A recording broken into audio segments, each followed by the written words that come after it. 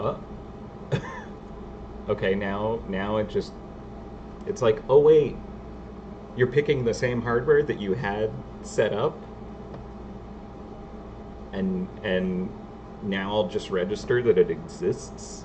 I noticed. Hello, everyone. By the way, sorry for my very professional introduction. That's how I do. Welcome to the stream, everyone. Now that I'm not muted. Yeah. I just opened the audio settings and it was like, oh wait, I remember. It was already set to this. It's actually just default. And it works now. Yeah, welcome to Feedback Friday. I am your host, Jacob. Hello. It is your art edition for today. Howdy, howdy. Hello, Math, Max, Arctic, Alex. Welcome back, CB, Swifty. Yeah, chat by sticky notes. That's a good idea. Yeah, so welcome to the stream. Apparently, it's kind of all messed up. I was looking at it just before I like launched, and I noticed that the camera is like flipped for the drawing area for some reason, the drawing view. Hello, Emma. Happy Friday indeed. So yeah, we're going to be doing art today. We're going to be working on a brand new mouse for the upcoming area. And I've been trying to keep, it a little hush-hush about like what the concepts are and kind of like what themes. I know we've kind of revealed a little bit about the power types, and that was just mainly because people were kind of coming up with good theories, and so we were kind of like leaning into that a little bit. But today, since I'm working on a new mouse, and I basically don't have any mice that aren't very heavily kind of like belonging to this kind of area, I'll be kind of showing what's to come a little bit more. And actually, the previous stream that we did together, I had omitted details in the character and actually came back later to add those in. So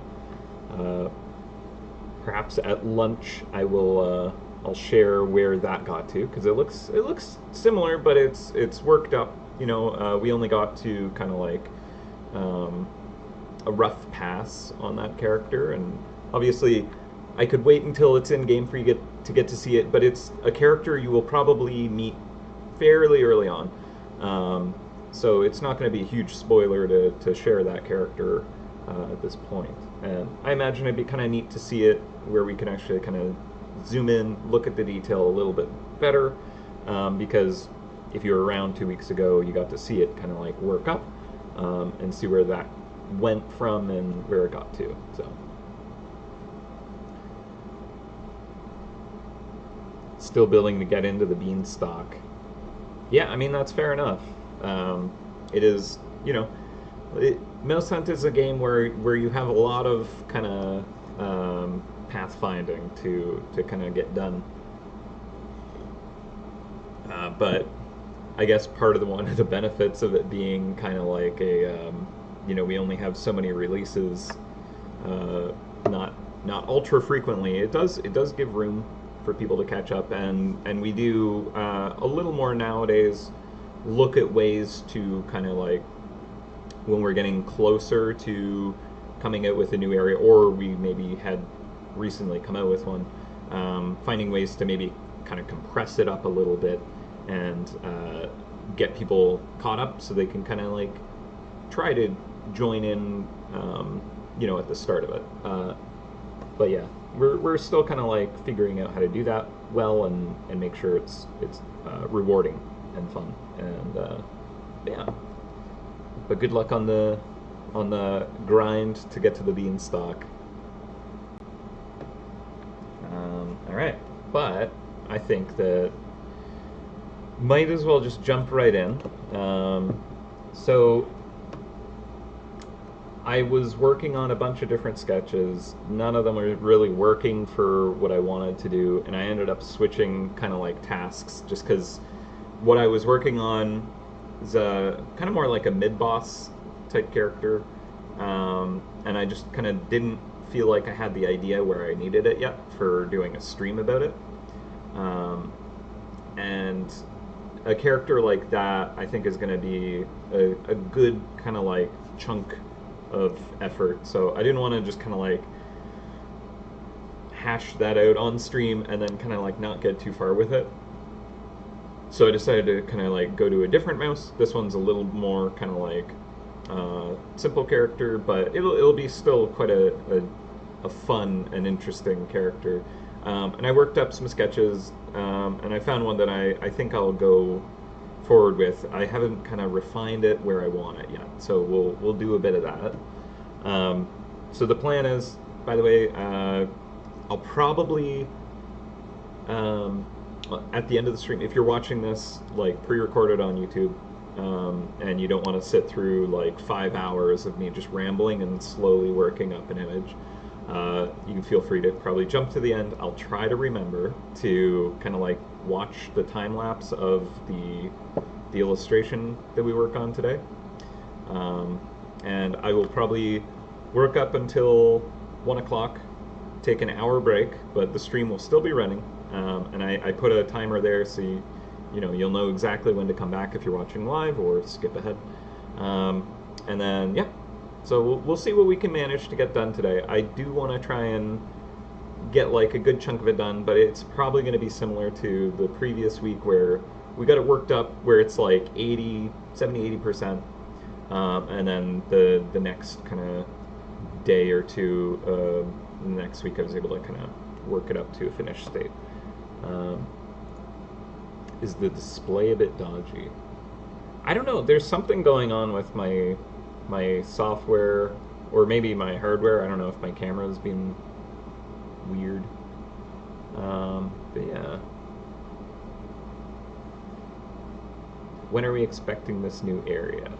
I don't have timeline stuff. That's more Dave territory, so you can harass him next week. Yeah.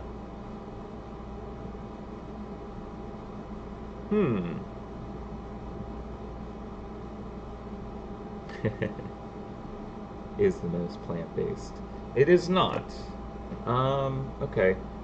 So I'm gonna take a quick look to see if there's any settings on my webcam that configure video. Nope, that's probably not what I want to be messing with.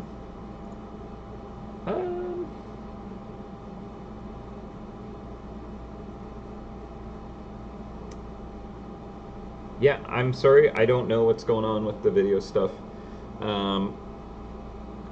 Hopefully it'll still look good on stream. Yeah. I am, okay, so use a keyframe frequency of 4 seconds or less. Currently the keyframes are being sent too often, cause buffering. 8.2, why is it set that high? When did this change? What happened? I've literally had stuff set up for years and never changed it, and it was fine. Alright, let's see. Yeah, this would be why it's being bad.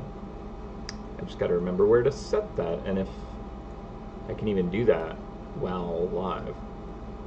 Yeah, it's set to like 30 frames a second. We don't need that. I might need to restart the stream. Come on.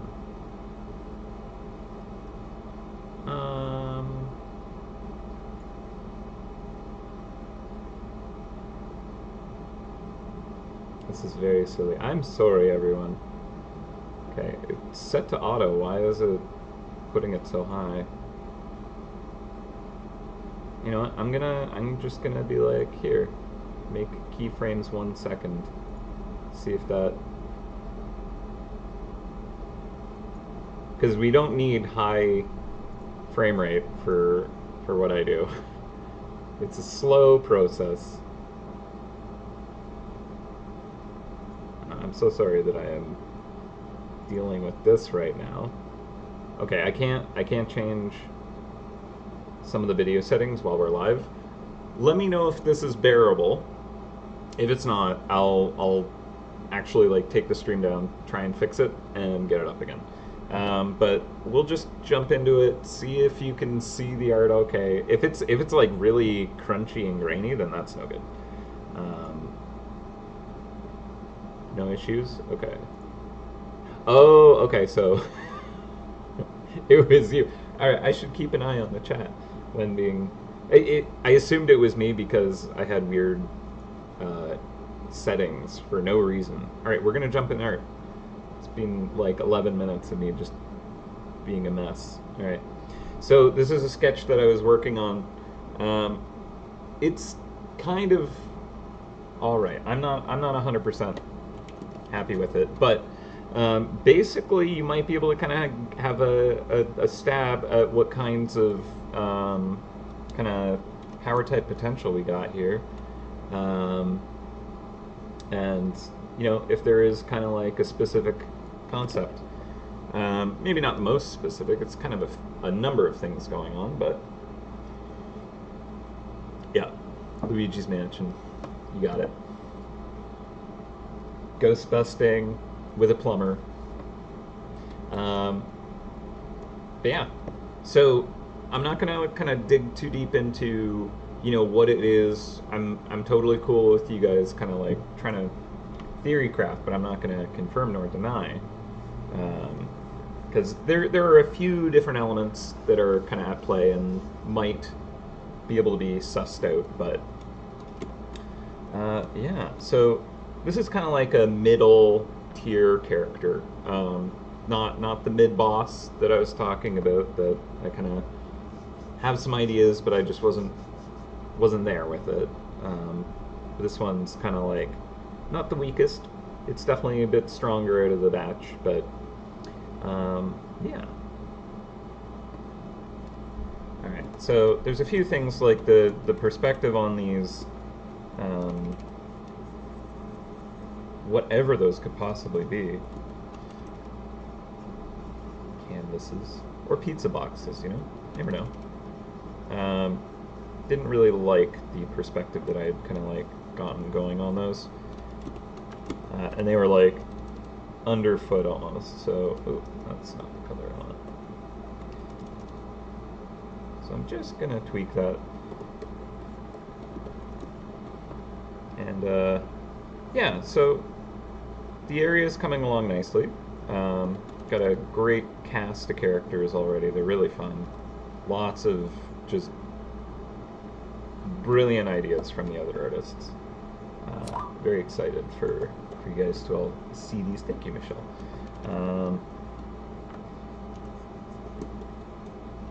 Yeah. What about an earring? Absolutely will add an earring. In fact, I'm gonna sketch that in right now. Also, yeah, this is like, so basically when I originally drew this, it was pretty much at this size. Just like as small as I could manage, just because I'm trying to have good loose sketches. And if I work too large to begin with, I will not kind of like have that looseness, right? I start to refine details. I want to like figure out, oh, this is overlapping that, put a wrinkle here, etc. But when you're gesturing stuff out, you kind of want to focus more on just kind of like the shapes, the flow, that kind of stuff. And so, yeah, I started quite small. But that also makes for when you blow it up and you start to clean it up, there's a lot of cleanup. Because things are kind of really wonky and sloppy. But that's also good because when you're looking at it, you know, like a cat managed to knock something out of the cat feeder, and the one on my lap leapt into the air upon hearing it. Yeah, because the lines are like really thick and chunky, I can kind of decide pretty easily. And by looking at it, it's like, okay, this could be, you know, like wider out to here, or thinner into here, or somewhere in between. and having thick, chunky lines kind of like lets me see the options before I kind of like refine it down into that. So that's kind of like the benefit of working like that. Also for this earring, how do we want to do that? And if anyone is kind of like new to the stream, basically what we do is when I'm illustrating characters live, it's kind of free game. I try to keep it within reason, but when people suggest stuff, I do see if it's possible to add it into the mix, and that gives some control to the audience about what the character becomes, or the items or traps or whatever we're building.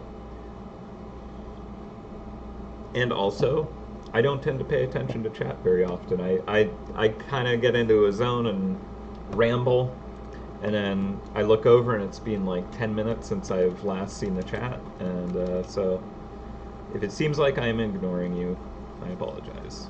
I am. But not intentionally. I'm just... my focus goes everywhere.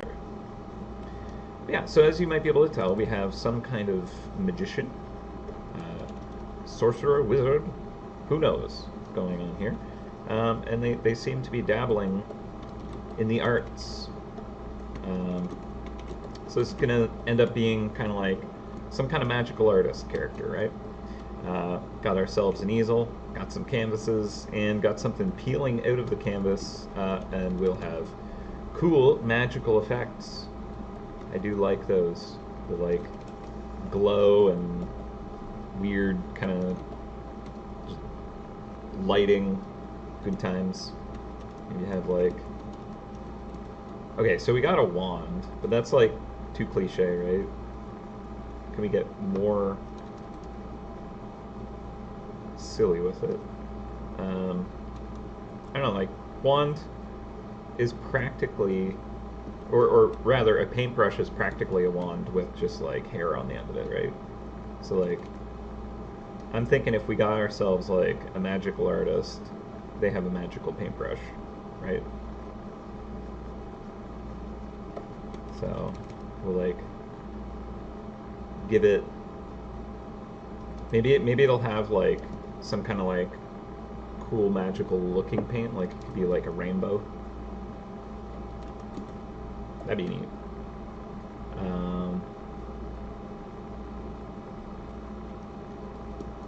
Yeah.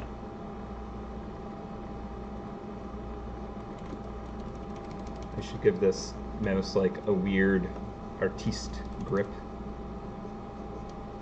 So they got like it hooked under these two fingers, and then it's like over the pinky. I don't know. They're very like the energy I want this character to give off is very like showmanship. Very much kind of a theater performance, you know, kind of energy. Alright, so this outer part of the sleeve is going to be kind of like stretched out, whereas the inner is kind of folded. And I want it to be like a very light, billowy fabric. So we'll get like loose, soft, but like tight wrinkles happening pretty easily. And we have like a heavier cloak kind of draped over. And I think I'll bunch it up because the character is raising their shoulder up. So it's going to kind of push that in and compress that cloak. And also the gesture that I have going, I'm kind of like wanting it to be this like swoosh, this sweep. Unfortunately, my camera is mirrored right now. Like you may notice it. This is correct. Well, okay, so this is mirrored. So for me, I can kind of like move things where I want, you know. But for whatever reason, I'm flipped right now. So if I'm gesturing and like trying to show it swoops up like this, sorry, I'm doing it in the wrong direction. But that's why I draw arrows on screen.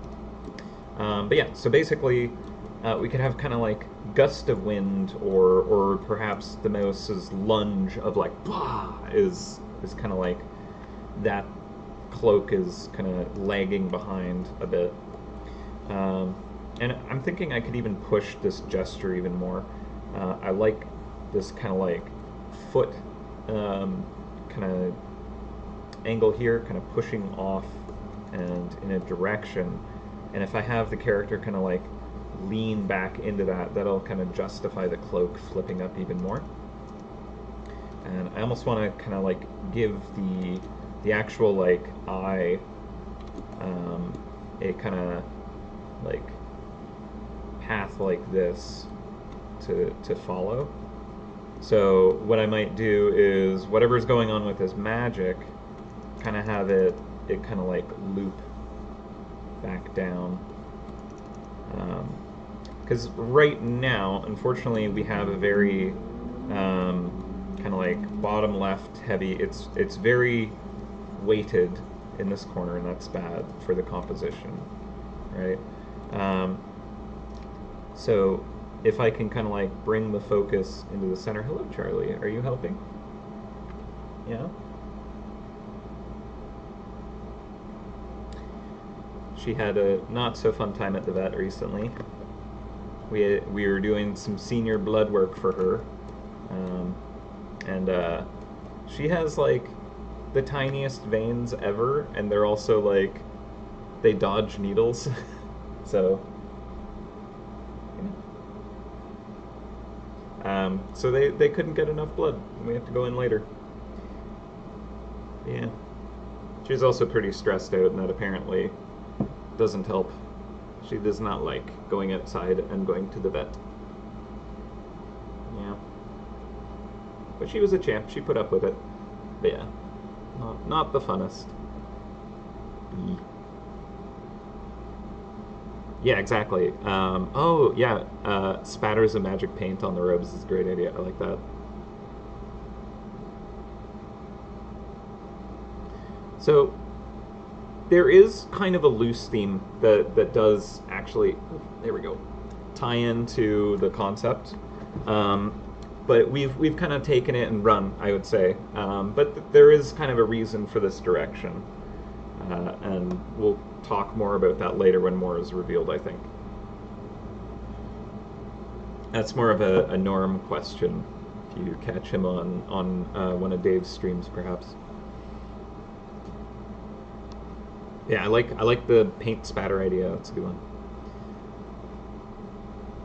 Yeah.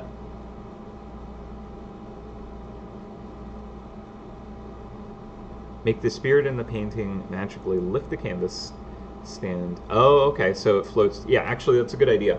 I like that a lot. Yeah.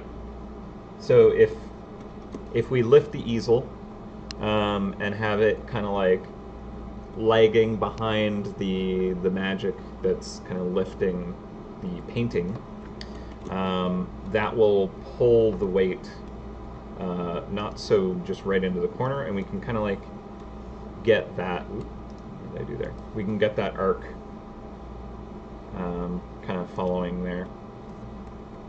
All right, so I like that suggestion. That's a really good one. I appreciate that idea. Plus, yeah, I could totally see this magic is just kind of like hitting everything. And I was even thinking like, instead of easels piled onto the ground, maybe some of those are also just like starting to kind of like lift up. Almost like there's just like too much magic in the air and everything is reacting to this. Like they don't have complete control. Alright, so I'm gonna drop that behind. And also we could then have like the back leg. Okay, we could either like have it tilt out like this.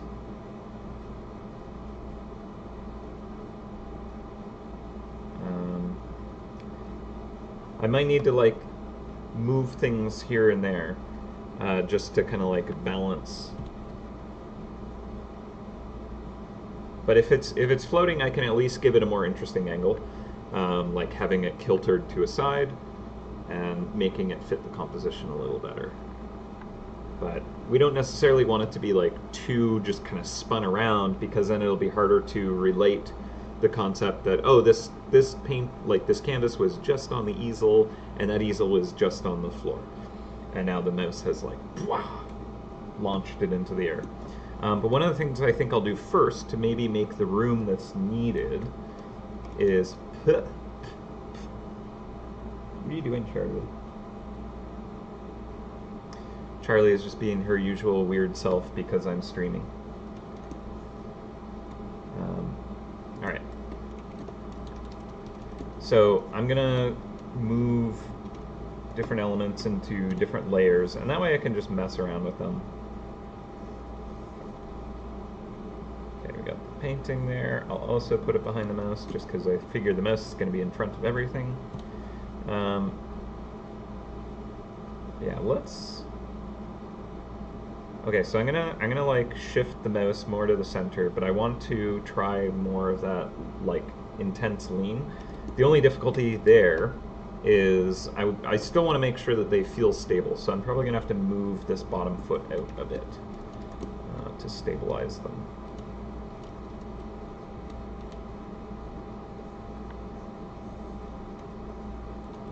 So we'll just grab that. Let's see if I can just do this. That might be alright. And then I'm thinking I might even lift that arm and drop this one a bit more to kind of like really push that gesture. But we'll see about kind of pushing that torso, sliding that a bit more first. So I'm wondering how bad it's gonna wreck everything if I just kind of like just do one of these. It's not that bad. I'll adjust a few things to like make it a little less wonky, but it works. The lean back is kind of fun. Like, I do like the intensity of that. They almost look like they're like, oh, it's gonna crush me. So I don't know if I want that vibe, but I'm just kind of like looking at this the action line that we're getting from this foot here, and I want to utilize that. So like this kind of direction here, that intensity, and then we can potentially kind of create like a swoosh with the tail up the knee and up the like the cloak, and then using that kind of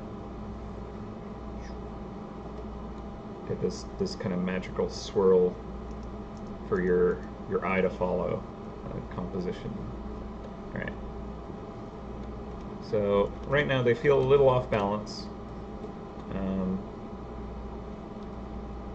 gonna drop this arm a little bit.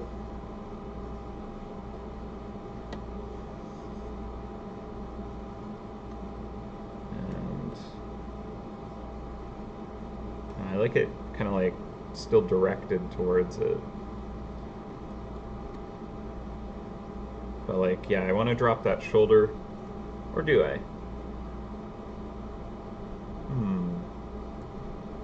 Okay, I think I want the elbow tighter, but like still up. It's still more active. If it's down, I feel like they're like, they're gonna fall back even more. So if it is up, but the elbow is kind of like pulled in a bit more, that could be good. And then I want to like extend this outer arm even more so, I think. All right, falling behind on the chat.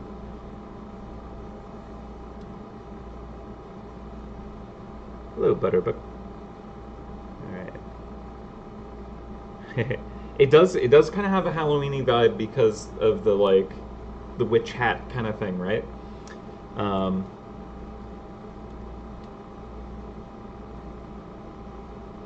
Yeah. Ooh. How about the magic energy going from the brush to the ghost's eyes? Whole windows to the soul thing. I like that. That could be interesting. Um, yeah, it's not a Halloween thing, although I totally get why that's the vibe right now with it.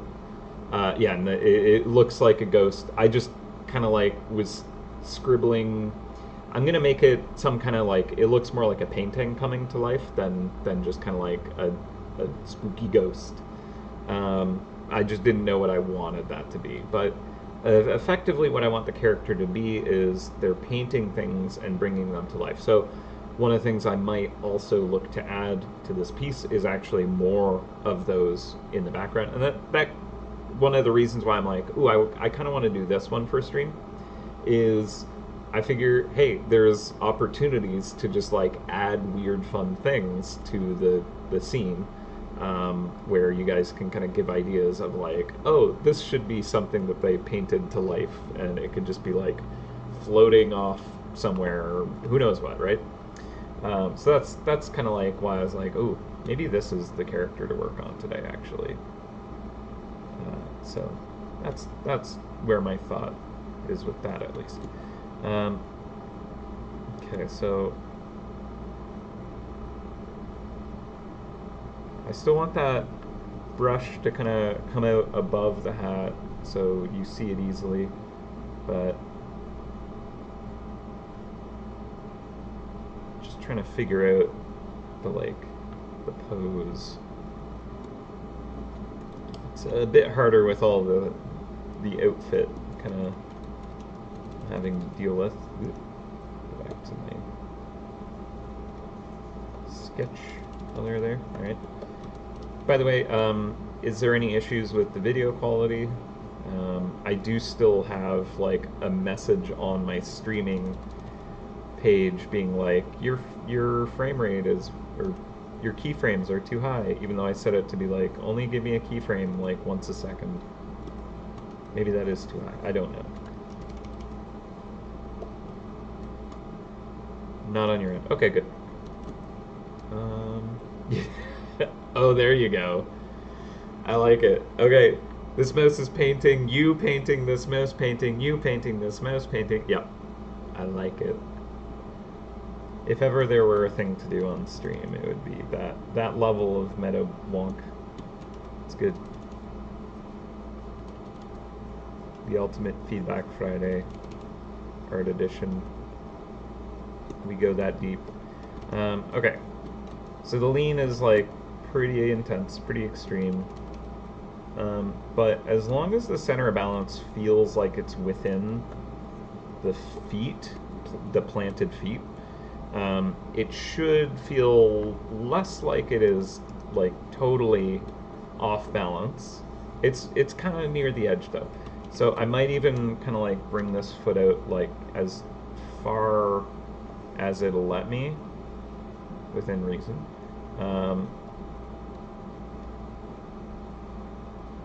And that might help, or it might not. It's kind of one of those things that I need to like scribble it out to know. Yeah, it's quite the lunge. Quite the lunge they have going on.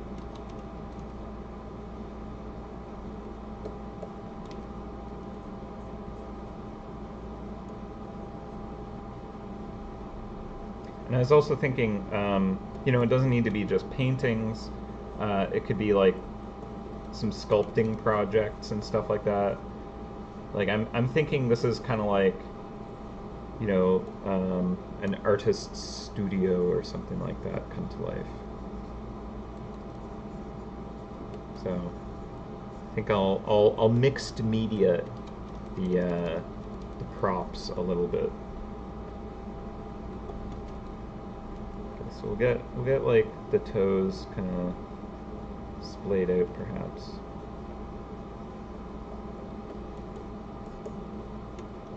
Get like the little nub there, and then yeah, this foot I think we're gonna give it a little more weight to it.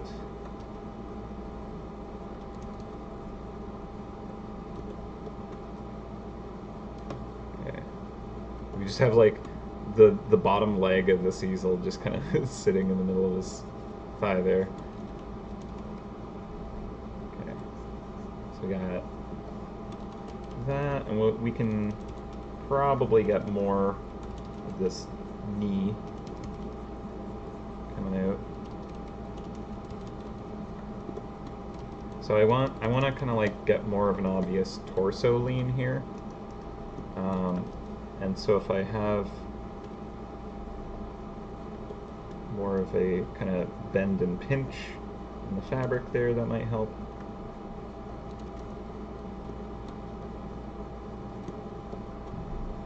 Get the knee out here, right? I think it was a bit short. And since this leg is like really compressed, we got kind of a lot of loose kind of fabric here, and then we can get this foot kind of a little more stable looking. You know, I'm gonna just put these easels on a different layer altogether. They don't need to be on the mouse layer.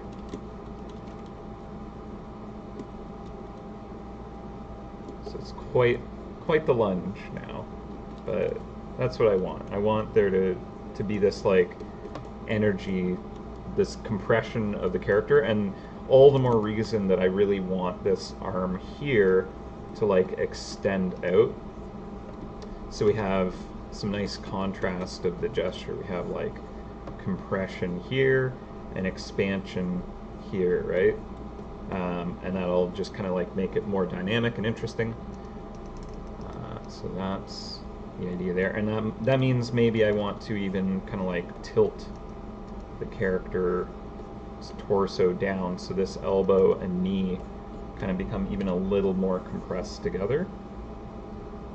So let's just see what that does. And I think I'm going to also extend the hand out sooner than later. So if we like, I just don't want them to be leaning back so much that they look like they're like, you know. So I might need to mess with the hat brim and the head and the overlaps. So like,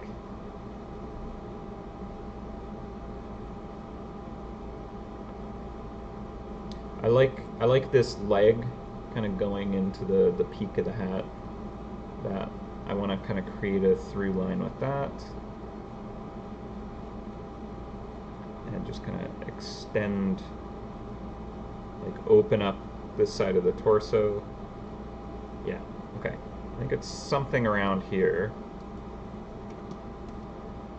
But right now the lean back does feel unbalanced. Like it looks like they just got spooked and they're about to fall over. That's not ideal. It's not quite what I want. So we'll figure out something about that part of the gesture. I think it's actually like this arm here somehow is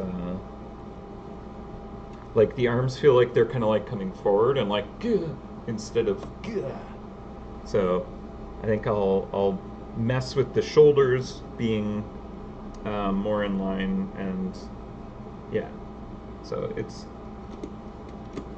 we'll get there. All right, so first I want to do something different with this hand here.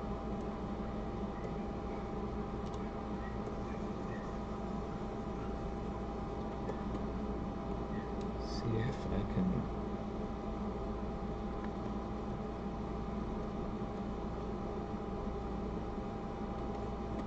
So maybe they're like, and it'll be like right above their hand. We are working with like a very kind of short piece. Like the mouse is only half of the kind of like the canvas. Normally I try and kind of like fill a good, you know, like 60 to 80% of the canvas with the character. So this one's quite small in its space, but if we're like creating an interesting story with the character here, then I'm okay with that. Okay, so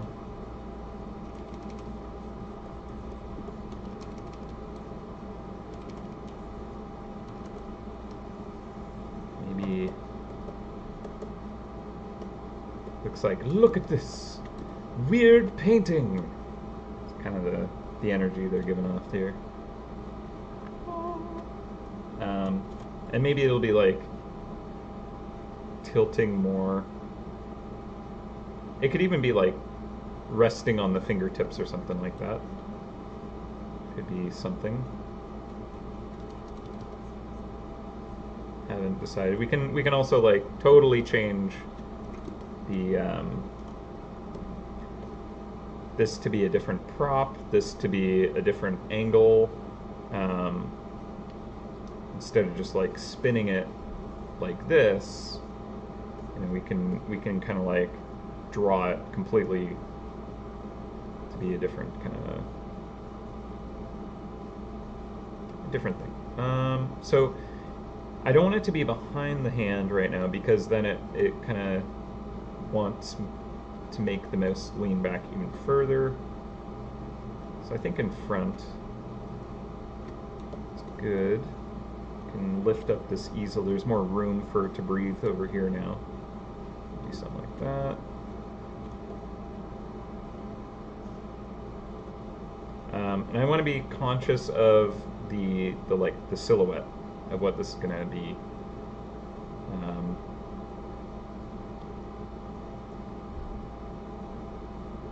So maybe like that. You know, and we can adjust the cape. We can adjust all kinds of things to kind of make space for it to read. But now we have something that's a lot less kind of like, you know, just too heavy in a corner or whatever. There's a lot more room for this silly gesture. We can definitely kind of like fill in some space using more props. The idea of like a sculpture behind or stacks of canvases or whatever. Mm-hmm.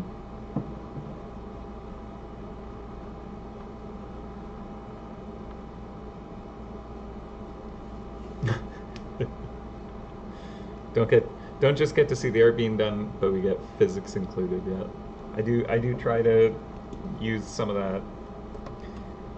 All right.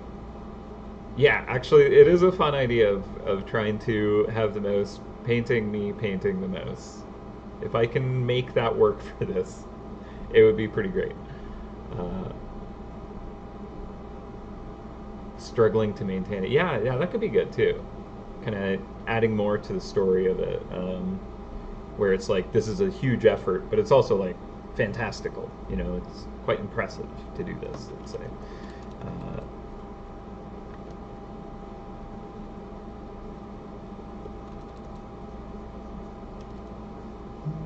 I mean, if I could just kind of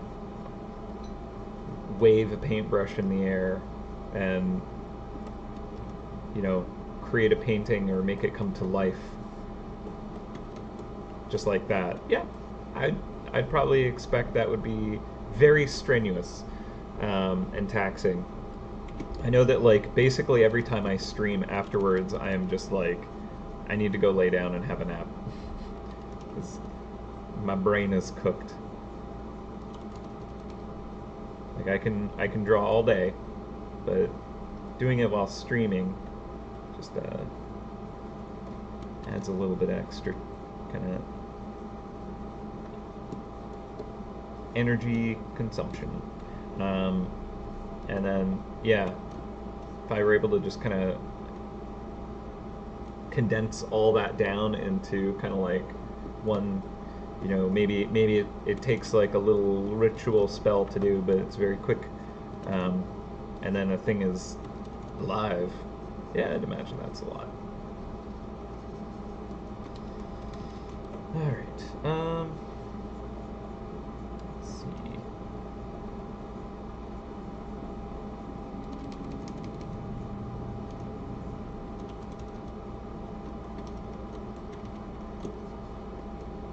Yeah, I like the easel floating as well.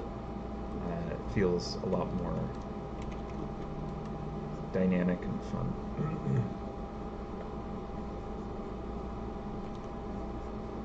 For sure. Also, I need to keep it on the same sketch layer in case I decide to make changes or move things.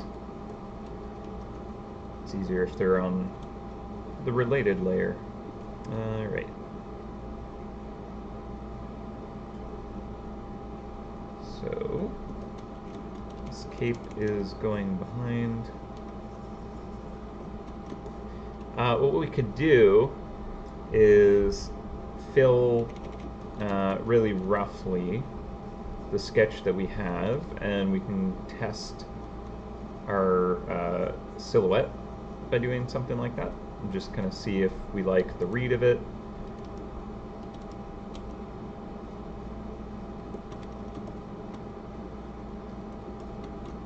But I suppose first we can think about if there's anything else that we know we probably want to change for it.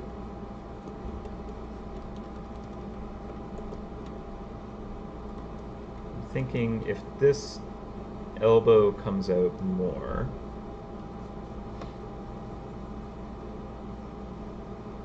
and it feels more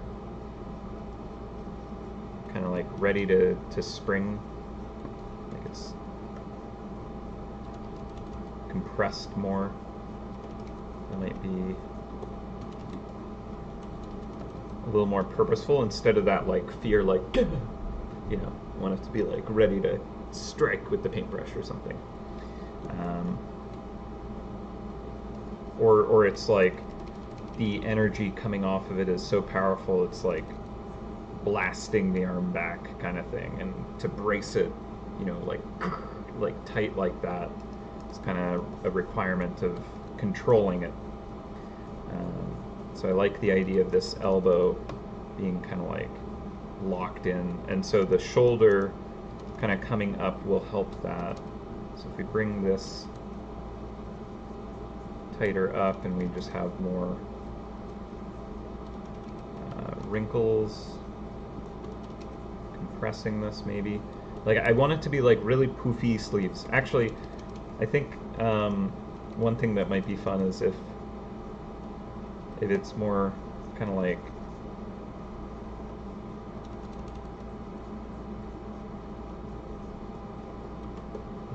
it has like a cuff and then it goes just super puffy just before the elbow. I don't know why, but I think that's more fun. Big marshmallows.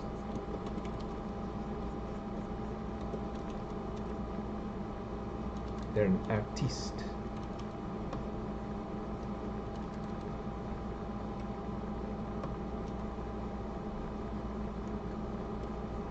Like maybe the fabric is even like a little bit see-through, so we can kind of like see the actual arm, like let's see.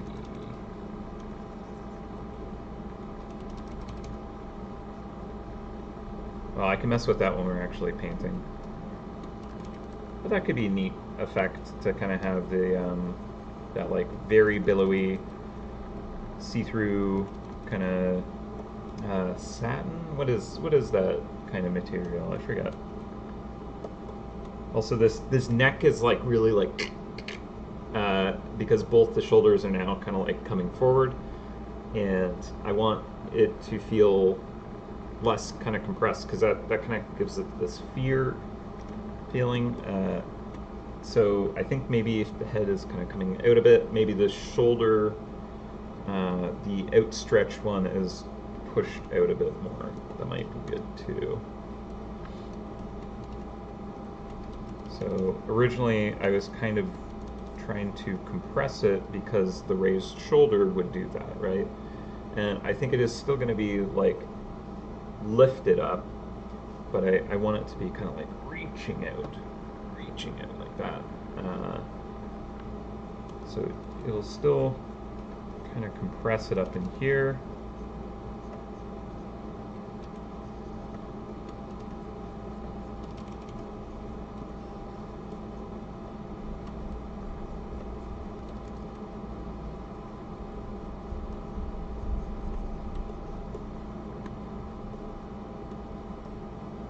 Yeah, I think maybe if I move the head first, that'll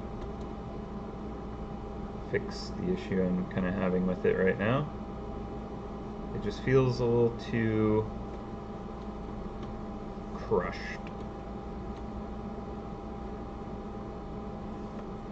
Too hunched in.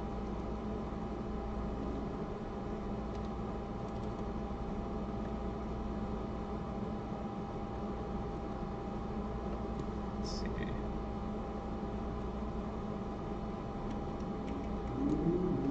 Wish I could just hide this bar in Clip Studio. Okay, so if I lift the head, it's a lot more kind of like actively kind of. I might need to tilt the angle completely. You know what? I'm going to do this. Just moving it to a different layer because I'm actually going to attempt a quick little repaint just to see if I can do something that fits that pose better because it wasn't quite working for me. So we still have it. We can bring it back if we want. And it's not terrible. It just feels a little unbalanced, like it's tipping back and going to fall over. And that might still be the case even with the new one that I sketched, but we'll see. I was thinking maybe it might be more side profile. But first, let's actually just kind of quickly rough in what the actual like anatomy is doing, just to make sure we're not completely off base with this. So this leg, like right here, this is compressed in. This is extended. We have a shoulder lifted, and this one I want to be kind of like tucked in, maybe even more. So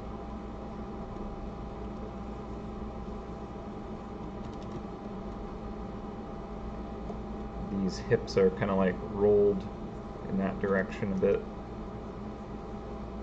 and these shoulders are kind of rolled in the opposite direction, I think. So we have this twist in the torso, right? Hips are kind of pointing more in that direction, shoulders kind of more towards us directly, and therefore, you know, we can kind of maybe get the noggin kind of up like that. I know this is like the worst looking blob ever, but yeah. Sometimes this is useful, but right now I'm not feeling like it makes a ton of sense. Alright, so gives me a little idea of like how much I could potentially just like raise the head up. Okay, I'm going to do it on a different layer just so I can experiment, try different things.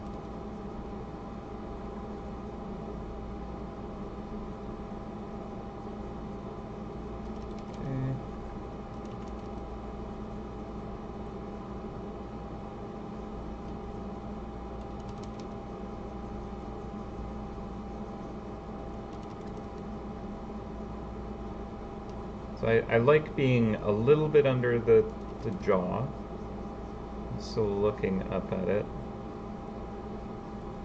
And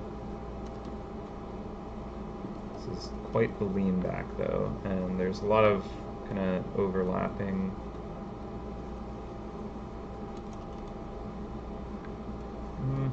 Not feeling that. Definitely don't need to shrink it down that much, but I mean, maybe the head does need to be forward, not like underneath.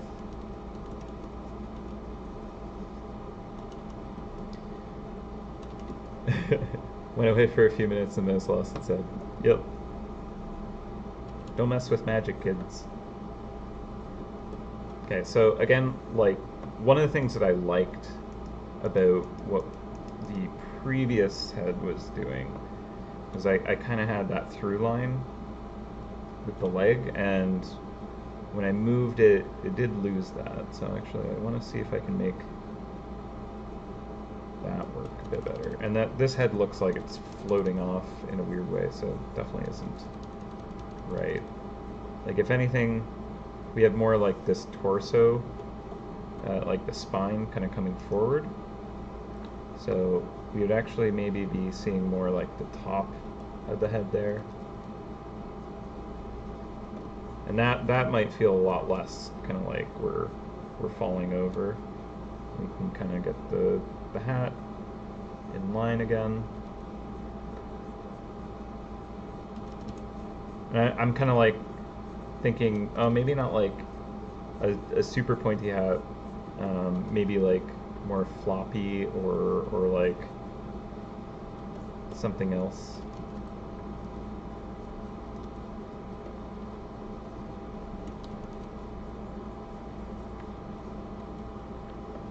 Yeah, so we have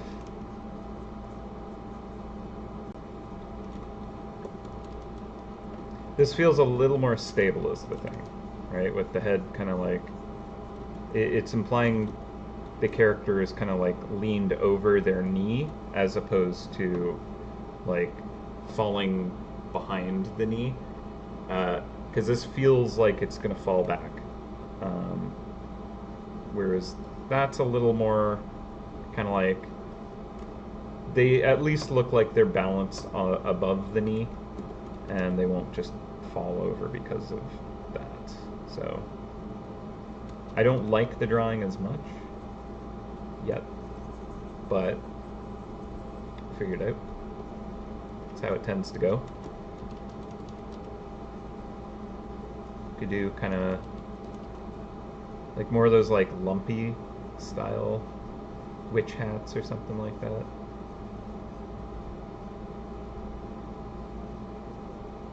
I feel like an artiste would have something a little more unique and custom.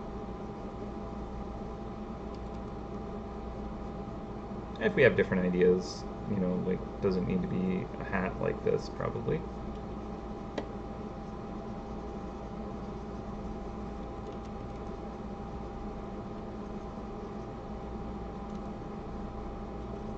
Okay.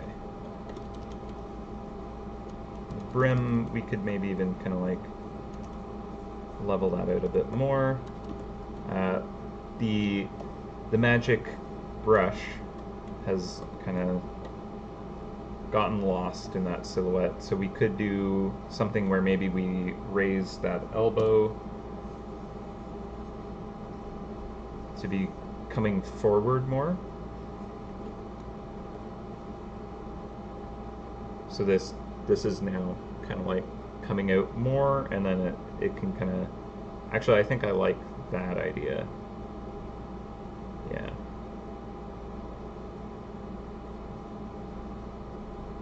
Also, I have a better idea for that like holding the brush pose. So this shoulder is rolled towards us now, and I'm gonna have to definitely increase the size of that a bit.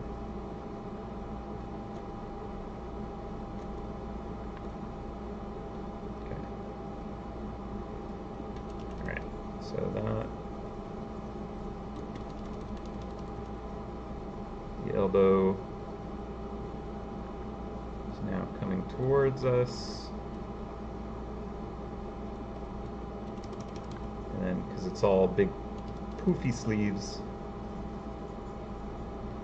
it's pretty much all just going to get hidden behind that big poof.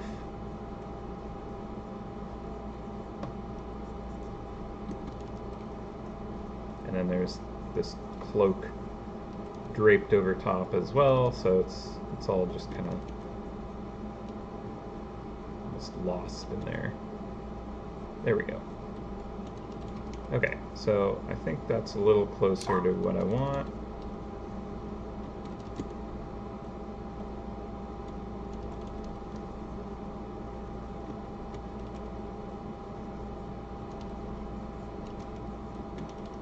Yeah. Okay, so still have that kind of like through line feeling. We can get more of this kind of flow.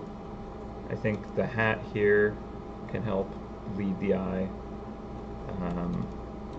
The cloak behind, all kinds of stuff can be used to assist with kind of the composition, right? It's one of the benefits of having a lot of props or kind of like parts to a drawing. So you can kind of get creative with how they add to the whole scene. Okay, so the face, not great. Not super happy with where it's at.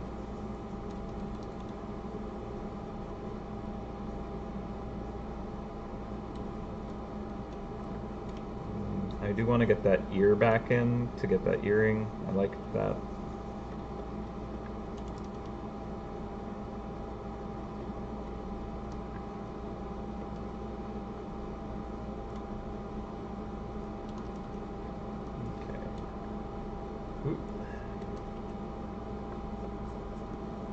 Alright, we are at 12 o'clock, so we have another hour before we're going to go on our lunch break. I'm feeling like we're not as far along as I would hope at this point.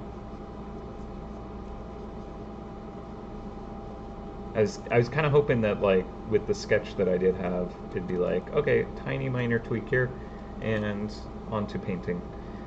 But that's not always how it goes, so. Okay, the head, I'm wondering if it's a little big. Also, I kind of like the idea of the brim being like ridiculously big. The brim of the hat could be even more ridiculous and floppy. That might be fun.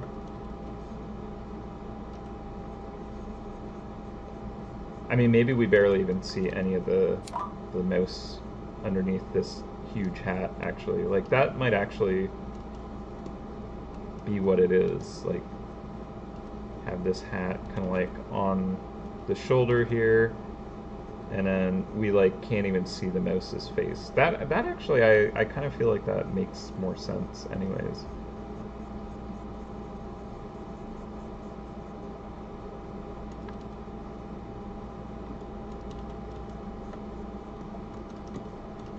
The mystique of the mysterious artist.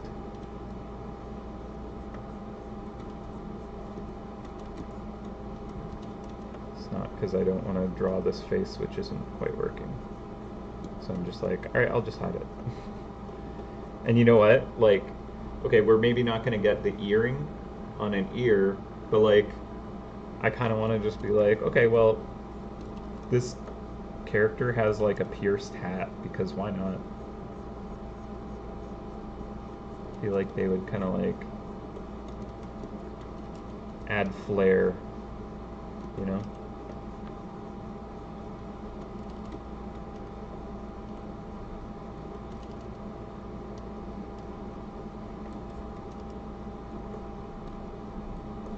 Okay, so the head has moved up. Still kind of got that through line. I like the feeling of that brim being pushed up from that arm extending forward now. That kind of works.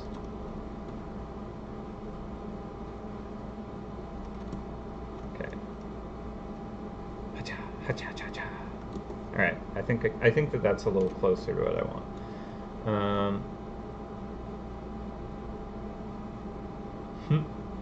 Oh, I like that. That's actually a good way to put it. Where it's like they're like stealing the painting instead of producing it. It is more mischievous. All right. Yeah, it was getting close to a dab if I just like flipped the head around, right?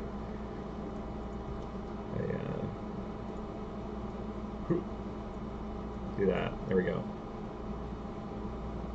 I mean, is that better? Should it be dabbing the art? Might be it. Don't give me that idea. I might have to, like, add that. And then I can blame you all. It's the wonderful thing about doing an art stream is anytime it goes, like, just ridiculous, I get to be like, well, I didn't come up with this idea. It was the chat. They're the ones to blame. Their fault. Okay, so I mentioned I wanted to kind of like adjust the grip on the brush here. And I was kind of thinking, like maybe it's got like a pinch grip here. Very kind of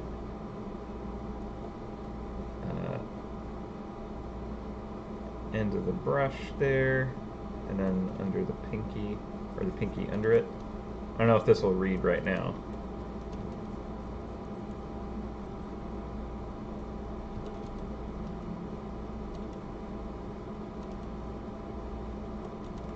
But I was just kind of thinking of like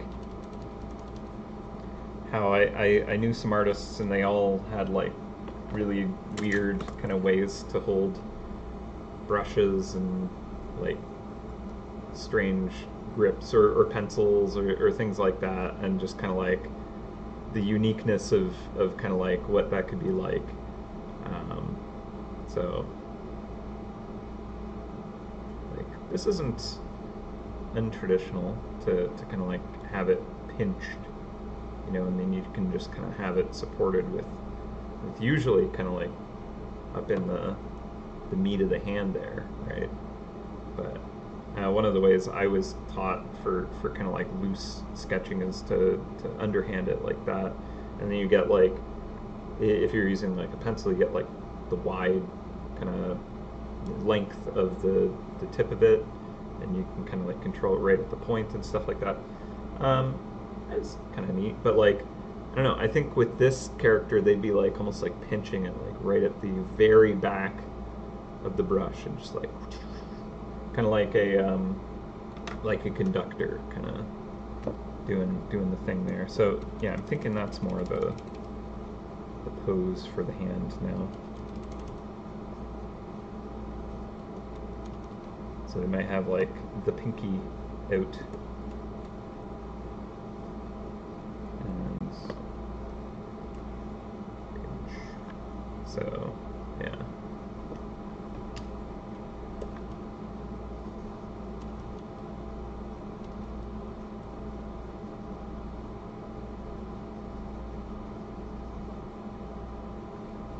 The thumb, yeah, the thumb is kind of like coming forward, so it could be like that.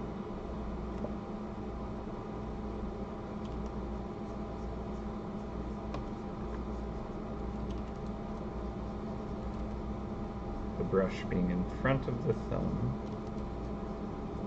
but the middle finger kind of like looping over a little bit, and then the index being like right on the top side,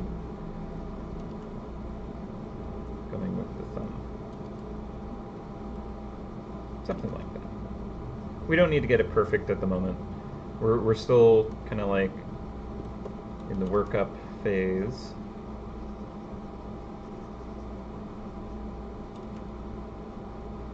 And then like the base of the brush being kind of like in the meat of the palm is also not a bad position for it. Get that pinky kind of rolled in a bit.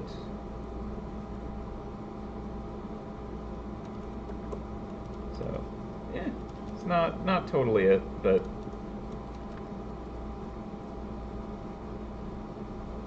an idea has begun about it. We'll work it up when we need to. Right now, not the most critical thing.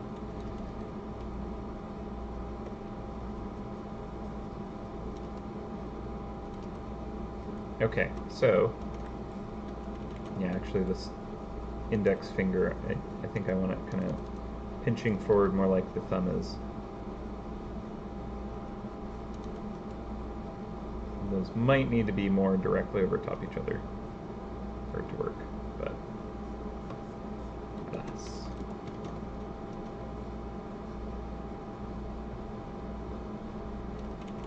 Yeah, the thumb... Here I'm like, we'll move on. Nah. Apparently I need to resolve this.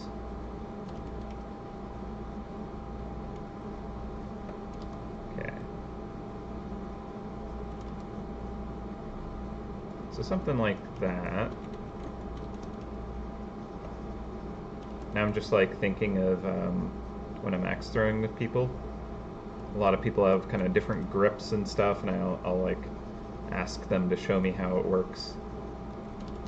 And some of them are a bit awkward, and I don't know why it's so easy for them to do it, but just how it goes.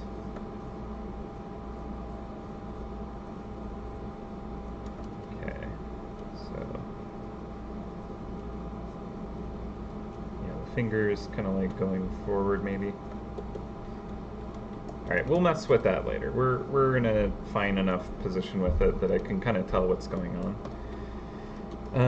The big hat, I feel like that's key. I almost want to make it even more ridiculously large just because it's more amusing to me. And also, I kind of like the concept of these like really kind of fine, tight bands around the arms, and then like contrasted with like really kind of poofy sleeves, really oversized hat, and then like a tight waist,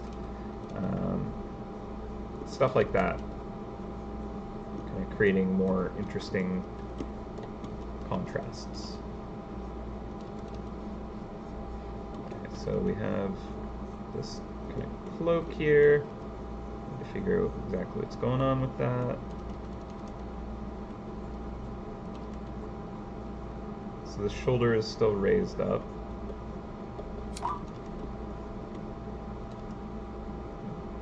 I feel like I need to catch up on some chat stuff.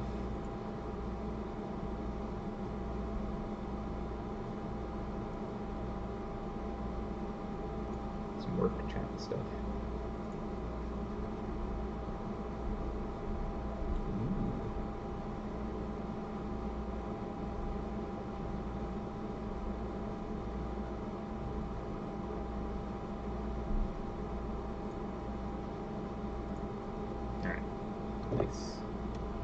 Okay, sorry. There's just some concepts in the art chat that I wanted to take a quick look at. It's really good. Alright. Yeah, conducting the painting to life kind of thing.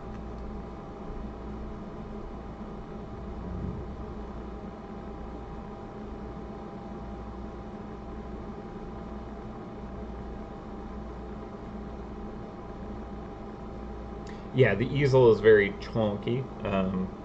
It was an early, like, scribble and unrefined. So we will definitely clean that up. It hasn't had that pass yet, just because figure we'll get to it. It's not as important as the mouse, but that's fair. If I clean that up, that might actually change the weight of the composition and how I end up kind of wanting to tweak things, so it's probably not a bad idea to just get that a little closer to what it should be. Doesn't need to be perfect, but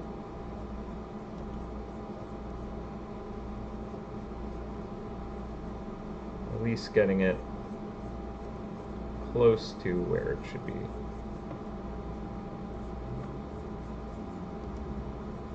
Definitely useful. Alright. That's a little more realistic.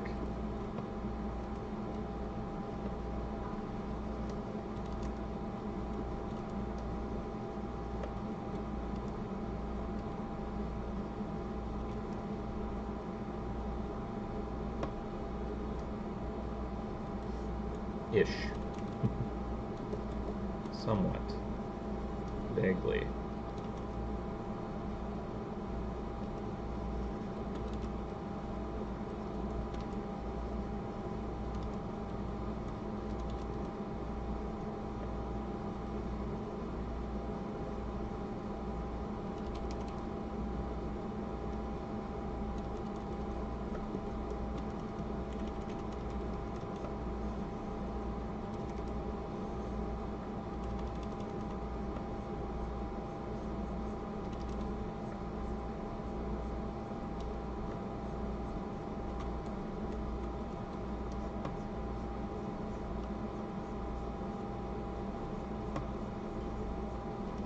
Cool.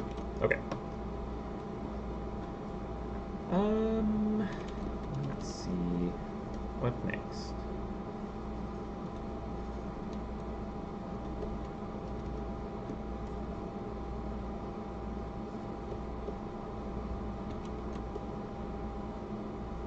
Yeah, I kind of want that brim like folded up against this arm now. Now I'm looking at it, like it's so wide it's pressing up, and we're seeing kind of like the underside of that brim.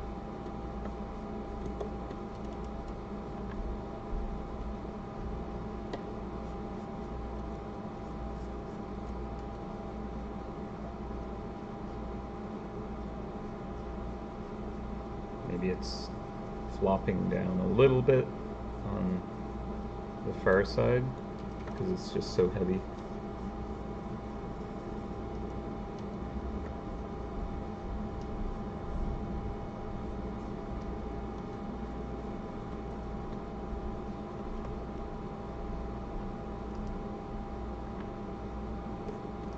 Or maybe not. I kind of like the shape it had before.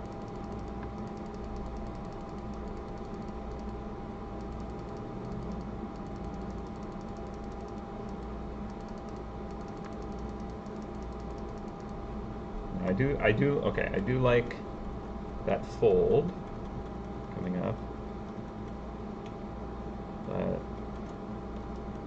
somewhere in between these.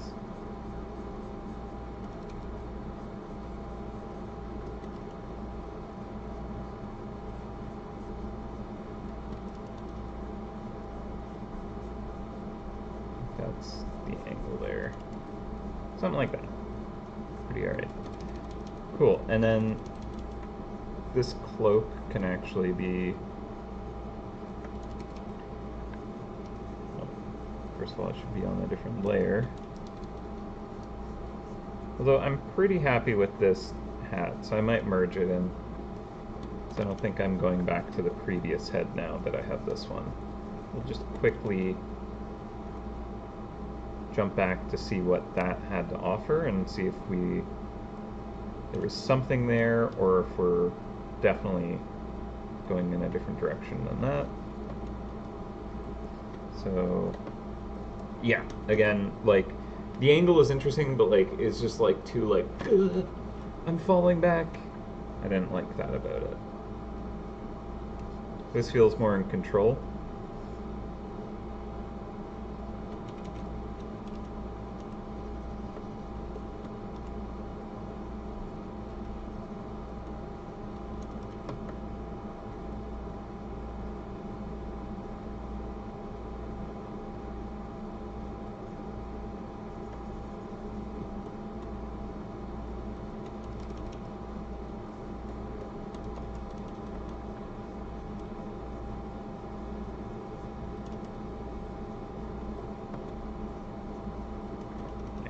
Okay. Yes, they look like they feel cool, right? That's kind of what I want the vibe to be on this character, is like they feel like they're the coolest thing around. If they are, great for them, but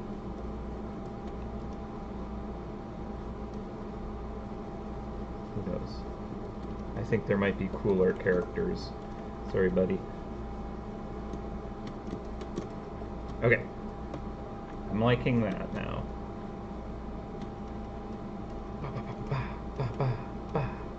Which is good, because I wanted to get the linear kind of ready by lunch, so we can start blocking in the silhouette effectively, the blocking in the base colors of everything, and then when we return, that means we can start rendering. Um, so yeah. Oh, what do we think? Ooh. Anything that we would want to change in the sketch phase before we kind of start blocking stuff in? We can do some adding props in the background. We might even wait until we have the base colors blocked in and the silhouette just kind of resolved to see if like the shapes work before we start adding more shapes and kind of confusing that. But I think I'm content with kind of the direction of the pose, and the overall gesture is kind of okay. The cloak, I think I want to do some stuff to it. I'm gonna merge that hat in now, so I'm happy enough with this version to commit to it.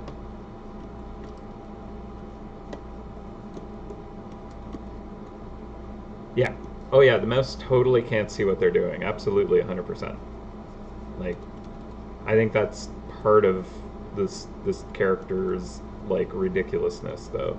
Cuz like I do want pretty much everything to have a certain level of whimsy to it, and the artist who can't see what they're doing is kind of perfect. They just paint what they feel, man. You know?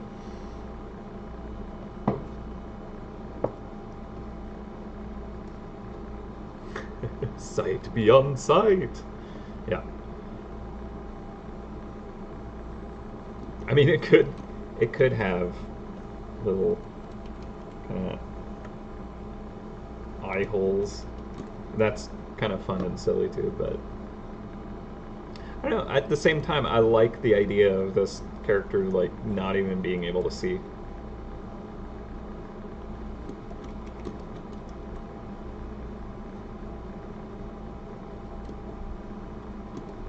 I think that this whole cloak shenanigan. So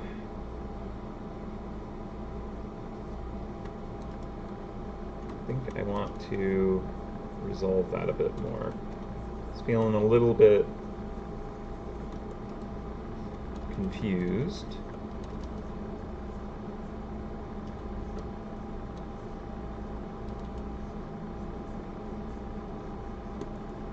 Where is the weight?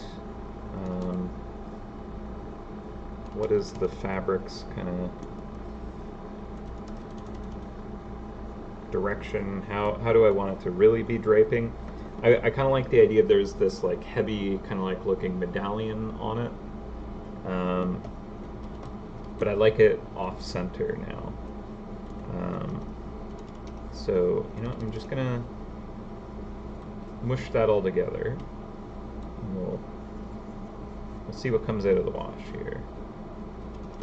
This, I don't know if it needs to come down quite as far as it is, in fact. So we have our compressed torso here. And this should be kind of more stretched out intentionally.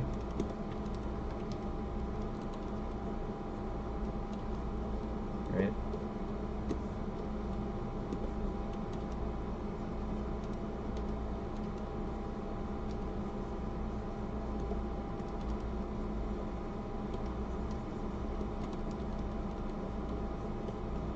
I feel like maybe I just had something that was working and I just tossed that away, so we might undo some stuff. We'll see if I can get anything out of this.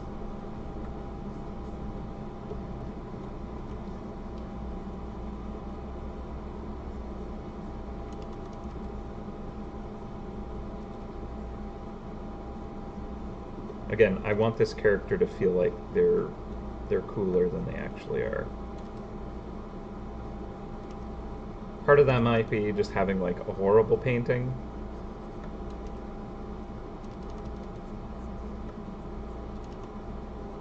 of that might be because the mouse can't see what they're doing. But I mean, anything that can kind of bring a painting to life, they're doing something pretty darn cool. So, I'll give you props for that, buddy.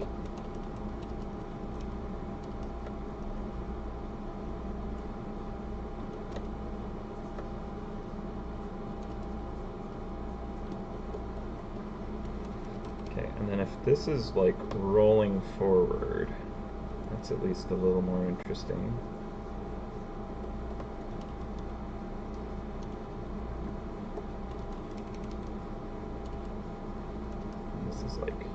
Tucking in and underneath.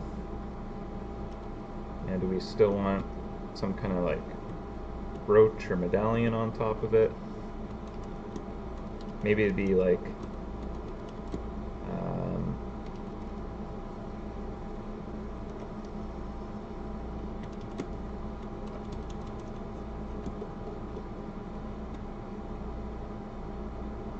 okay. Is it like more like something like tossed over the side? I don't know. Like it could be pinned and it's like draped over or like folded over with like the brooch being a pin through it or something like that.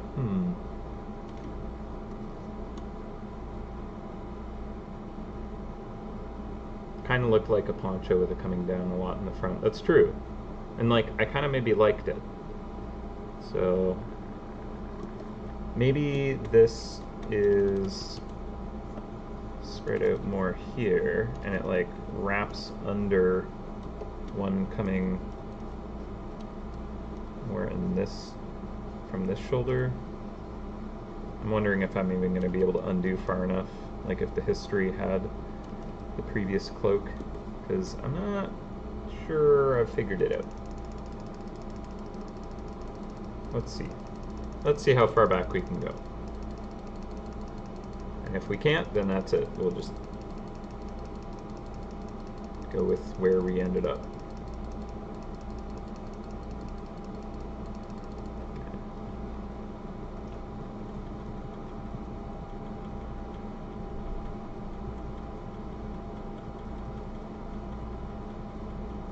Just to see the difference at this point.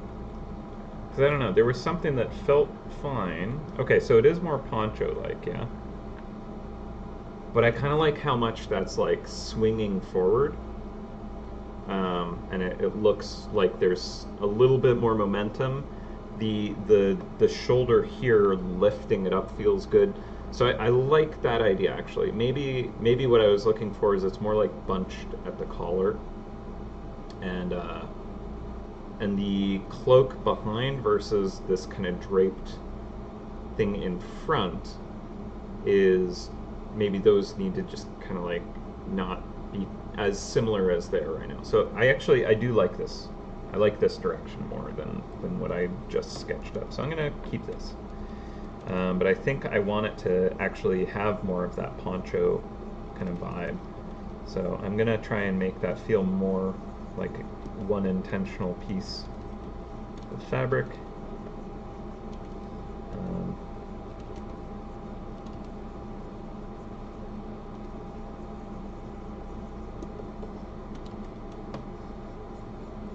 Make that come out a bit more to kind of, I like that potential kind of swinging out nature of it. Again, I'm not sure about like having that kind of medallion, but I think it could work there. So this is actually now they're just kind of like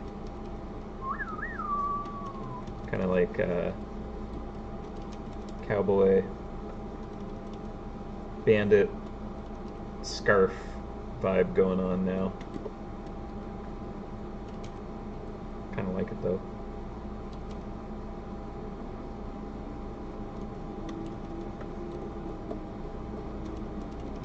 It's fun.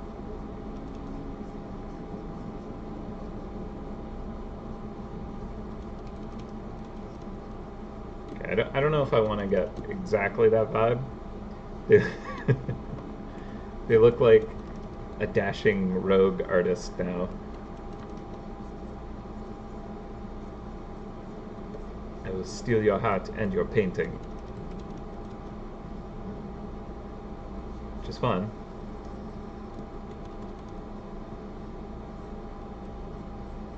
Now they need like a flower in their teeth.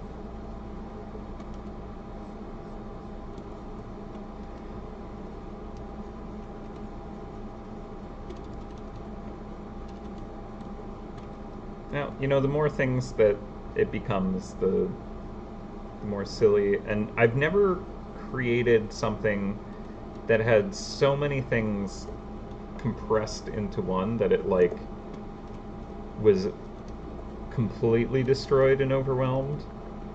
We've gotten close. We've definitely created things.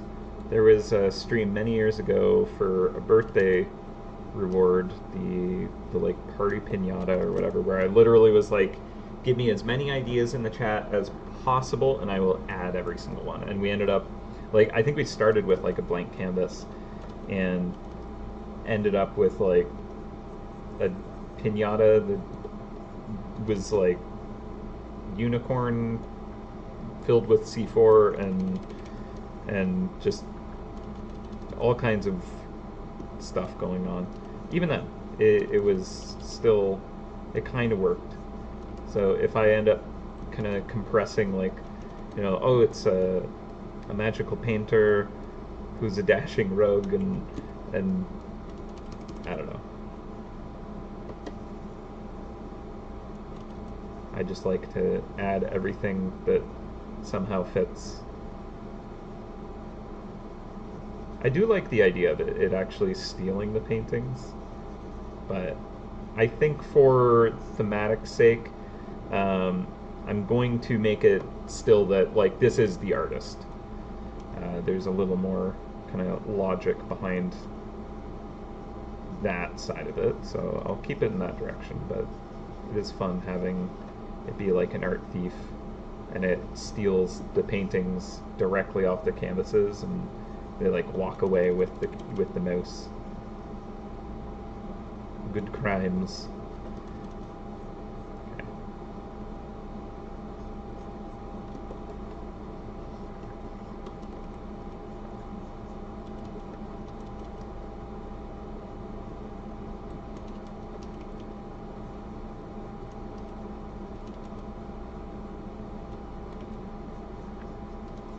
I think this leg here would have more of that puff.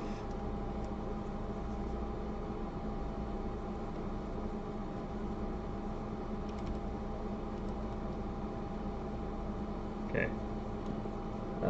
We are coming closer and closer to the lunch break, so I do want to move on from the sketching phase soon.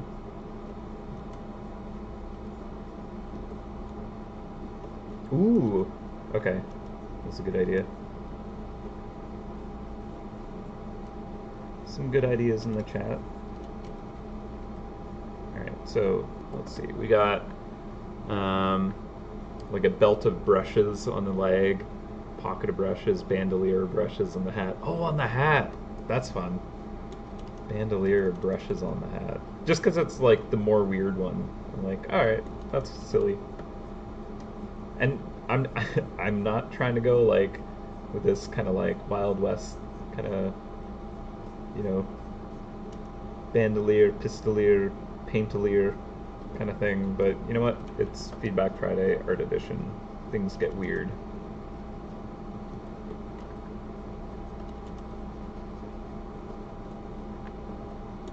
Draw with a pencil.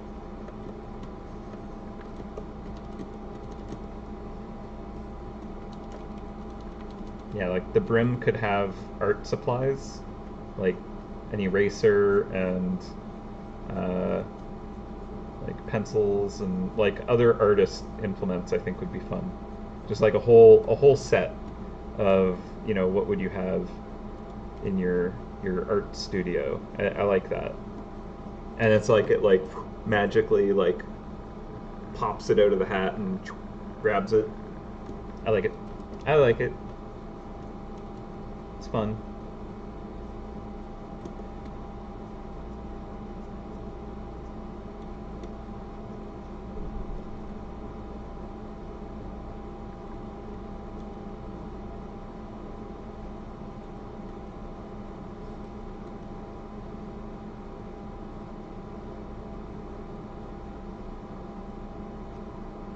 Looks like a candle on the hat.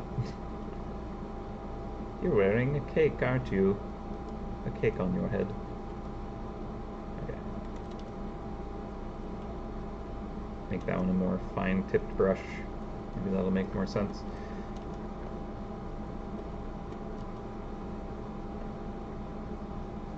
Okay, well, it might be hard to make that read at size. But I think we can work with that. Also, again, I wanted there to be a pierced ear, but instead we're going to do a pierced hat. And why not right down the center where it's like the most in your face?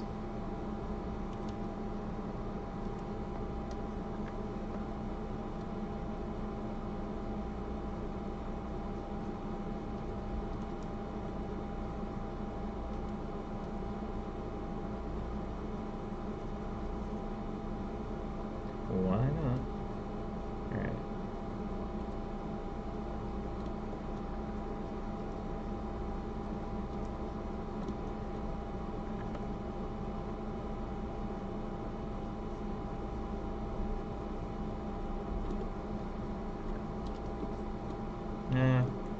I don't know if I'm liking it quite like that.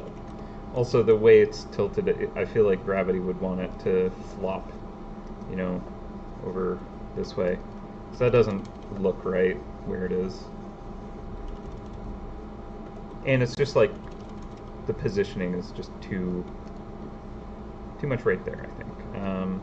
We could do just kind of like a tiny little stud back here, or just like a little hoop off the side, kind of where the ear would have one. Maybe. I don't know. We'll see if we get that to work.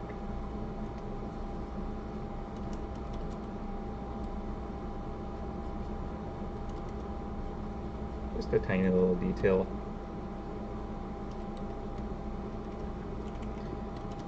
I think if we're going to do one, I want a few of them.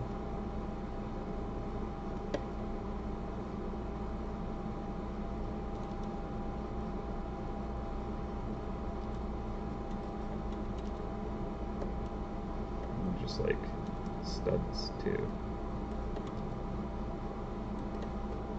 Actually, I like it like just bolted with a bunch now that I'm thinking about it.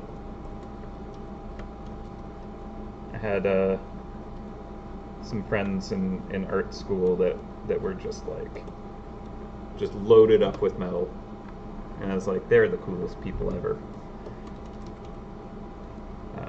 I will never be as cool as they, but yeah, there we go. The artist. I like it. Okay, we'll go with that for now. We can change anything, but it's fun. It adds more ridiculousness to the character, which I want. The kind of over-the-top character feel. Okay, so, again, we are now down to 20 minutes. We haven't even started our linears, or our flats, rather.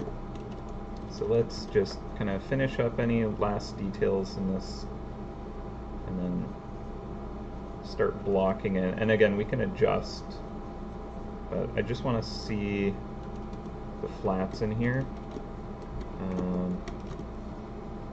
And I think our read is a little better now. Like, I think we've resolved enough of this sketch that I kind of can tell what everything's supposed to be and what this character is trying to show us, hopefully.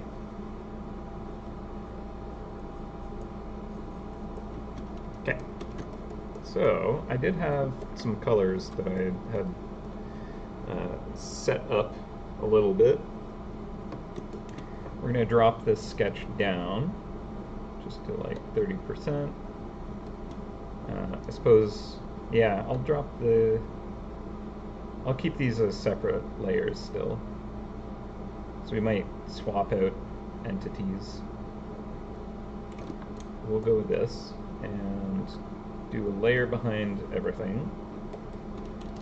And we'll just start with the poofy sleeves, which I'll do this kind of like lighter, kind of cyan green. And I'm just using a fully opaque, hard-edged brush here to just block it in.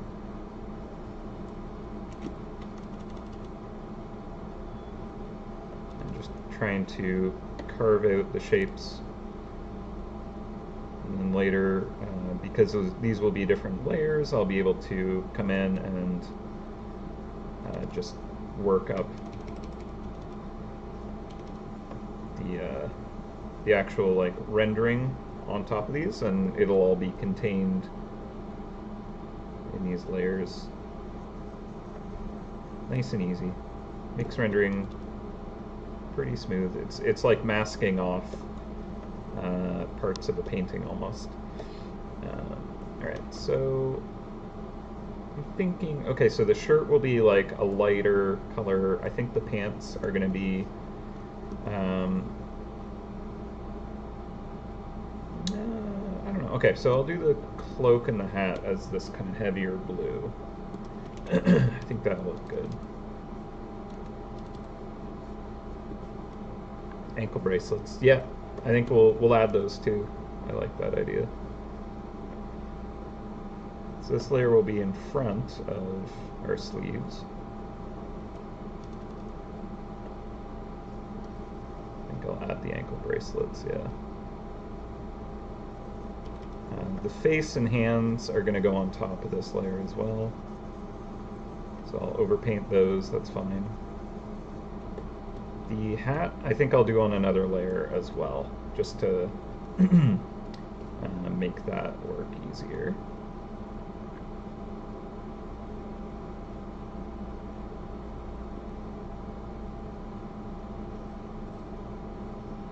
Okay, I'm just trying to think of if this part of the sleeve should be above. No, actually, okay, so I'll cut that there, and then we'll have the hat almost the exact same color, but I'll make it a little different.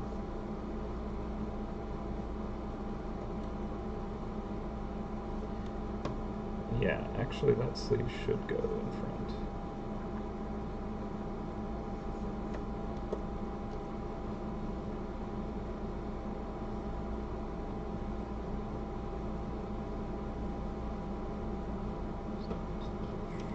Not really a reason for me to not use a lot of layers, to be honest. I just, for whatever reason, really don't like doing that.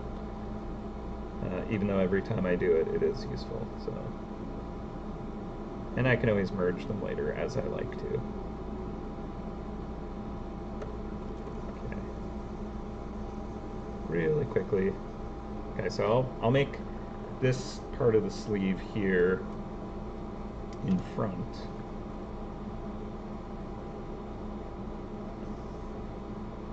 So I'll cut that as its own layer. I'll come back in. Also the sketch, I'm going to make a draft layer so I don't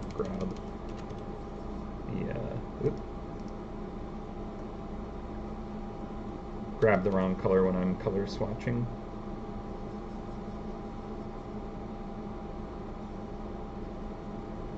Okay, so now this should be able to go above everything. Clean up the edge here.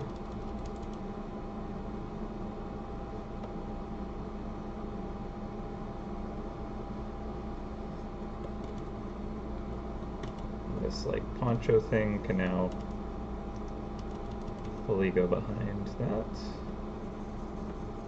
Good. Okay. And then the mouse face, hand, those will be separate as well. I think the mouse face and this hand and these legs and yeah, okay, we're gonna need a number of layers, but that's fine. Alright. I think if we want like a bandolier, it'd be like paint and stuff like that, you know? I like the hat having kind of like the implements, and then like I don't know if we'll actually go with it because it kind of like doesn't necessarily fit with the theme as well. We're kind of like going more Western with it, but I think the mixture is kind of cute and fun, and it adds a little more something for just this character, which is neat. Okay, so we have like a darker green, and I'm thinking those could be the pants. Or it could be things like the cuffs, or both. Let's see. If we do it above this layer, actually it'd be above this layer.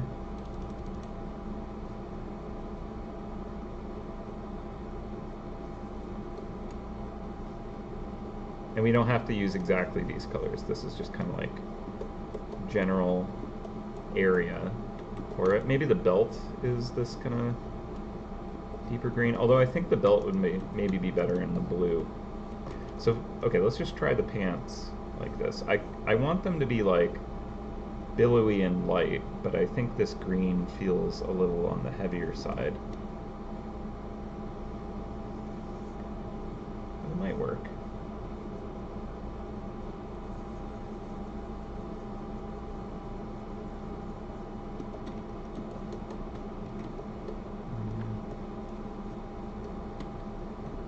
Try the belt being that kind of,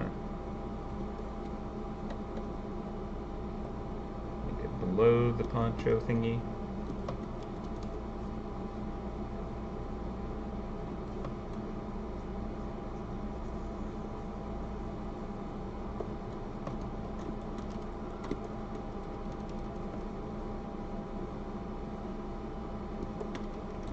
Okay, and looking at the grayscale version of this, we're not too worried about the value structure exactly right now, but we will want to concern ourselves with that very soon.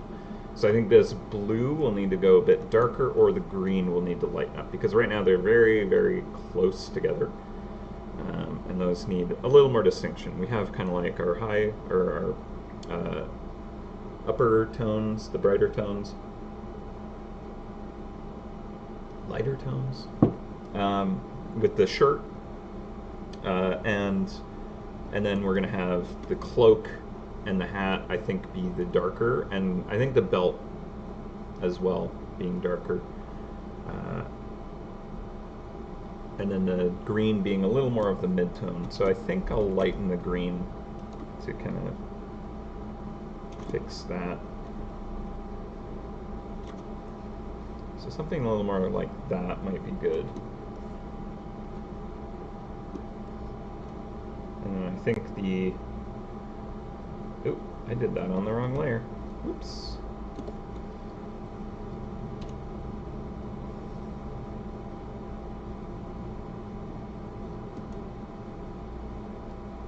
I do definitely want to keep those layers separate. So I think the belt itself, we have 10 minutes before lunch.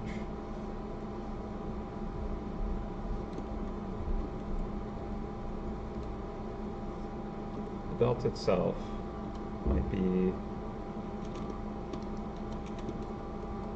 quite a bit darker. I want it to be saturated though.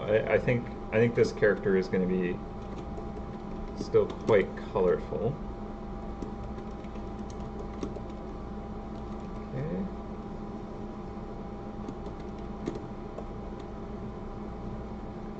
And then the back part of the cloak, we got the underside, it's shadowed. That can be nice and heavy and dark, but it's still like being lifted by some kind of gust of wind or the movement.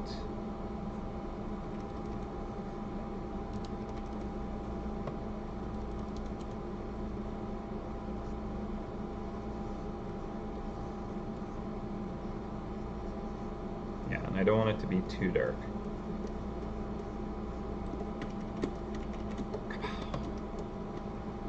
Dramatic crack of lightning.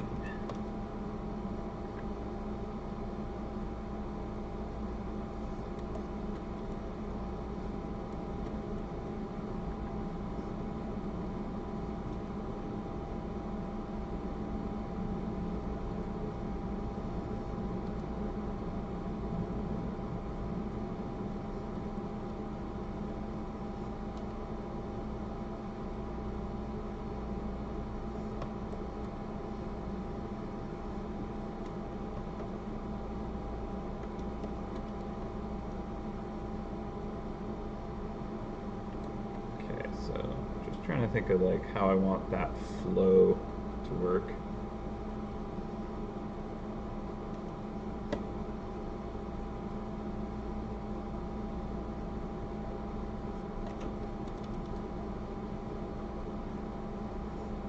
Okay, and then what we're going to do to just kind of test this really quick, we're just going to throw that into a group. Actually, I might as well include the sketches in this. This will just be the mouse itself. In this folder. So boom, that's basically everything. And then we'll just turn off the sketches. Okay, we don't have everything in here, so we should probably get the hands in here. We'll go with like a light kind of pecan mouse color or something.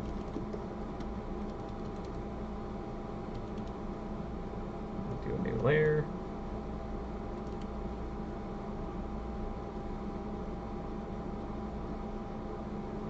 Maybe we'll like a little more brown with that.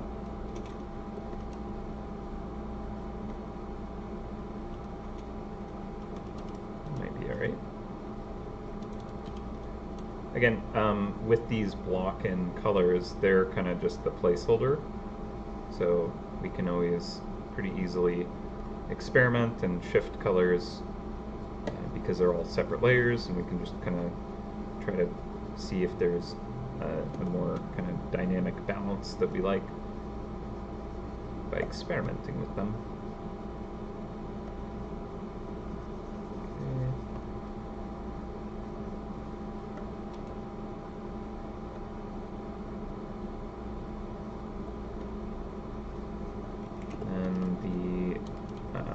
Brush itself, I guess we'll do that on a layer above.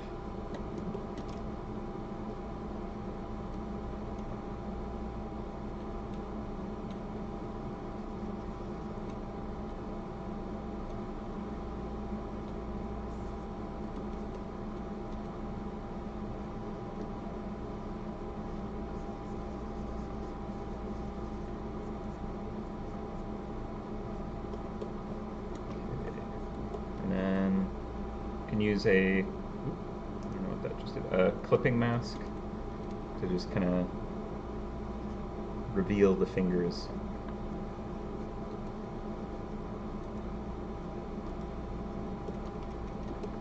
Good enough for now.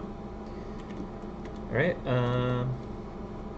we'll get a little more red in the skin here. We're going down and doing the feet and tail.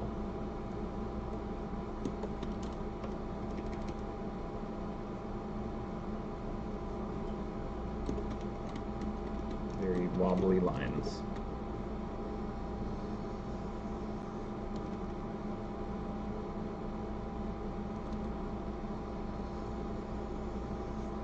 Okay, that's fine. I'll do a layer above for the feet.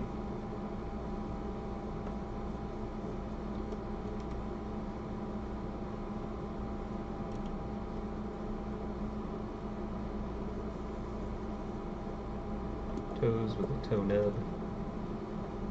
Other toes.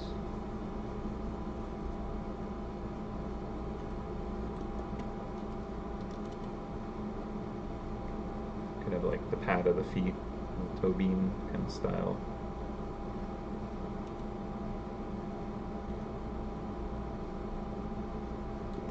Didn't quite like that there.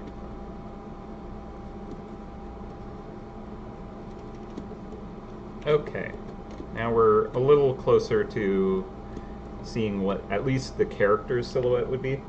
And we're gonna go on lunch in 3 minutes, so I don't want to necessarily try and get like everything blocked in. We know that it'll be unbalanced in a sense, but very quickly, if we just put a layer above this, set this layer to normal, and then have that clip down and just blast it with a black, then we can very quickly see how easy to read our gesture is. And it kind of looks like this wisp kind of coming up here is like a wizard beard flowing off. That's fine. But what I'm seeing is like maybe I need some kind of like gap under the armpit here to kind of like make that arm read better, but I think that hand is fine. The paintbrush I think will work, but it's kind of like, what's going on with it coming out of the hat? Legs, tail, they're great. The cloak is kind of making it maybe a little bit harder to read, but I think because of the hips being obvious and the hat kind of, okay, I get it, the hand, yes. Other parts, I think the cloak itself is kind of causing the most difficulty with the read. So if I were to just hide that, how does that change things? You know, the arm coming in front with the hat is still not reading super great.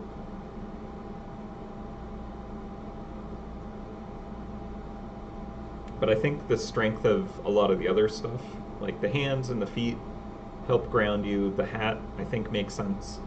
The cloak kind of just makes it a little harder to tell what's going on with like the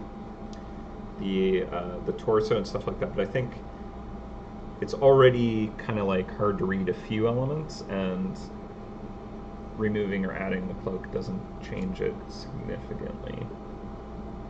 So it might be fine. And then when we look at just kind of like the groupings, I think we see that it reads decently. So if we have the hand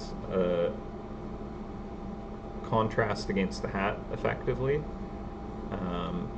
you know, I'm thinking that this is strong enough, right? So that when we start to like add our values and stuff like that, it'll read, it'll group nicely. I'm going to darken the cloak a bit more. We don't have the face in yet, but all right, that's my lunch alarm.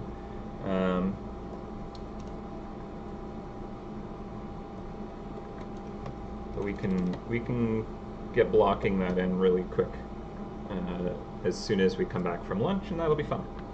But for now, I'm going to put up a timer so you know exactly when I'll be back. I'm going to take an hour because I get a nice lunch break here. And when we return, we're going to start rendering this. Also, I'll show where the last art session ended up. We had the character that we did with the giant lizard, which was a lot of fun, and I'll show where that got to. I'll also have a Larry link for everybody. So make sure to stick around and come see that stuff. And of course, we'll take this a lot further. That'll be exciting. Also, I should probably save. Never do that. There we go, saving. First save of the day. All right, so I'm gonna put up a little time lapse. Let's see if this worked. There we go. Okay, cool. So see how small the character was when I started? You can kind of get an idea of like how tiny I try to start sometimes, just to like not get caught up on details. All right, well, I'm gonna have this looping here, and I'll put up a timer, and we'll be back in an hour. I'll see you then. All right, bye for now.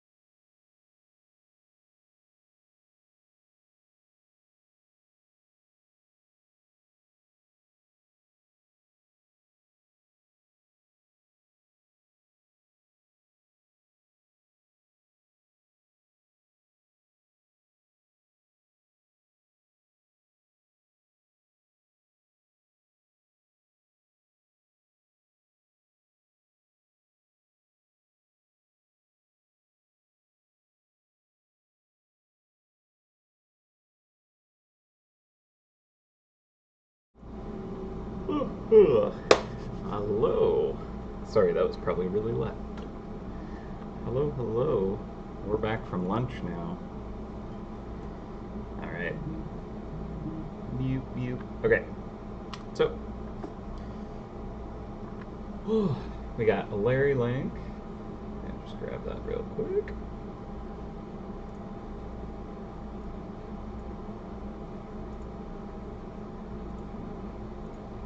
Link. Hello, welcome. Alright. Larry link is in the chat. Just, yep, okay, good. Posted it before I checked it. Is good. Alright. So I did mention that I was going to show the previous character that we did 2 weeks ago. Just to kind of let you see where it got to. Turn that sketch back on. Give it a save. Alright, so that wasn't it. There we go. So this is the character we were working on the last session we had. And as you may be able to tell, it's changed. I've swapped out a few things. This was always the plan, to kind of add the magical elements afterwards, but yeah, we legit have a hall monitor here. And had a lot of fun with Deborah here, kind of like working up some texture and kind of just, you know, I could have spent like more days just kind of like having fun, kind of getting all that, but I didn't want to spend too much time. But yeah, so this is where it ended up. I think it's pretty neat. There you go. Alright, back to where we were. Alright, so we have some of it blocked in. I noticed there was some really good suggestions in the chat, which I'm definitely going to adopt in. There is an idea about putting like some paint blobs on top the brim of the hat, using it as if it's a palette, and I think that's brilliant, so thank you for that idea, CD. And then, yeah, I think like other things, like I want to get the ankle bracelets and stuff like that, extra kind of flair, I think would be fun. Yeah, I'm not sure what I want to have coming out of the painting, but I don't think it's going to be this kind of like weird ghost thing. That was literally just to put something there, and I wanted to show the idea of it like peeling off and becoming real, or a living painting kind of thing, I'm not sure. So, yeah. Let's see. So I could block in the easel, canvas, extra layers to the mouse. We're not quite at the like the shading portion. There's still stuff to block in, so I think I'll do that right now. So we have the mouse itself, its face, right here.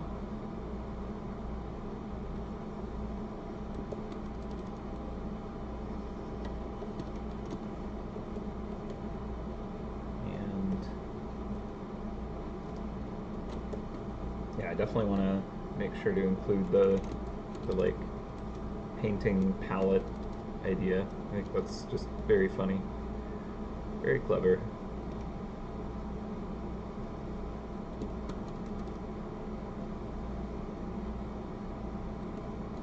And get like burnt umber.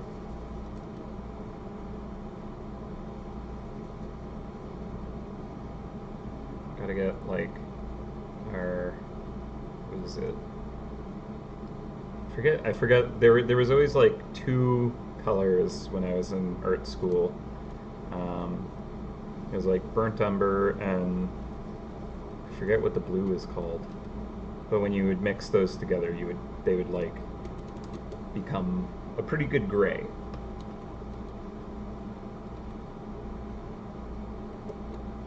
So we weren't allowed to have like black and white paint to make grays. We had to mix our colors to do it. It's a requirement of how we were expected to paint in there.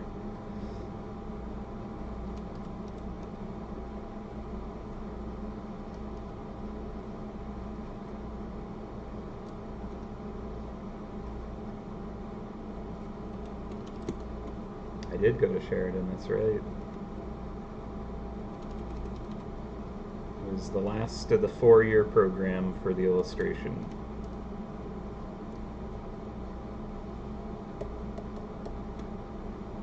Let's see.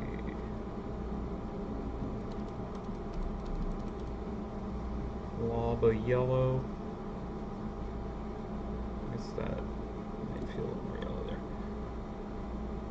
Ah, yeah, fundies. Good old fundies. I didn't actually end up doing fundies, but had a lot of friends that did. It's very neon green.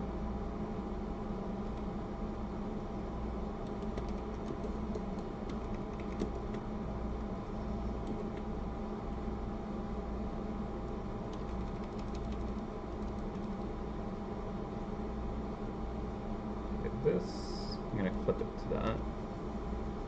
I think I'm gonna have a lot of just blend it out, because if it's like an older kind of like well-used palette, I'm gonna have quite a lot of just smushed into the brim blending.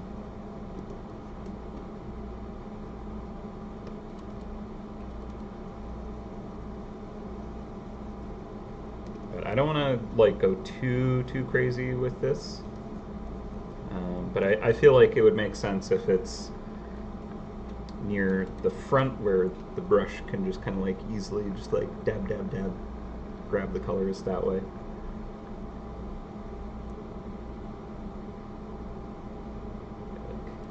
Lavender kind of.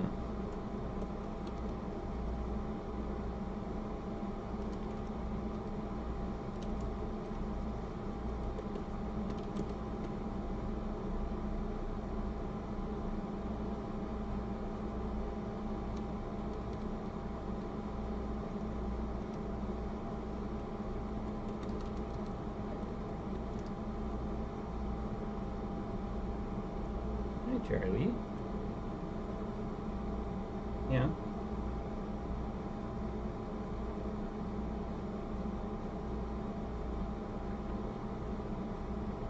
Cat butt.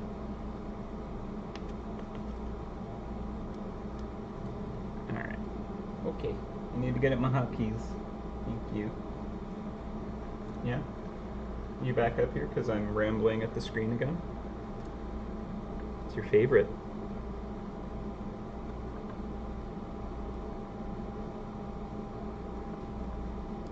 You're very helpful, thank you. Go on my lap. Alright, so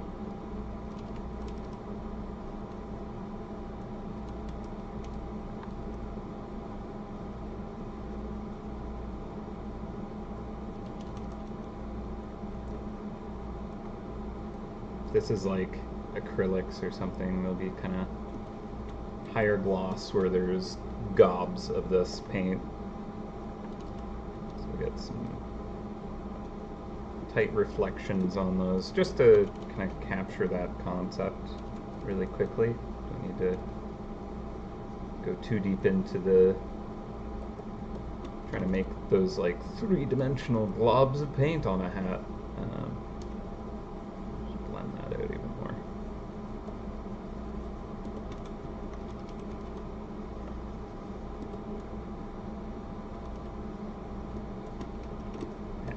That kind of gets the idea across, I think.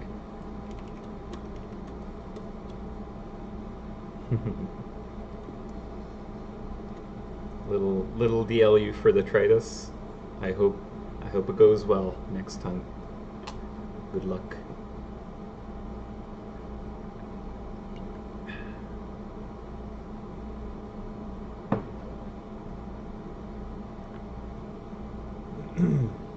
Please make a system of trade in iceberg materials for each other, like wire spools for heating oils or frosty metals for spools, even making it a 2-to-1 ratio when you give 2 items to get one. That could be useful. Something to think about, yeah. Like I don't think that's a bad idea at all. Like if you're willing to kind of like, because those just kind of like are a bit random.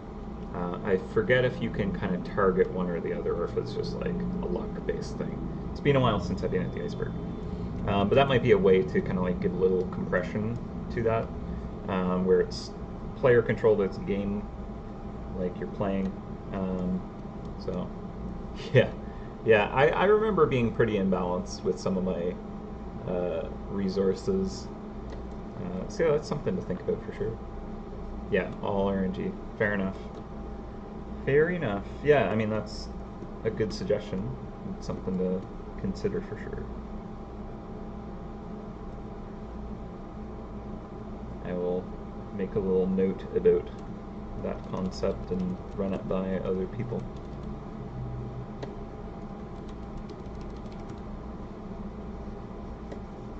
No guarantees, of course. If you were to do an exchange, where would that make sense to you? General store, kind of? At the iceberg general store?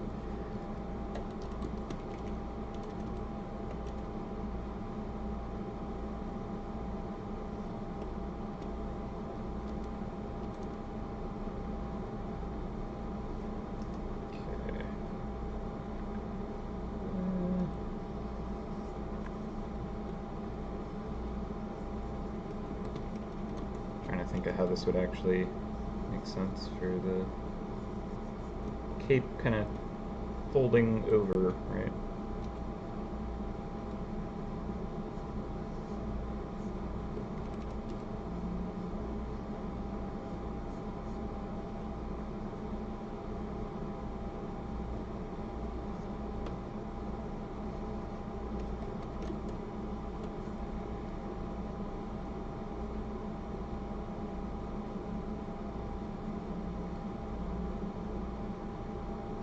Oh, yeah.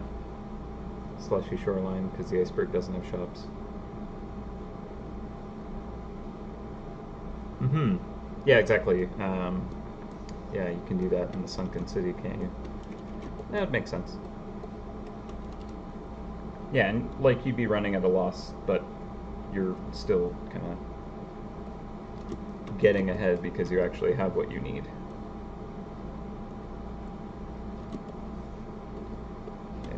So I'm going to add some studs here on the hat.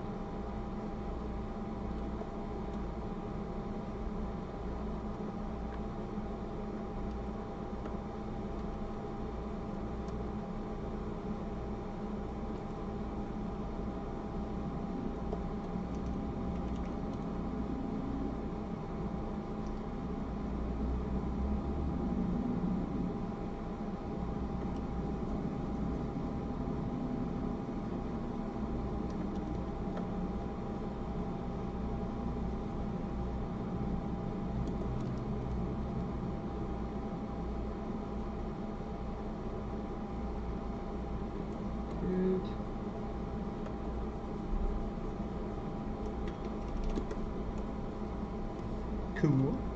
Okay. Suppose I could put that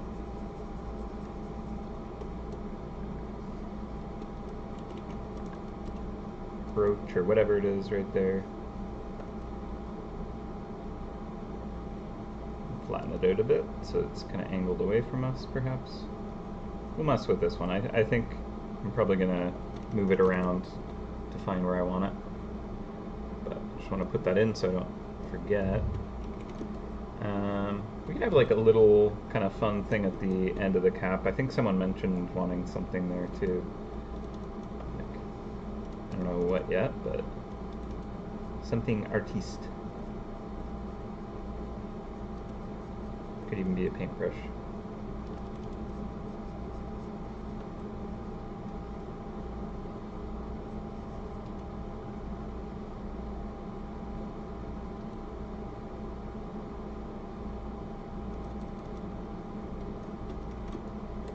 We'll figure that out later. It's that like extra detail pass that everything else is resolved before we worry about those kinds of details. I do think that I would like a trim or something light and kind of like, let's see, it could be here where I would want it, but like it would be the drawstring or kind of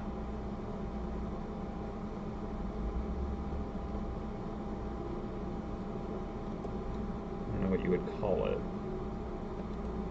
That kind of rope that can just accent things.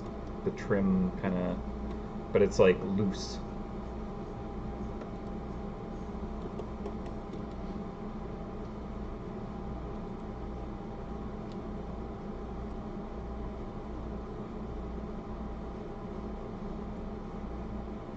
I don't know about it hanging off here, but yeah, no, I don't think I like that there. But I feel like something like this gives a little bit of an extra fancy detail. I don't know if that makes any sense, but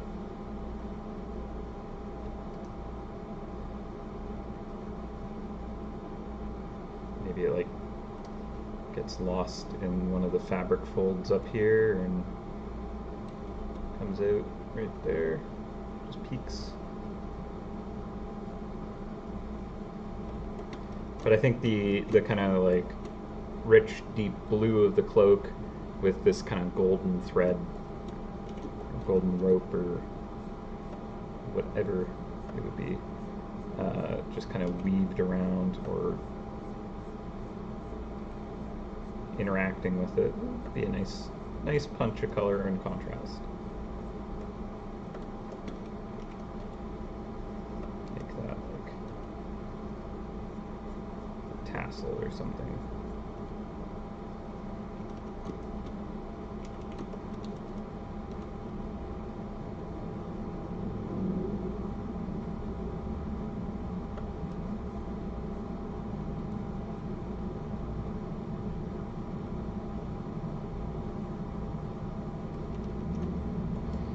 We'll figure that out later as well. Yeah, didn't we add shops to like every area?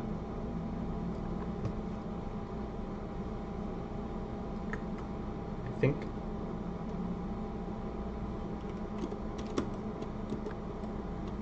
Okay, I want the hat to have that brim band. So we'll have the different art supplies. We got like our eraser here.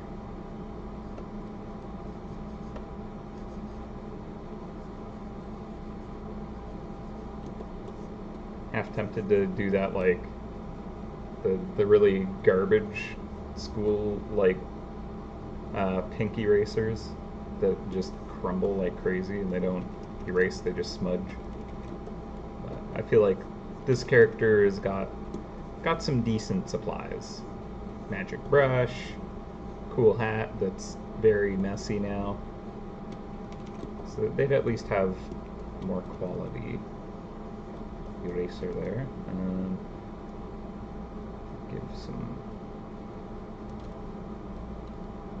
other tools like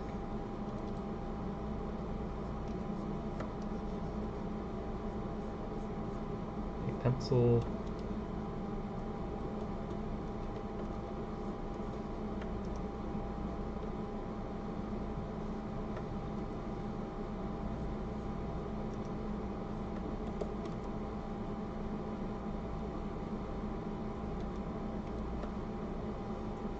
I'm just gonna put a couple of random things in and I'll figure out what they are later.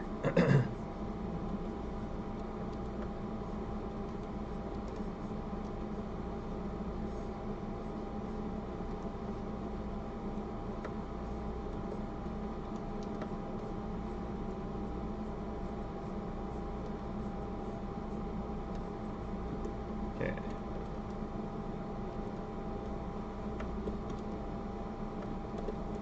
And perhaps just one more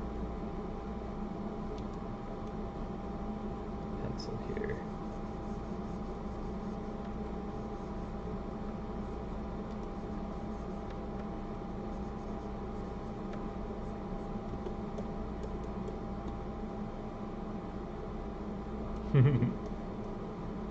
The Smith shops at Curry's, yeah.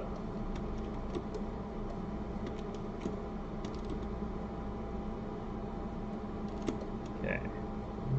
So for the actual bandolier material, we could do like I'm trying to reuse the various materials around. I don't think it would make much sense if it was this material, but coloring, like balance of things might be nice.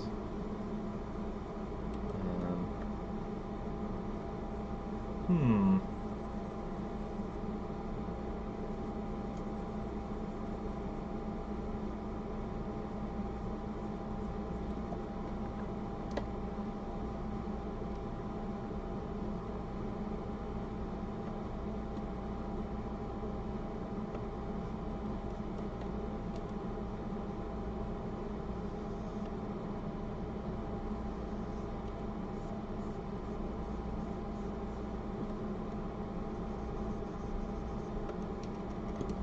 Turn off the sketch for just a second.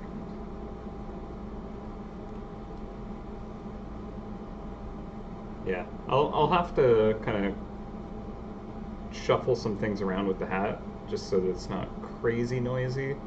But I am kind of enjoying how chaotic that is a little bit. I think that'll be a good energy for this character. Alright, so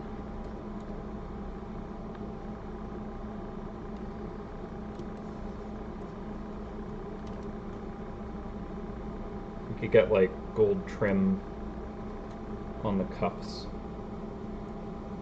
That could look nice.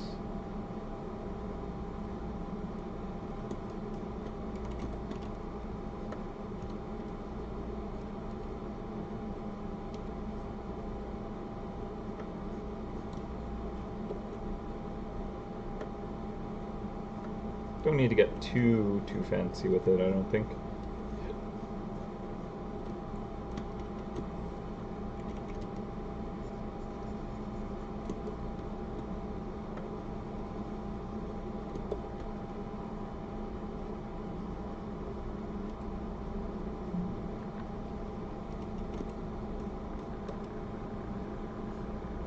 Alright, let's jump off the mouse and deal with some prop stuff real quick.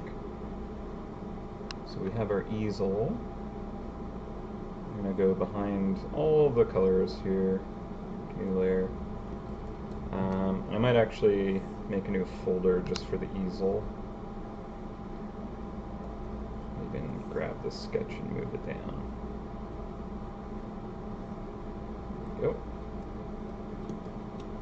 Okay, we'll just get like a nice light pine kind of wood color.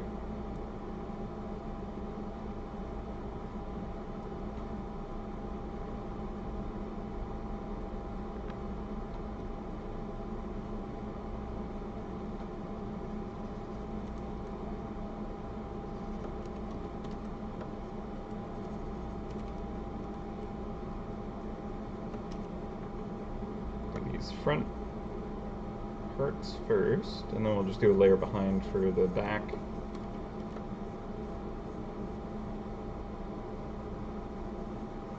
And maybe we'll go for a darker wood, but it depends on kind of like the value structure that we end up with. Right now I'm thinking a lighter color back here will be good for that.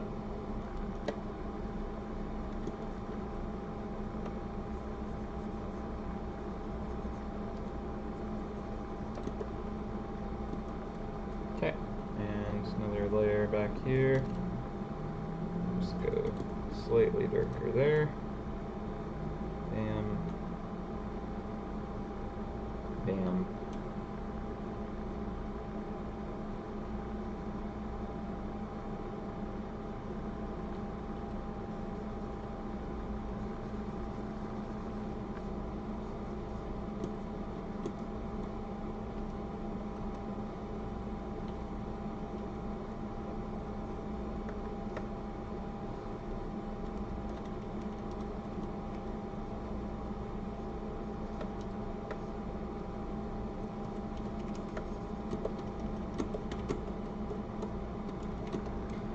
Right, and one more layer just for this.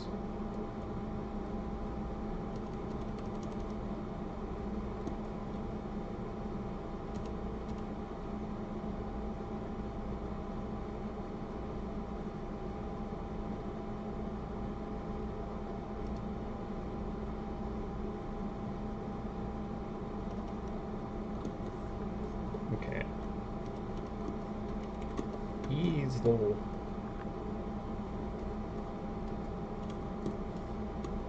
Yeah, having it lighter I think will be better, because I am thinking I'm going to lighten up the cloak, just because it's super dark at the back, and I think I want to make this more mid-tones in general.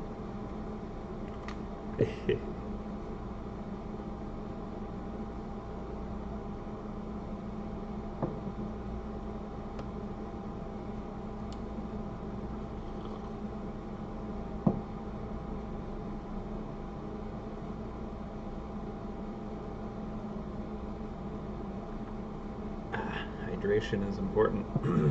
Drink water, friends. Okay. What next?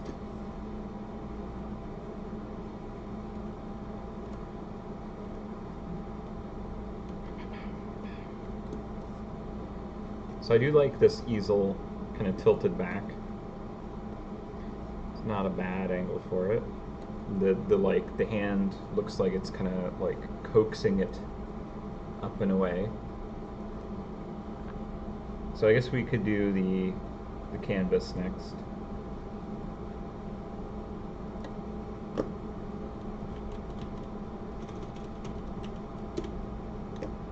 Which means we get to determine what is actually coming out of this thing. So first I'll just make the canvas box. Just choose a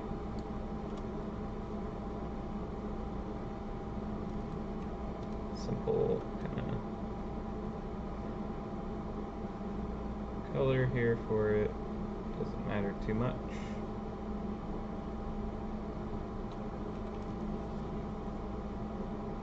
There are tools for just kind of doing like shape fills and stuff like that, but I don't really use that stuff very much, so I don't know if it would save me as much time as is worth it. Seems fine.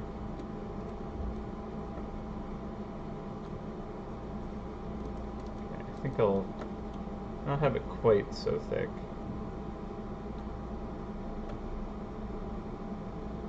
You ever been to Gortzman's? I think it's only in Toronto.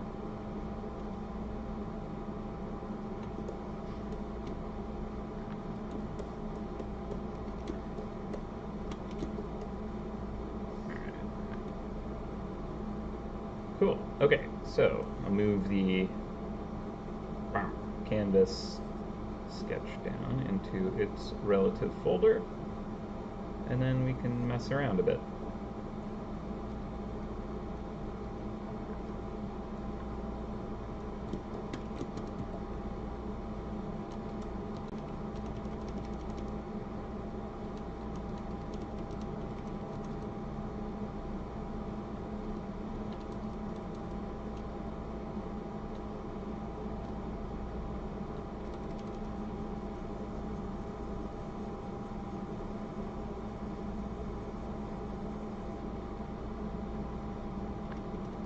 Cool.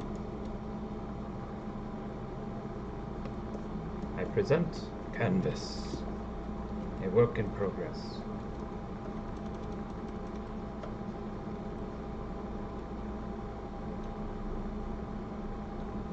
Behold, my latest creation. I call it blank. A polar bear in a snowstorm, with its eyes closed.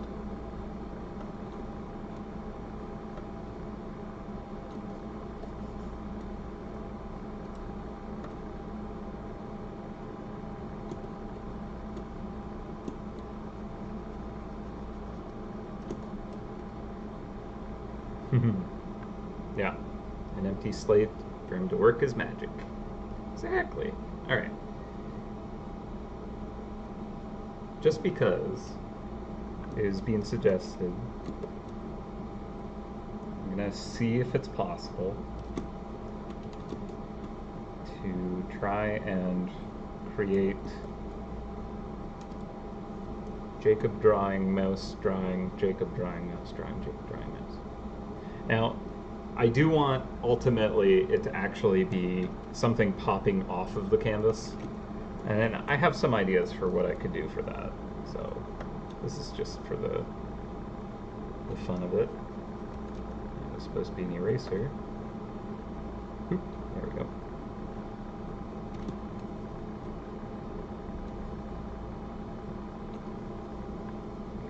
Give it a little more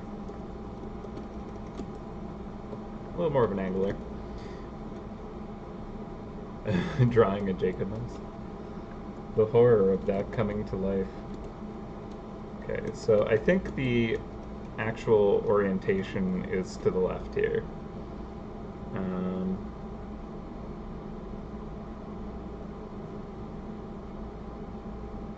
Yeah, I'm thinking that looks right. Also, then it's a left-handed mouse.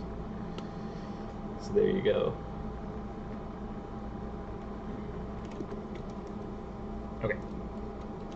So I guess it would be kind of the art edition frame here. We have like the giant halberd coming in off screen. The Jacob camera just kind of up here. And of course the proportions are now like the opposite. I mean, I could rotate the canvas, that would make sense too. Might look wonky. But if I do this,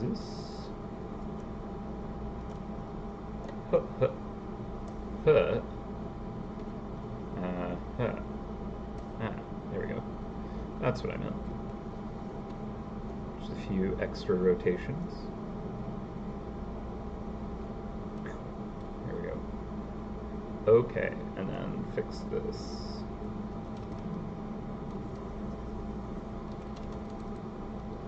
Okay, so we have our viewing window here.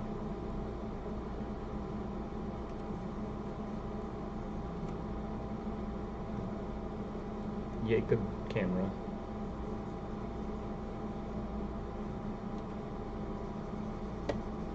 It should be like while I'm on lunch break actually with the like progress bar.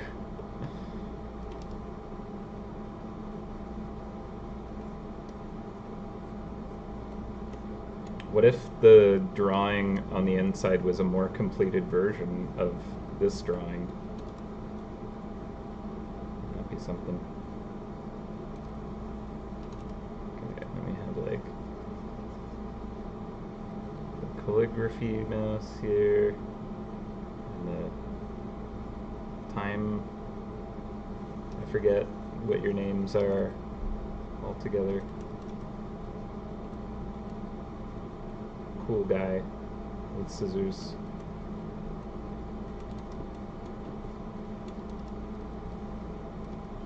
And the Paragon of Law.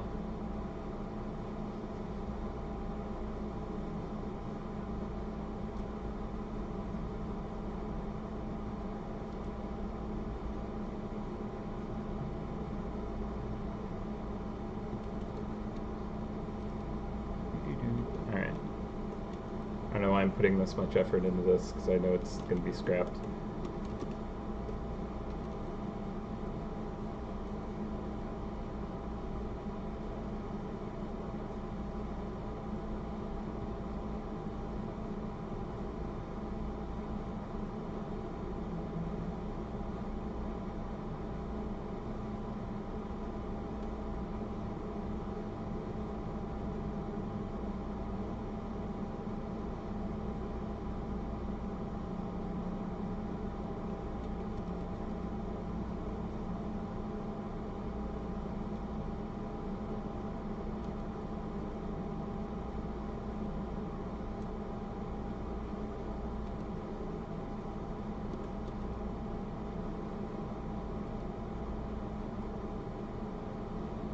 Beautiful.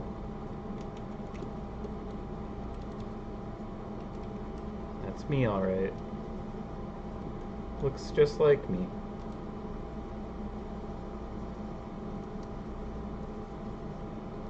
Just like Bart.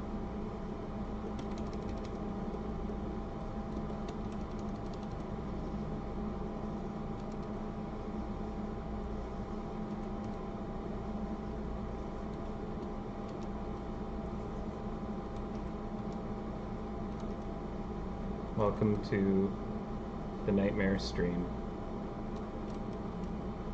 I look like a Muppet, that's great. Aha. I should have Charlie's butt, like, in front.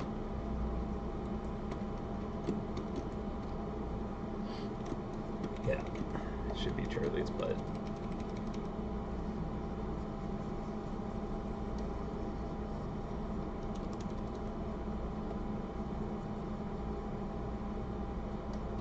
There you go. You asked for this.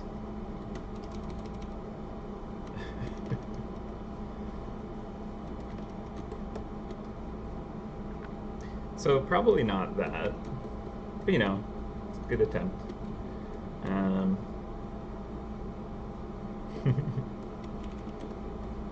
It's a fun idea, very fun.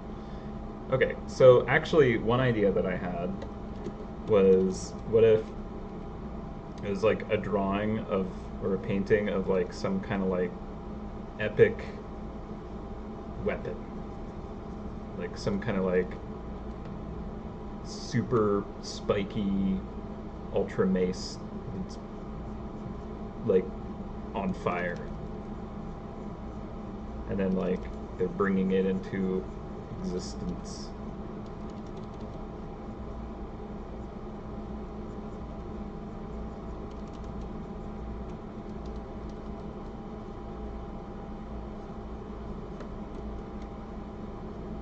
Now, should it still be 2D, or should it be coming out like 3-dimensional?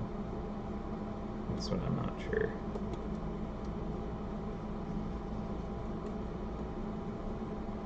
The darknet.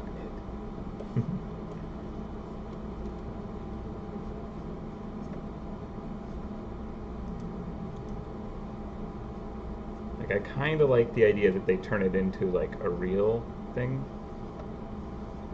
But it also looks like it's made of paint, maybe.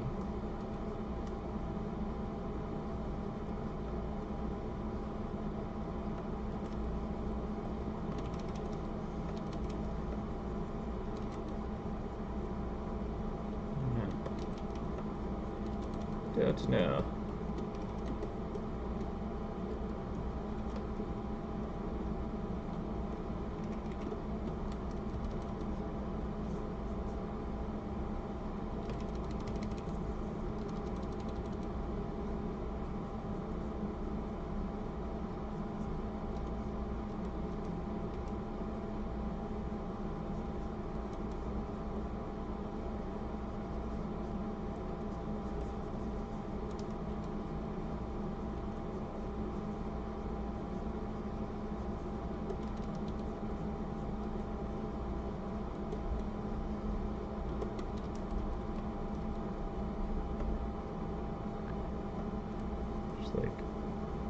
ridiculous looking contraption. Probably not actually practical.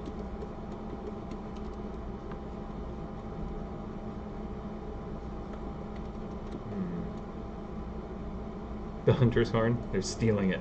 Oh no.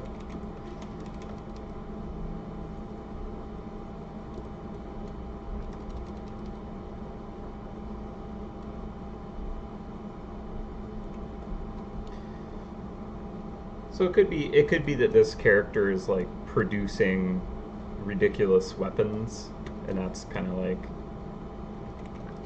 why this mouse is so dangerous. Magical implements of doom.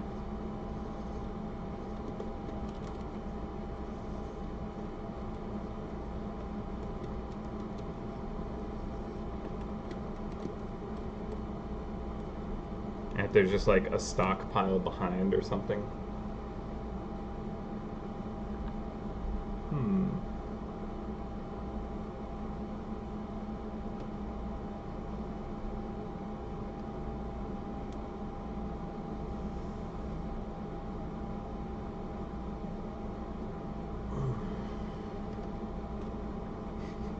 Alternately, it could just be producing cheese.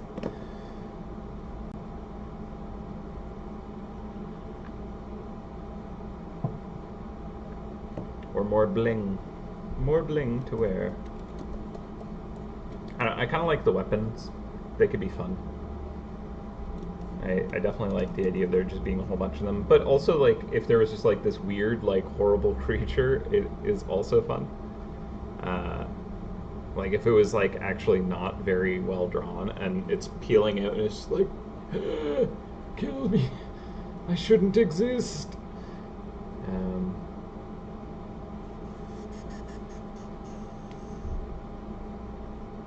Yeah, we have a rough idea of the number of mice and kind of like layers. That kind of stuff is subject to change, though, so I'm not going to give any specifics around that. During testing, things might kind of shift and adjust, so also depends on kind of where we are with timelines. If we have extra, like, cycles, then sometimes we're like, oh sweet, we can add in those extra mice that we had originally kind of like cut out to make sure that we could hit our targets.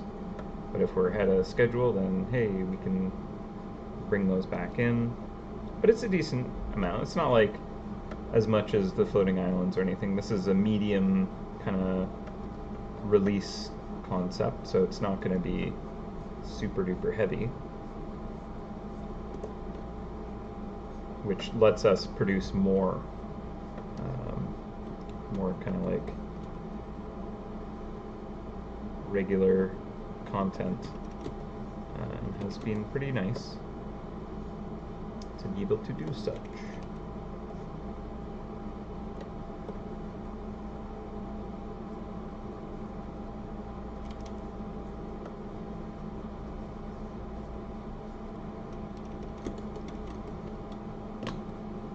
Yeah, I think I'll go with the like ridiculous looking terrifying weapon, and then making it look like it's made of paint splotches could be neat.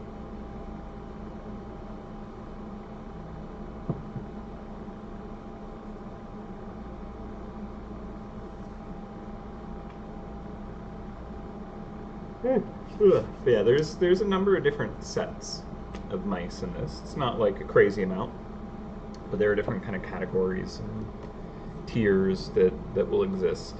Like this one's kind of like more middle tier, like on the more powerful side of the characters, whereas like a lot of the weaker ones are not nearly as cool and effective with their fun magics. I'll leave it at that.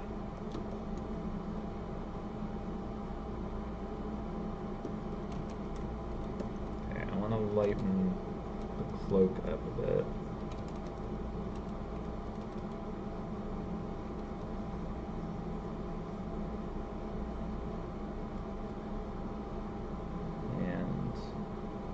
I'm going to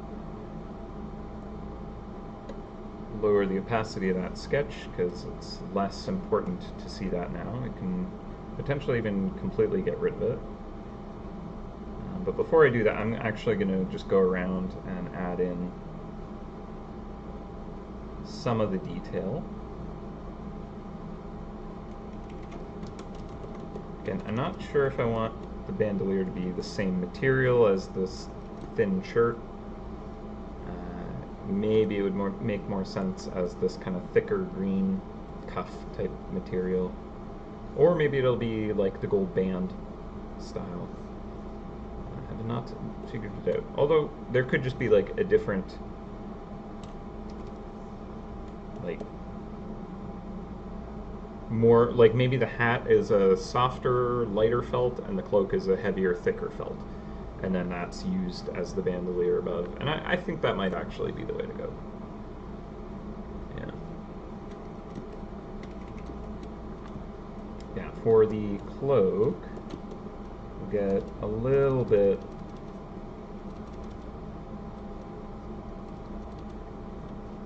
of these wrinkles kind of locked in, just so that I have a rough idea of the direction they're all going. I'll bring that up a little bit so I can see what I'm going for.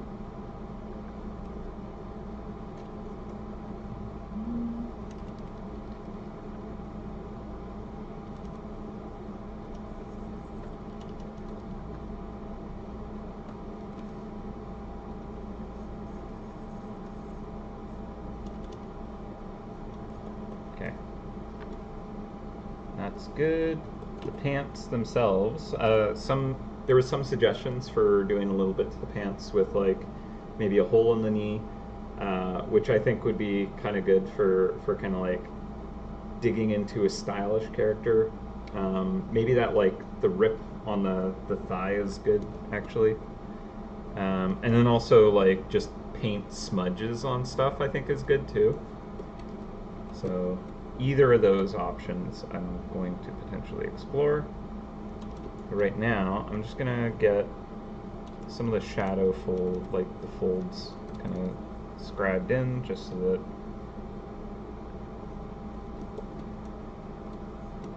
I don't need this sketch layer on the whole time.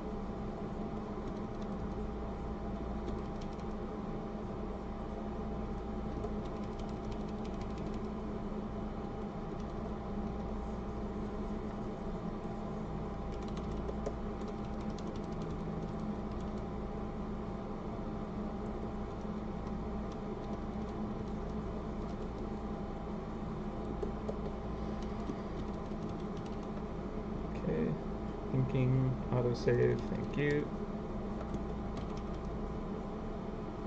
And just because, manual save. Alright, so we got enough with the pant there.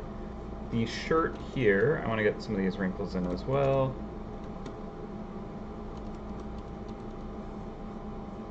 We don't need to get them perfect. It's just kind of like capturing enough so that when I turn off that sketch layer, I still know what was where, approximately.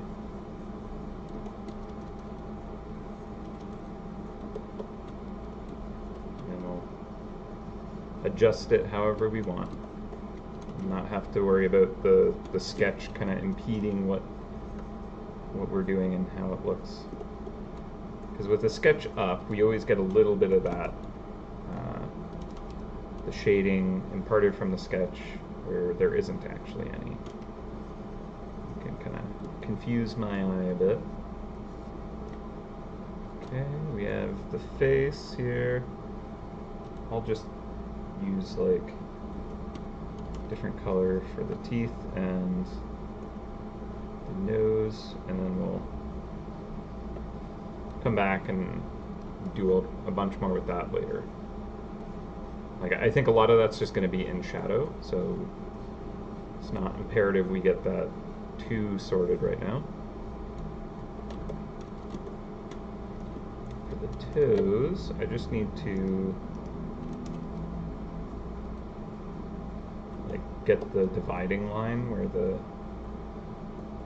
those wrinkles are, or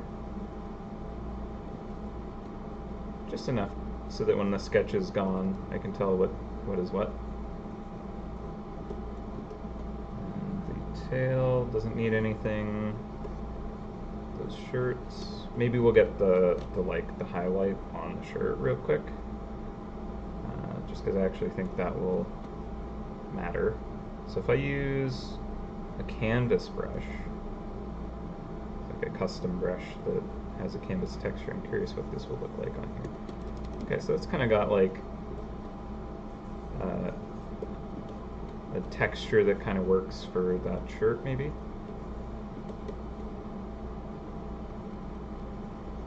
I haven't like planted my light source either, and that's something that I should probably set somewhere. Make it easier to kind of figure out my lighting. Put all the Terminator shadows on things. Yeah, alright. Anything else that I need to use the sketch for?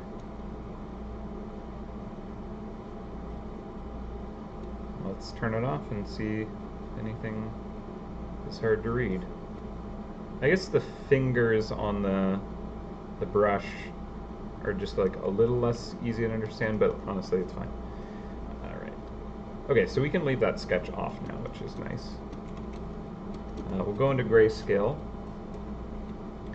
and I think right now the mouse fur and like skin versus the pants doesn't have enough kind of like clarity between the two. So I'm going to darken the pants, at least in the shadow area, which will be useful. But first, I think I will do something I haven't done a lot, especially recently, and this is something that is a good thing to do, is just kind of create a lighting test kind of thing. A sphere where you basically decide kind of like where the light angle is, the quality of the light, like is it warm, is it soft, stuff like that, how intense, and that can definitely make it easier to figure out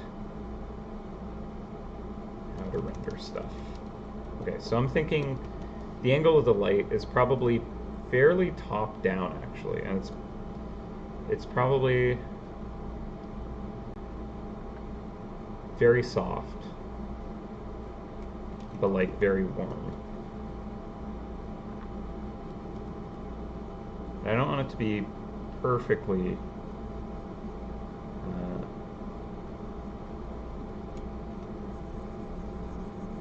straight up and down. I want to give it a little bit of an angle, but yeah, something like that.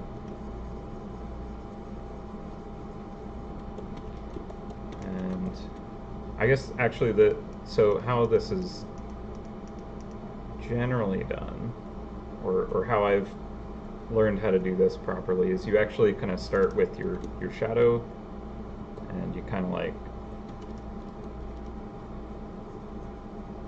paint it first as if it's just, there's no like proper light sources, it's just the atmosphere kind of giving a little bit of light to the orb, and you're kind of shading,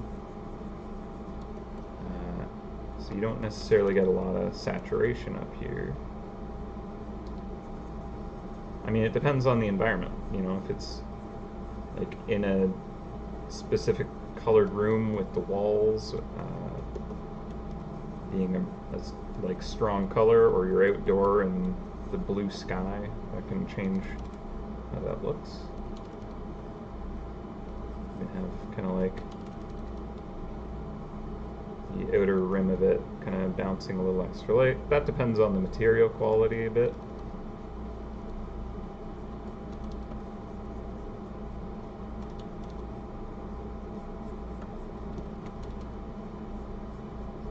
and of course, you know, the environment around it. Like if it's close to a tabletop, let's say, you'd get that tabletop kind of bouncing light up into that. But right now we're thinking of it as if it's just in a kind of unlit room almost, with just kind of natural light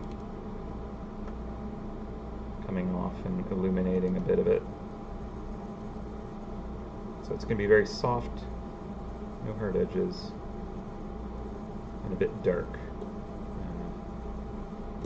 So there's that. And then we would come on top of that with our light source that is kind of like in scene. So what you could do is you could actually do something like this, where you take like a screen layer or a lighten layer, I think is maybe a better one.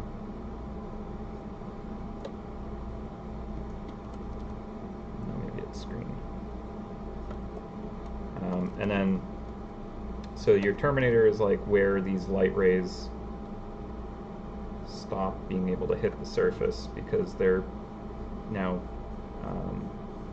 gone like parallel with the sides as opposed to more perpendicular where it is actually hitting. And as it gets closer to the terminator, less and less photons are kind of hitting that surface because it's falling away.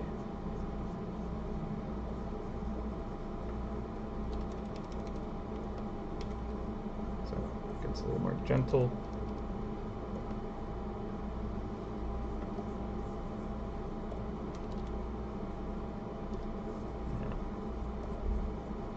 And depending on what our material is, I think screen is the one that I would want. We'll drop that down a fair amount. Yeah, I mean, it depends on the material, depends on what the light is. All kinds of things can change how you want to treat this, but basically this just gives me an idea of like what angle the light is coming in from. So when I do shadows and stuff everywhere else, I'll have that to reference. I'll give it a little bit more of a sharp edge on that.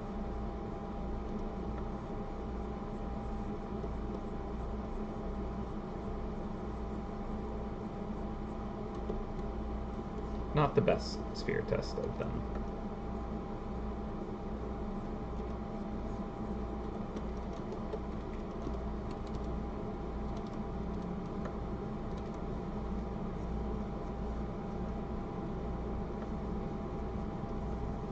If it's like a shiny material, you could even get the specular light being reflected on the surface itself. Even though the light would be technically a little bit behind it, your reflection would be kind of moved up on that orb. The orb! We must ponder the orb. Charlie, it's very warm to have you on my lap all day. I know you love just like being overheated and all that, but I am getting sweaty. You're making me very sweaty. You're too warm. Yeah, okay. Okay, away you go. Oh, stretch my legs out again. Ooh.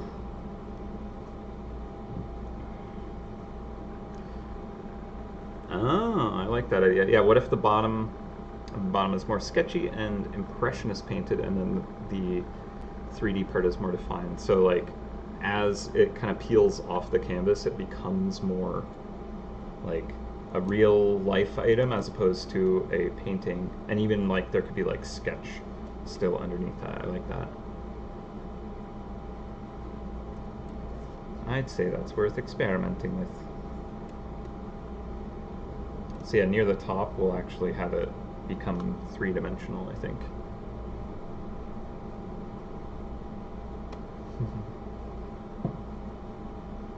Yeah, she is a little sweetie. Okay.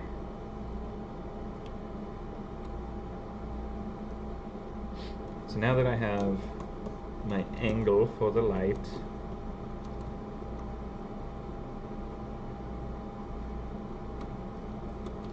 I'm going to First of all, before I start like going into lighting, I'm going to figure out my value structure first, because I think that that will be good to define. So what I'll actually do here is on the pants layer, I'm going to create a luminosity layer, and I'll get it like a darker color, and then I can just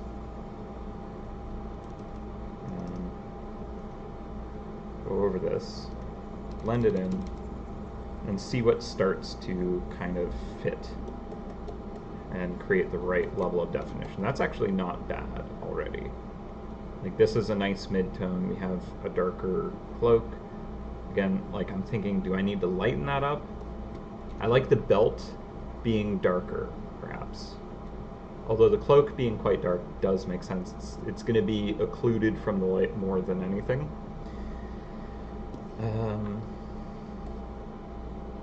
And I was also thinking of getting, you know, like little paint canisters or like other tools on the belt if we wanted, so that might kind of obscure that a bit. Yeah, let's go just a little bit darker on the pants here. So that's close to the cloak. That might be too much. So I'm gonna back off just a bit. But whatever I get here, I'm gonna now bring over to these armbands, because they're supposed to be the same material. And I do want this one lighter so that it can stand out on the hat here, and then we can have the hat go darker to kind of have the right contrast happening. So again, I'll do a luminosity layer on that. Oh, actually, so this is something I missed with the sketch, but this is actually the underside of the brim. So this makes sense that it would be perhaps a little darker right around here. So we have it kind of folding up, right? So that works. But we can also kind of have some of these wrinkles.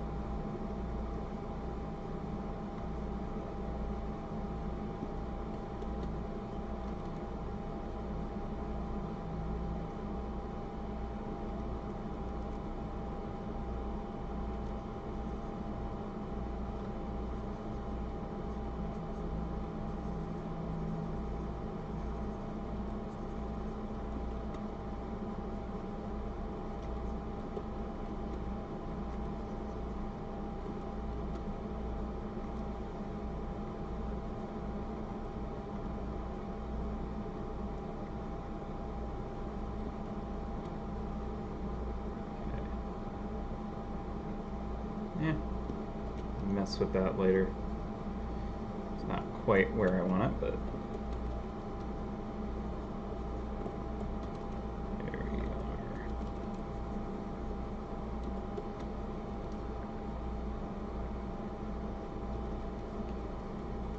Well, thank you for all the hearts.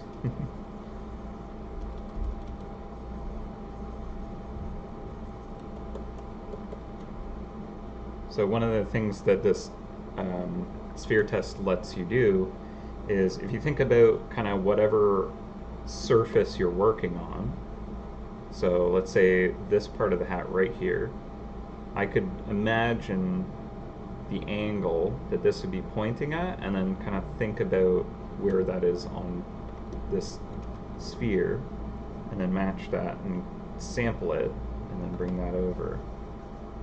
So anything kind of past this angle is in that shadow, and then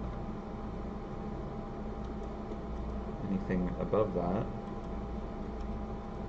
is catching the light, whereas this might be kind of the middle around right, pardon me, right there.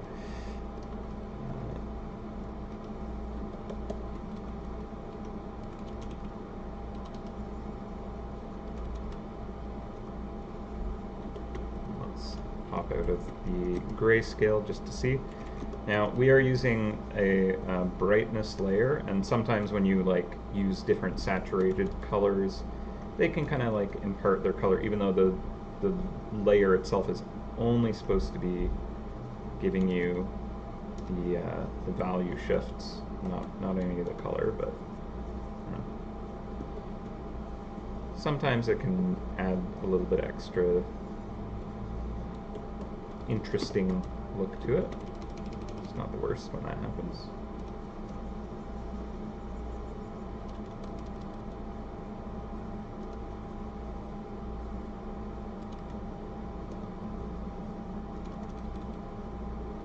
But sometimes it takes a little bit of extra touch-up to, in case I didn't want it necessarily like imparting as much color. But there's also things like the saturation layer that you could use.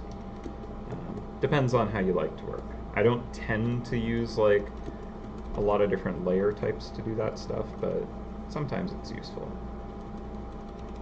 For example, with the monitor lizard, monitor dragon, Deborah, with her I ended up using a lot of kind of like layer manipulation, and it worked well to just kind of like really punch up some of these like interesting colors here to just kind of like give it a little more organic oomph and make that a little more fun to look at, like at a distance. That kind of all blends together, but I basically had like saturation layers that I could just kind of like blast it with like 100% saturation and less, and just kind of like scaled that up, and then color just hues like crazy, and then by kind of like pushing and pulling those, I was able to get some more fun, draconic, magical looking colors. Not that draconic is a thing, by the way. It's just that character, not draconic. Alright. Just don't want to be putting out ideas that people are like, oh, he said draconic, that means this.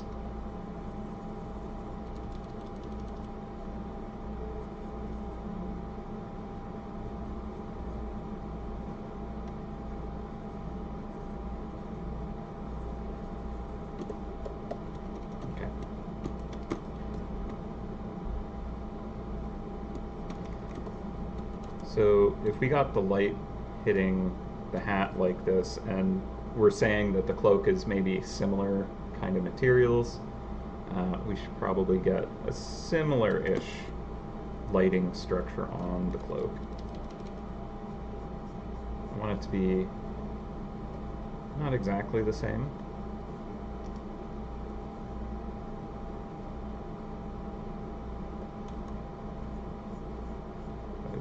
The inside of that would be a bit darker, because that's actually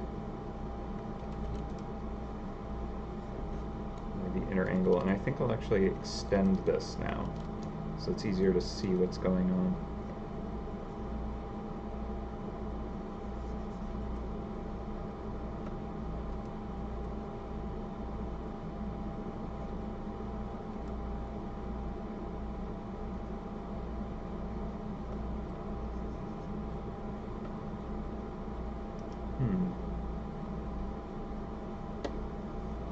Not quite sure how I want to handle that yet.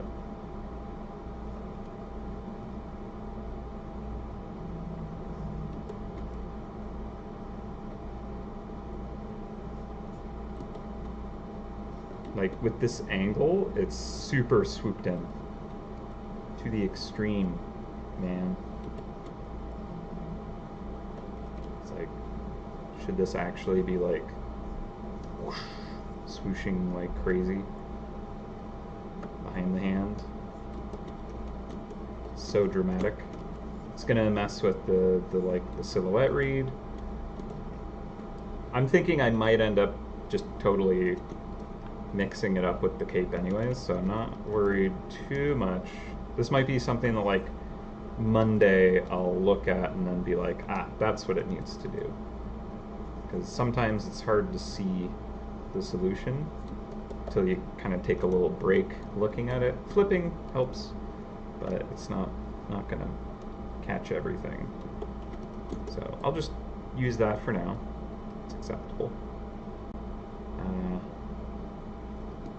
Yeah, I mainly want to kind of capture the essence of this character and kind of like get the rough paths. And then when I have fresh eyes on Monday, I can kind of like go in and like make those details work. As long as we have kind of like a good set of bones with some meat on it, we have something we can work with. Okay, so we have the shirt here, and we got a little bit of texture worked up on it. I like the idea that it's very like light and billowy, and I want it to kind of almost just float with how this material is. I'm trying out this canvas brush to kind of give it some of that texture. And then we can kind of erase away. So like, let's say this is only hitting, eating my hair, only hitting kind of like the areas that are facing the light to like get that texture. And usually with like a nice textured surface, the time when you would see the most texture is actually when it's rolling to the terminator, like right at that edge here, because you have the light raking along the surface and just kind of catching the edge, like the parts of that texture that's like sticking out, and light kind of misses the shadows and hits the high spots, and you get to see that texture come out. Whereas if it's like right on the top, the light's hitting like all over in there, and it can kind of like you know, fill the whole thing. If it's all in shadow, you don't have enough light to kind of like catch any edges or anything. So generally when you want to like really detail your texture, it's like at that edge, and it'll kind of like make it pop. At least that's how I like to handle it. Depends on the texture too.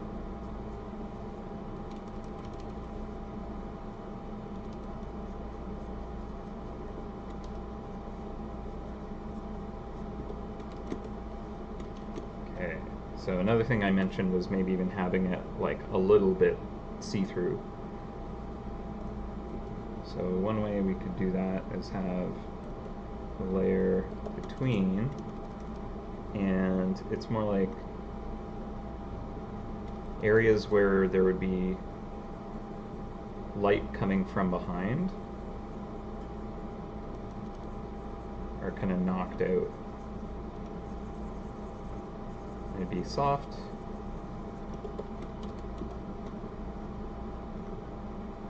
But basically, let's say there's light kind of scattering through this material, it's going to be kind of like more saturated.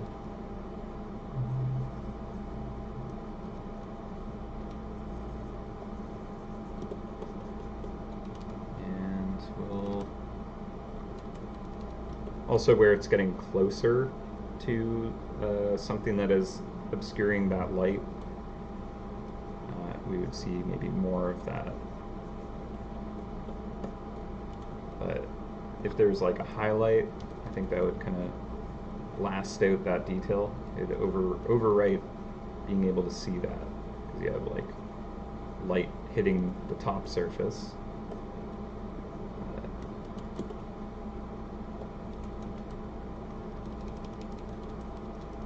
Also with a material like this, you might get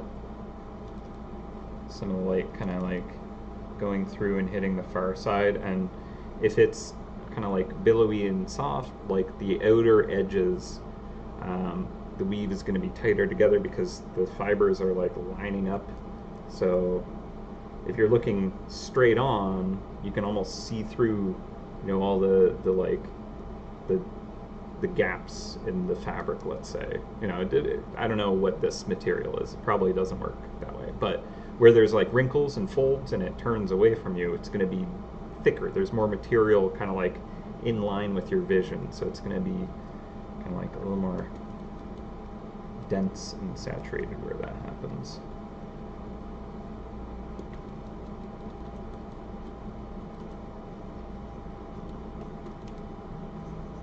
So like the outer edges where it's rolling away from you.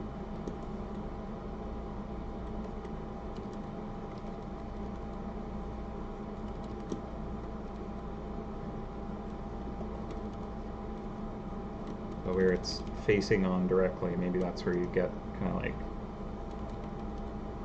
the least blocking of your vision. You can see through it almost.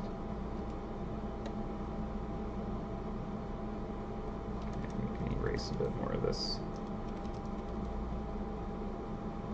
Oops, thought I was using the soft eraser there.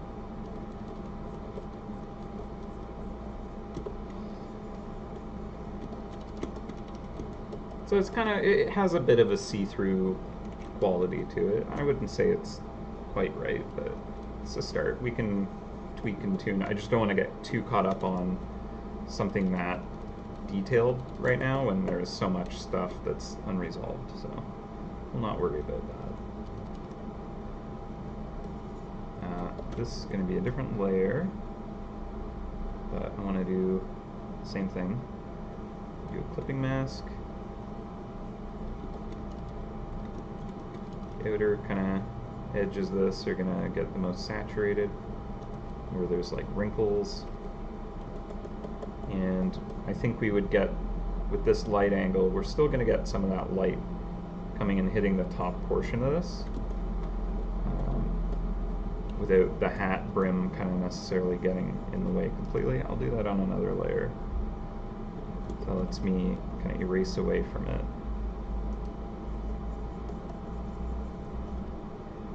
So if I do something like this, where I just kind of cover the whole thing, then I can come in and use my eraser. Actually, another way is to use a clipping mask, and then I can erase and paint back in while preserving the texture that this layer has, and do things like using a blending brush here to kind of soften edges without destroying that texture. Which, when I was doing a little bit of blending before, it was destroying the texture, so I don't want to do that. Okay.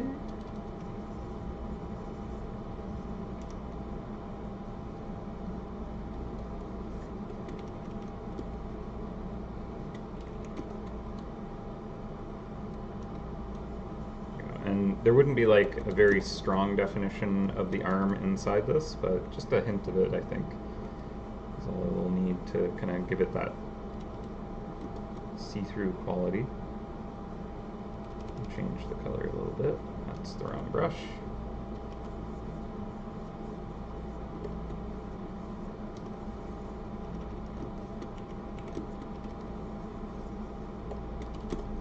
And if I want that kind of like feeling of the light scattering through it and hitting the other side, we can have kind of like, if we have that warm light, having the under part of the sleeve just kind of catch a bit of that warmth.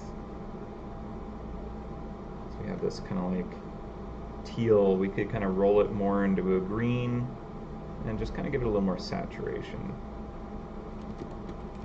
And I think that might be a nice way to kind of imply that light scattering through it, and just like really subtly though. So I'll even knock that back. blended it out a little too hard. Oh, I see what I did. Okay, knock that back. And we'll do other things like bounce light, stuff like that. But again, that's way too detailed paths right now. So I think I want to get a couple more wrinkles, cut into this a little bit.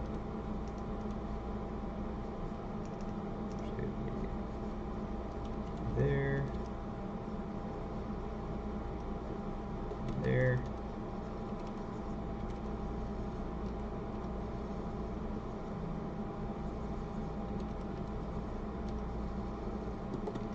Cool. Okay. So it's got a little bit of a poofiness to it, which is good.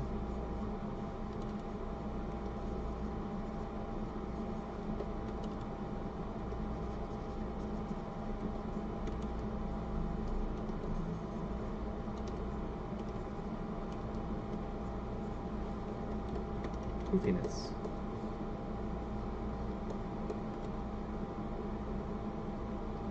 Alright. The undershirt area, like under the elbow here, I think would get quite a bit darker. So let's just do luminosity layer and see how dark we want to go with that. This might be good to look at in our grayscale as well. Just because we don't want to drift into a different kind of value structure. We want to still like maintain these are the kind of lighter values. Like in some areas, you know, near this cloak, we could kind of blend those together and they can kind of lose themselves into each other a little bit, especially where there's like something draped directly on top and you get like a lot more light being occluded there. And like deep in the folds, it's okay to go a bit darker.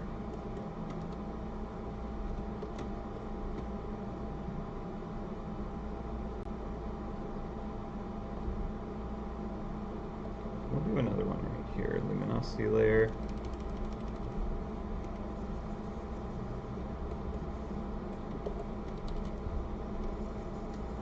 Blend that out.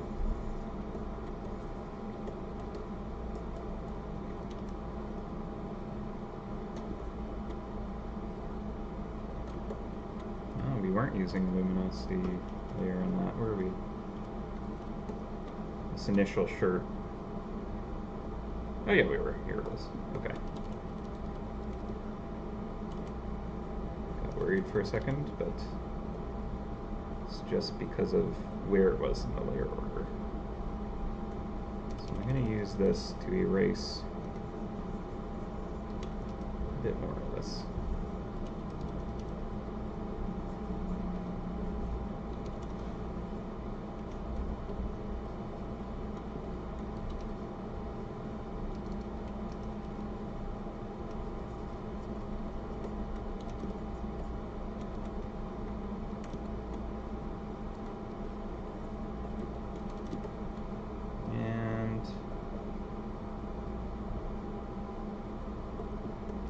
Here we'll get a bit of this catching some light, I think.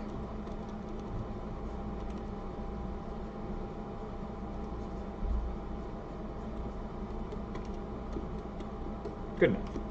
Good enough for now. Okay, I think that's sufficiently textured. Probably more than it needs for the rest of the piece. Go to grayscale for a second, and I think the cloak here in the front, I want to make sure that that has enough contrast now.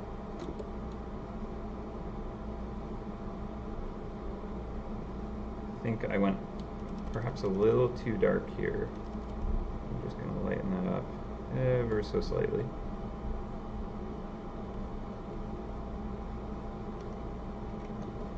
Open up the cloak. you're going to have your own luminosity layer. I'm going to grab a darker color right there and just kind of knock it down where it's like really, really shaded. Yeah, magic dust everywhere. Yeah, actually I should get that in here sooner than later because that will also affect the overall kind of structure. So very good point. Alright, so I'm actually going to grab like a very dark color here, and we're just going to hit like the deepest, darkest shadows that have like no light able to reach them, basically. Just totally obscured, buried.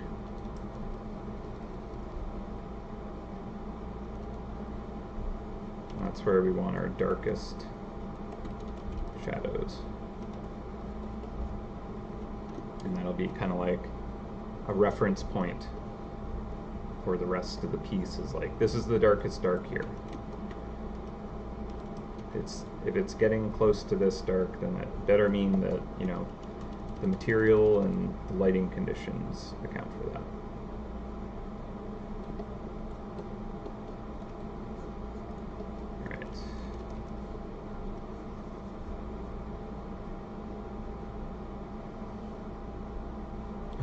Starting to feel that stream drain, but I'll go for a little while yet. Okay, I think this like green and the hands are still a little too close together. So what I think I'll do, something off with this. There we go. What I think I'll do is I'll lighten the hands. I think if I darken those cuffs anymore, they're gonna clash with the hat. I think I could also darken that brim of the hat a bit more too.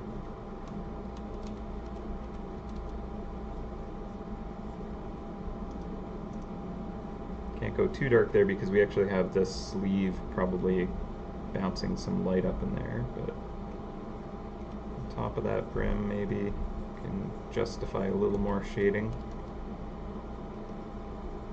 Not too much though. We could also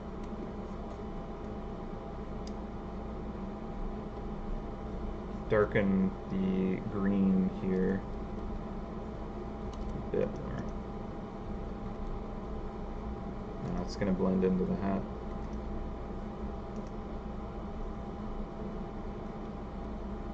I think the easiest will be to adjust the hands.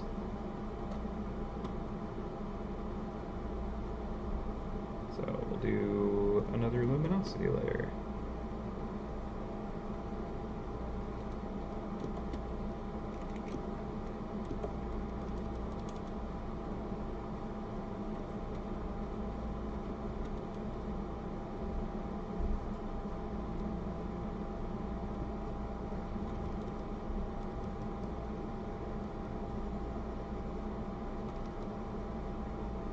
Probably get more pink in there actually.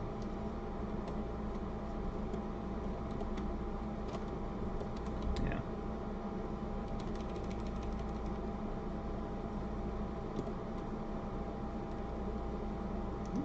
Alright, I'm on a brightness layer. I could use a color layer. That might work. Or hue.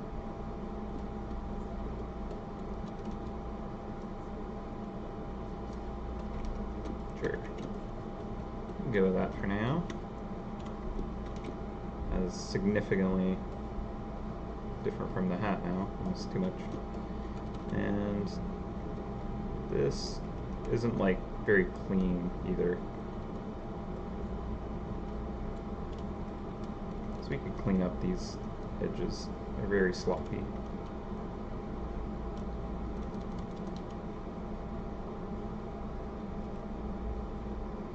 Hands and faces and stuff are something that our eyes are drawn to look at, so although a lot of the art that I produce is actually surprisingly sloppy, even when it's uploaded, it like you don't really necessarily see that of it. It just kind of your brain fills in some details. But something like face and fingers and stuff like that, we pay extra attention to. Because they communicate things, right? So we're kind of hardwired to look at that and analyze that at times.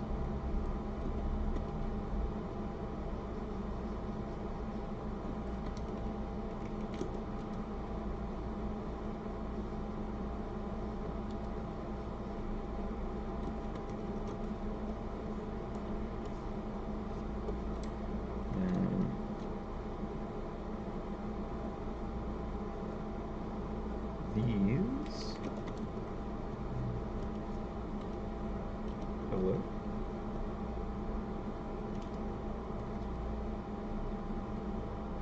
Why is that color so weird?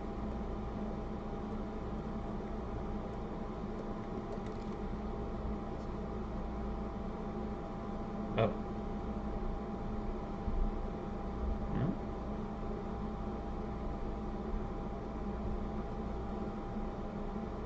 Oh, I had multiple layers selected.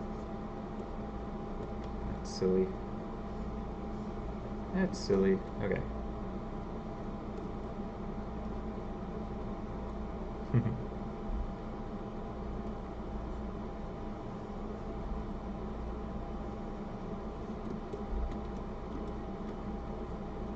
Yeah. To the mice in MouseHunt, cats are like dragons to us.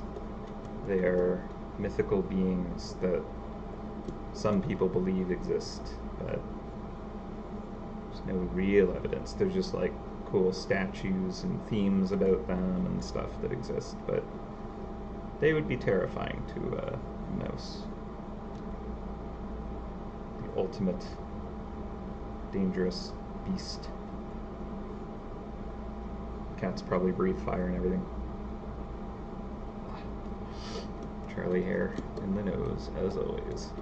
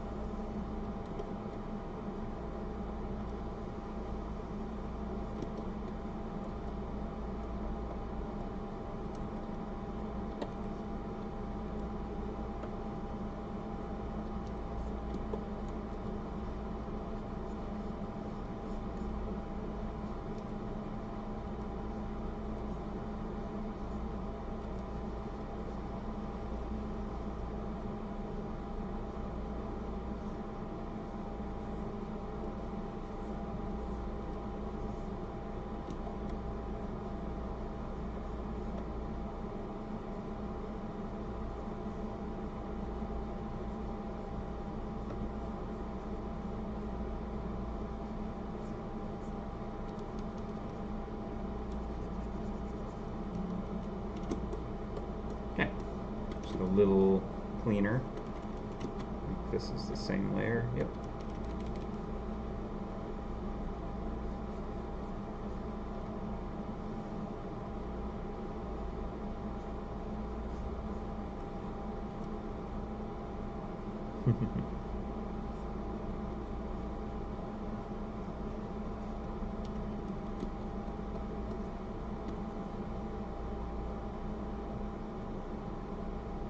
There have been trap skins that are cats, right? A few of them. I think they were event-only stuff. Like Ronza had one, and then there was like a New Year's. Was it New Year? I don't know. I don't remember. There were a few. I think there's at least like 3 of them.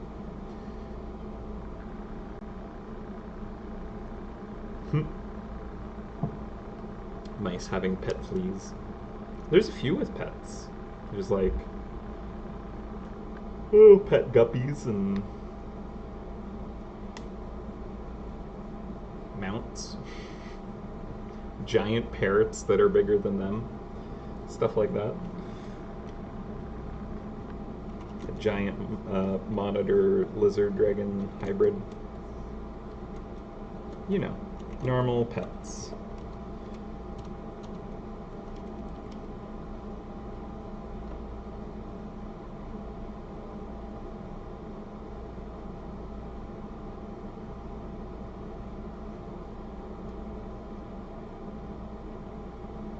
Take a look at the silhouette in a minute, now that we have a few other things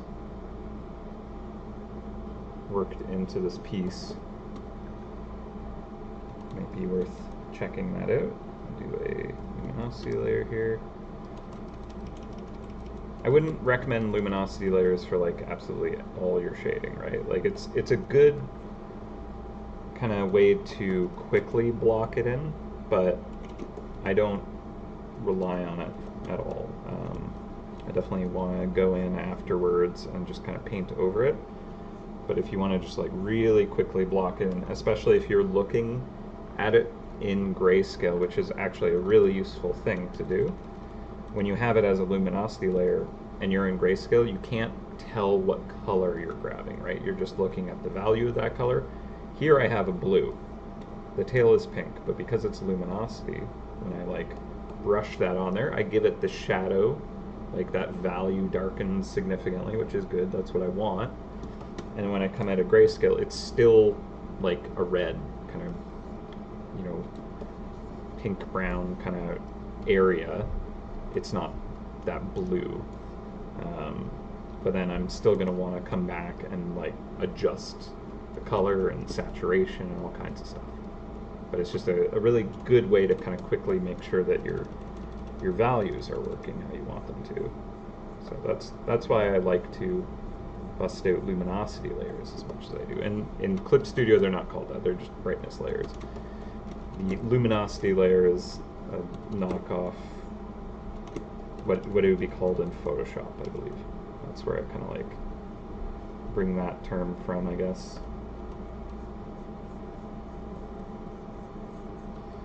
But same thing.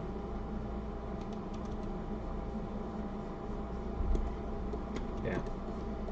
Probably my number one tip to people is like flip your canvas, have hotkey for it, it's nice, and set yourself up with like a proper grayscale preview. So here would be view, color profile, preview settings, and then I have a grayscale value check that I actually had to get the ICC profile to do that. In Photoshop it's swap, I think it's like dot gain 20%, something like that. It's been a while. But yeah, use the like 20%, I think it's like dot gain or something like that. It's an old printer's kind of setting, right? But with that one, it gives you the grayscale preview, and you can hotkey turn it on and off. Same deal here. But it preserves the values of things. Like with other grayscales and stuff like that, if it's not configured right, some of the colors will go lighter or darker, and it won't be representing the values as you would see them if you had no color vision, for example. But if your values structure is good, it doesn't matter what colors you actually use. You could like take a weird, here, I'm gonna do an experiment. It's gonna look not so amazing, but kinda will give me an example of what I'm talking about. Like I could take a brush here. Do I have like a super color blast? I'll just use this and adjust it. Okay, so let's give it like a huge color variation here. So I'm using a color blast brush, and that has values changing. I need this to be hue only, or color only. Okay, so unfortunately this has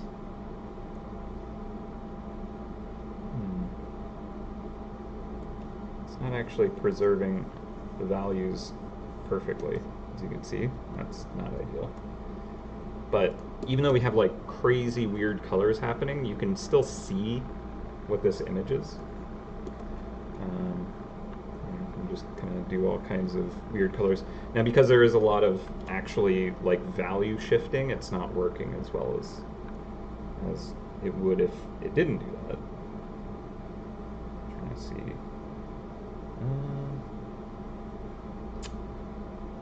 Maybe the brush settings here I can adjust. Color jitter, luminosity should not be changing. Hue shifting. No, I don't want randomizing per stroke. There is a color picker like third-party thing that you could use where it would actually like as you color shift it keeps the luminosity value. Whereas if you took like you picked a spot on like this grid here and you rotate around the wheel, you'll actually like get lighter and darker. Whereas this thing, I think it's called Coolorus, it actually locks the luminosity of the color, and it will like slide up and down on here as you rotate. So like the yellow is super bright, the cyan is super bright, the magenta is super bright, the red is quite dark, the green, middle, blue, quite dark. So as I go around, I'm actually getting like different brightnesses of the colors, and that's kind of why you get this mottled texture. But either way, the example is to try and demonstrate. I did it poorly, but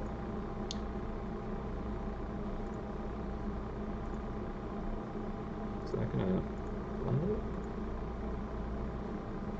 Okay, didn't do a great job, but if the value of the colors remained, you'd still be able to see very clearly the actual mouse.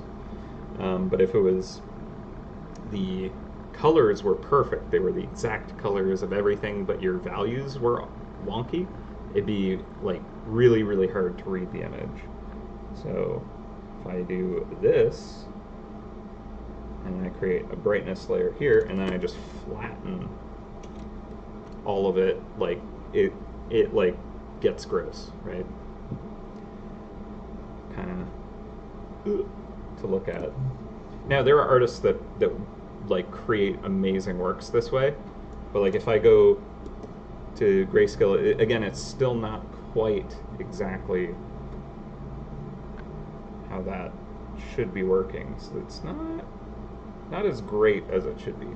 Like this should look flat completely if the brightness was working exactly right, but same with the color, like that shouldn't have different values shifting. So that's kind of interesting. But, oh well, it is what it is. Get rid of those. But that's actually a technique that I sometimes add, where at the very end, once the image is like fully done,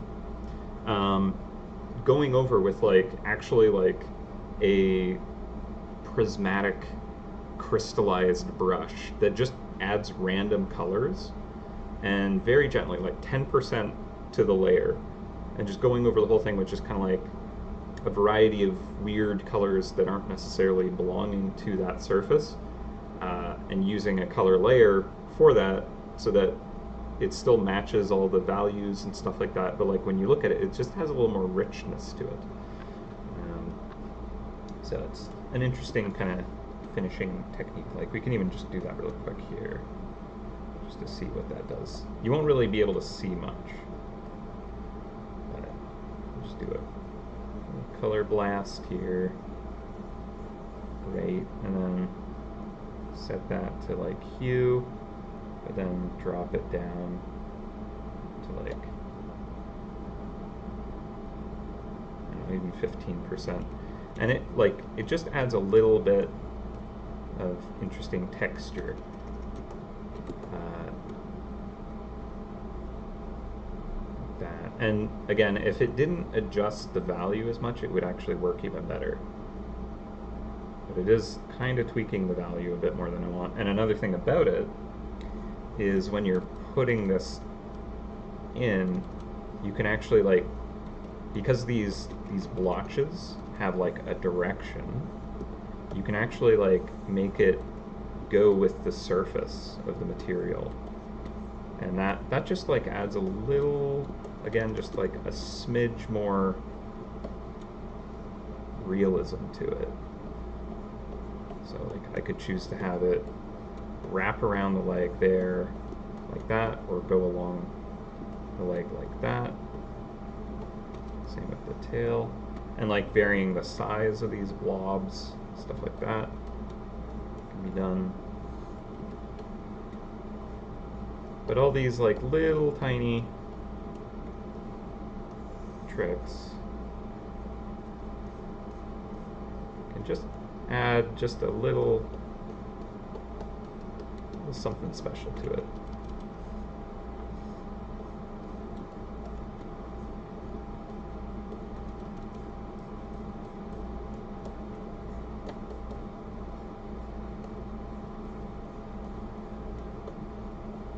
I don't tend to do this very much. I should do a little more of this because it's a fun little thing. It's very subtle, but I do find that it like adds something nice to it. So then if I drop that down, again, it's like it should be even more subtle than that, but like it does kind of add a little bit of texture. But again, like it does work a little better in Photoshop, I will admit that. Because it doesn't affect the values. It just kind of adds like little randomness to the color, and that actually kind of emulates how your eyes see things a little bit more. There's just a little more noise that you're just constantly taking in and not necessarily paying attention to, but like the wood grain here, it's just like a little more interesting, even though currently it's just like flat. Just a little color. Okay, so back to actually working on this piece. I'm going to, don't need this anymore.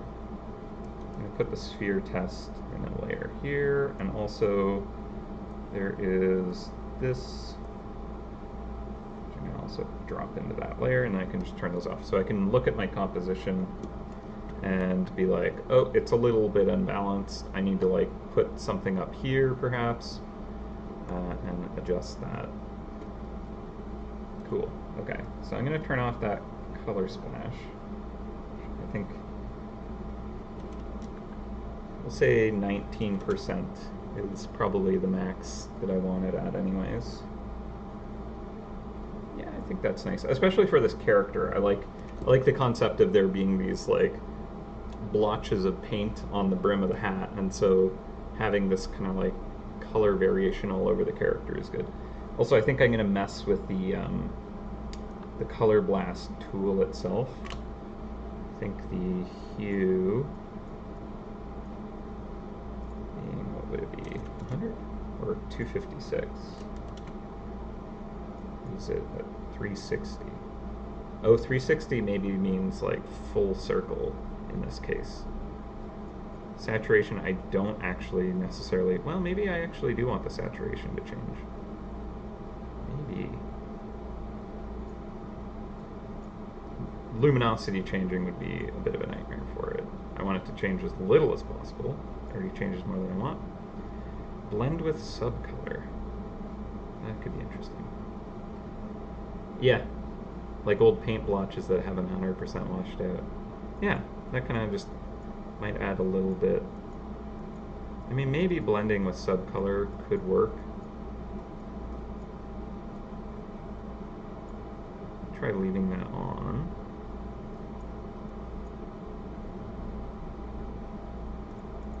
Change main color and subcolor. Subcolor.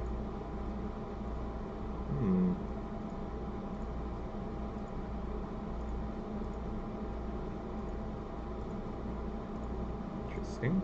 Okay.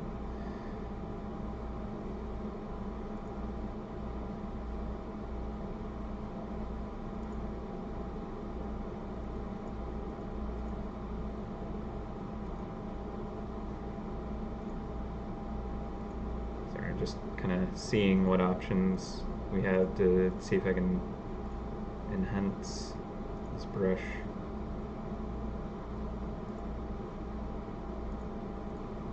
No. I think it's good where it is. Good enough. Blending mode. Ah, that might actually... Hue. Then again, because the layer itself is doing a thing, I don't know if that's necessary. Let's try it out.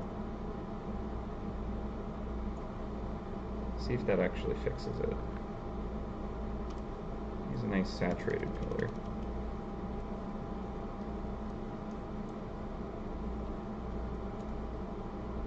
Yeah, no, it still has a lot of kind of value craziness. Even more in color mode.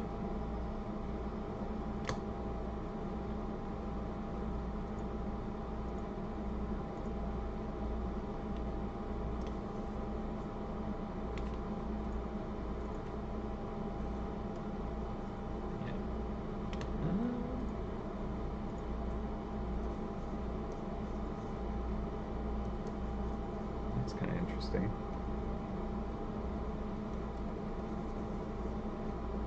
Is that not? Sorry, I'm like getting deep into the weeds with stuff that is not stream worthy. If I do this as a normal layer, it's like a good nightmarish painting. Very saturated. Hue. Color mixing. Ooh.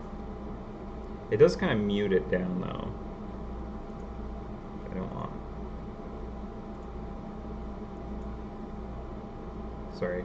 We've reached the point of the stream where I'm like, my brain capacity is like not gonna be as focused. And now I'm like thinking about like, oh, what if I like change this brush and actually use it on this mouse? Because if there was a mouse to use this on, it's this one for sure. So I do want to get this technique in here. I'm going to turn off color mixing. Brightness. Color saturation. Yeah, that makes sense that that wouldn't change.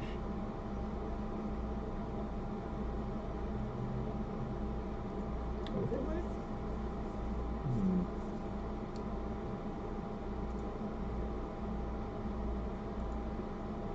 Yeah, that makes sense that that wouldn't work like that. Color is kind of good though for it. Because then I can like knock it down even further, but it's still, you still pick it up, but it's less disruptive of the values. Methinks. And then again, hue looks even less disrupting.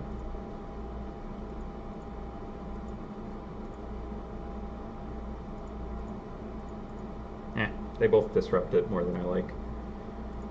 It is what it is, though.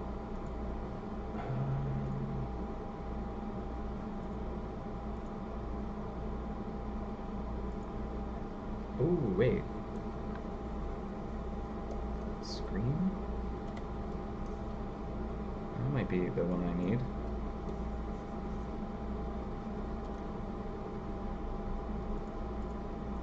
Nope. Still not it.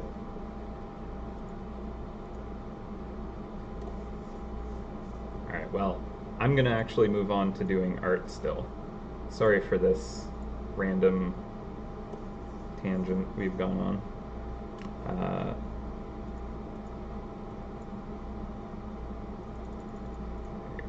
Put that down to 19 and hide it. And we'll go back to working on this piece. Yeah, I think we'll wrap up stream soonish, but I do want to kind of resolve a little more of this piece.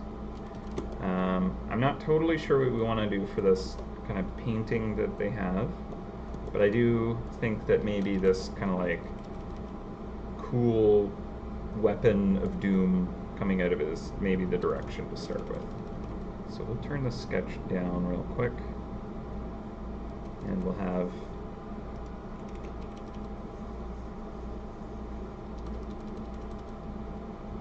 Actually, honestly, dealing with that brush might be perfect for this piece right here. Because if we want to kind of like turn it into paint, you know, maybe we want to use something like that brush. Like, we'll actually bring the hue variety down quite a bit, though.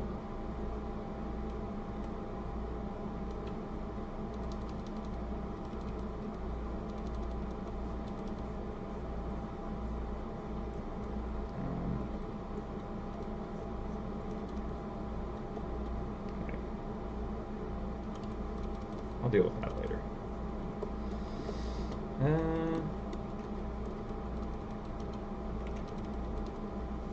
Yeah, so the top of this, I kind of like the idea of it. It's almost like blowing up like a balloon, but will it read well? Hard to say.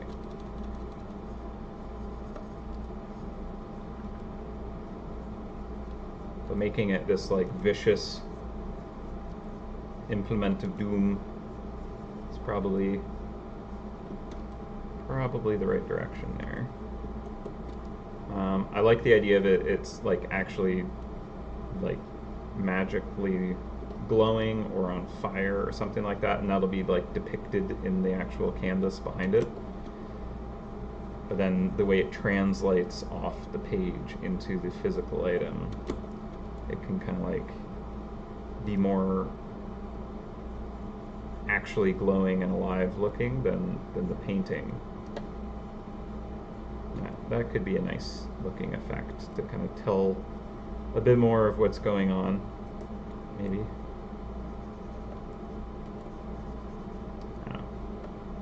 I'm not totally sure how that will look, so I'm just talking out my butt.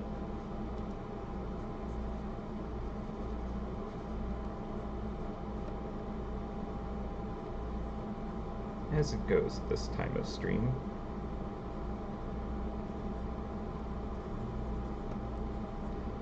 All right.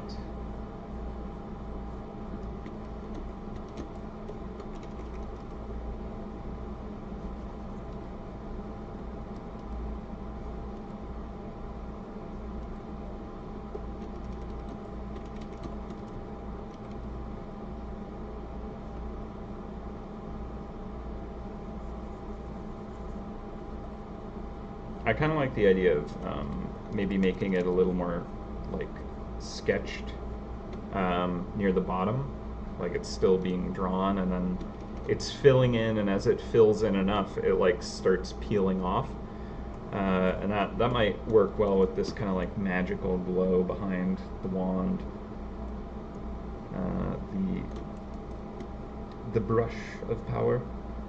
So we'll do a layer here, and let's just give it kind of a nice magical glow.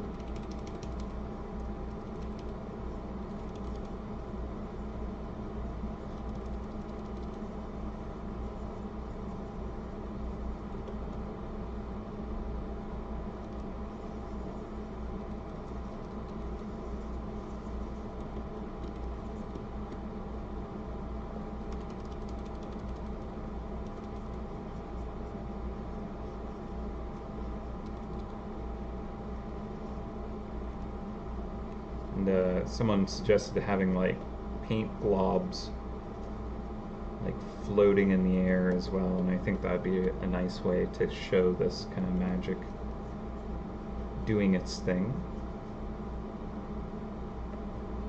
Having it blob and float and come to life on the canvas there.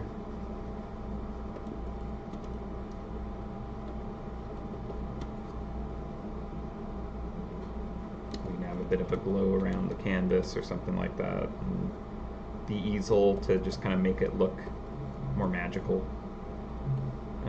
So we'll play with that. I'll have to do another layer behind us to just give a little more glow. Not white though. There we go. Have that glow kind of like bleeding onto things around it.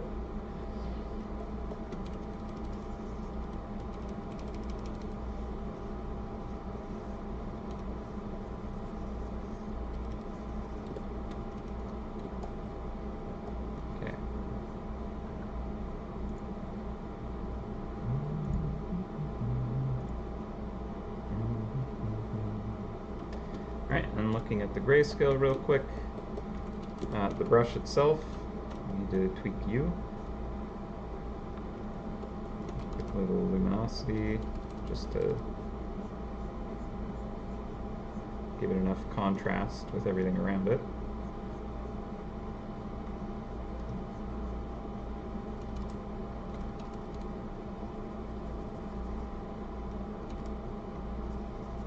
We'll have like that metal cap at the top.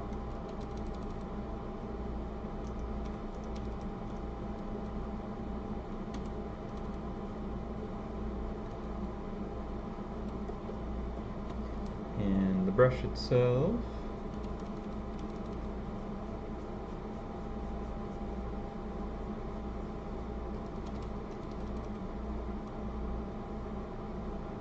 wonder what kind of hair they would use.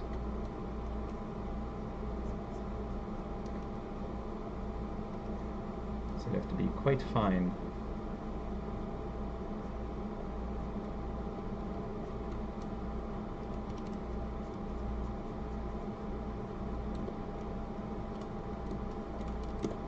And I like the idea of the paint on this brush actually being kind of like some kind of magical looking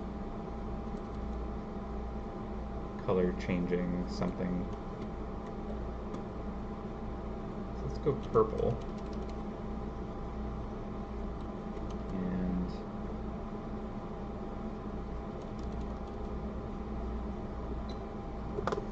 yellow, green.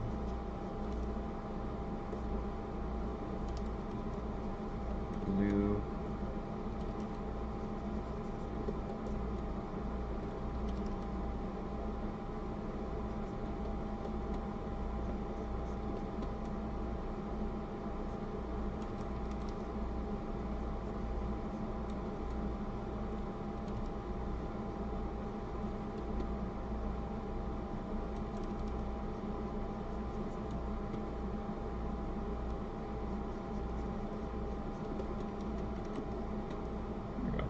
Nice colorful magic paint, and then I'm thinking I'll actually have like globs of this, like, instead of the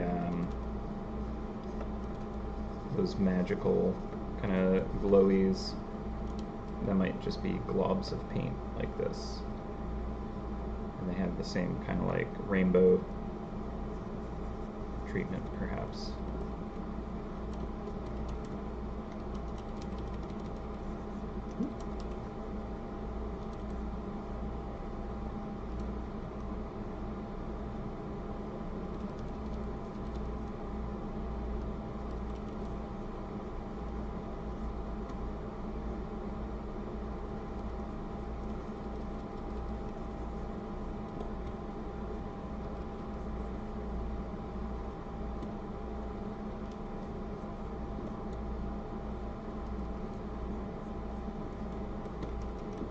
Something like that. Could be fun.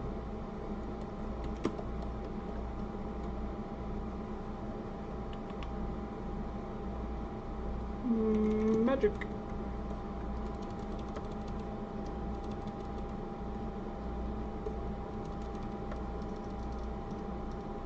And then since we want it to be like a paint, we should have kind of like nice specular highlights on it.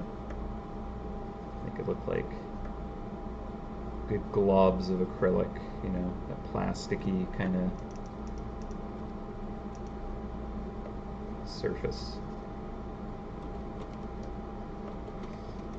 So, there we go. We can mess around with that more. But I think it kind of captures the right idea. I'm wondering if that value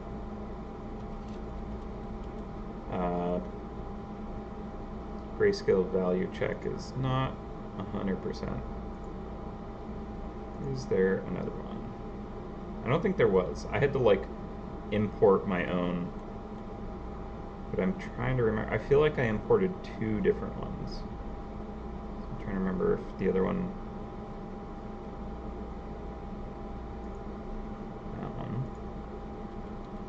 That's another one I imported.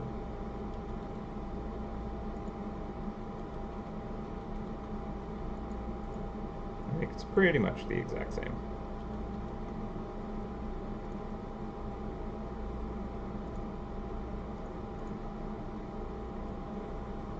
The S-Gray RGB ICC profile.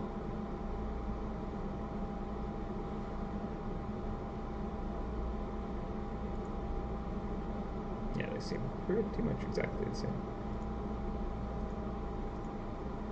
Oh, interesting.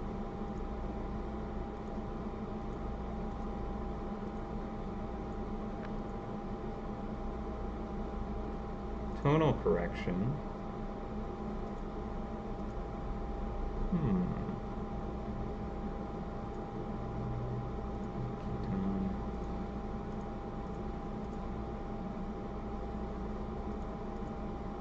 Okay, I probably don't want to do any of that.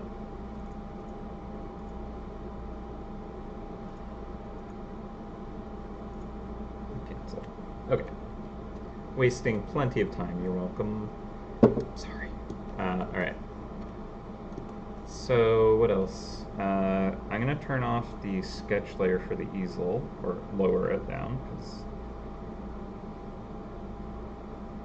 I don't need that anymore. We could do a little bit of kind of finishing on that. So if I go in, also I want to turn off that color punch up. I don't need that right now. Go in, get like a warmer shadow on this. We'll do a new layer that's clipped to it. We need it that dark.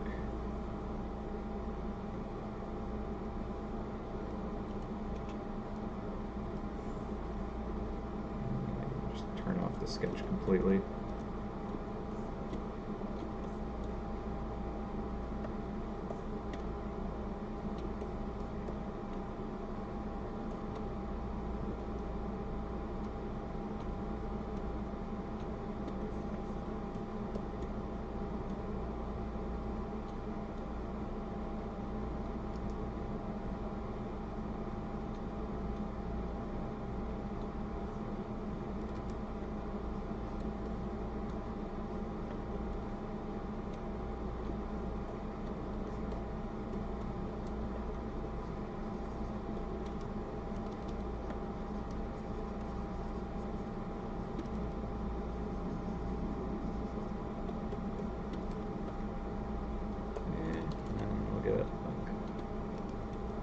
Highlight on the tops of these.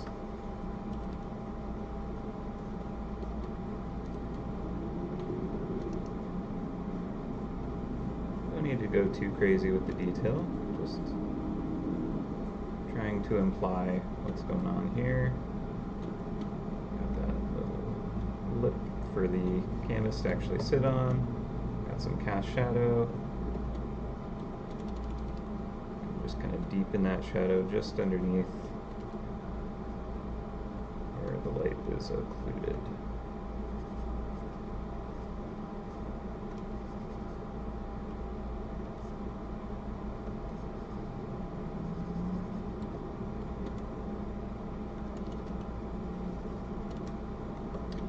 And this layer here,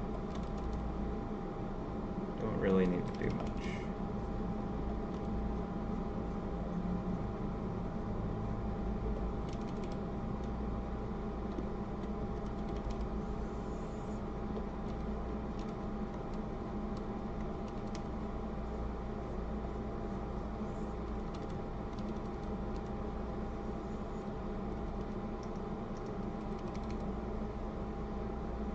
Lighten it a bit near the bottom.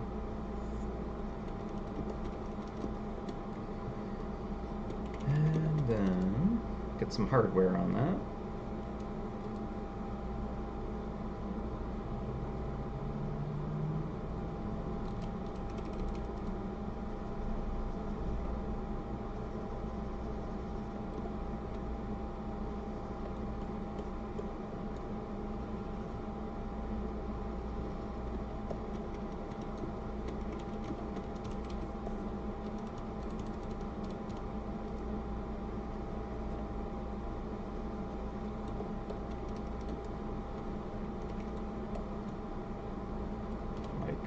that's very high contrast. So I actually want to lower that contrast. So I'll actually use my mousy brush. Just kind of like wiggle that value down closer to the wood below it, just so that it's not as eye-catching, you know, like any light on dark or dark on light is going to draw the eye, right? Because it's just high contrast. So if you want to kind of like create a space where you want the person looking, you can kind of like make sure that there is more contrast in that spot, and then other areas you kind of reduce the contrast, knock it down, where it's almost like blending in with the surrounding, and that'll allow you to kind of like hide stuff in plain sight almost, if you don't want it to steal the show.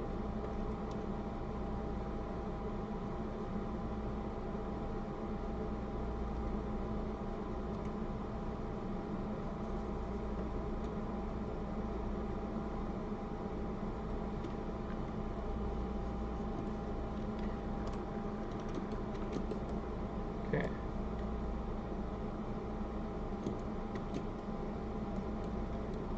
I think for the canvas, what I could do as well is have a bit more color blast for the background, and then like, I don't know what kind of color I want to use. Use like big particles too.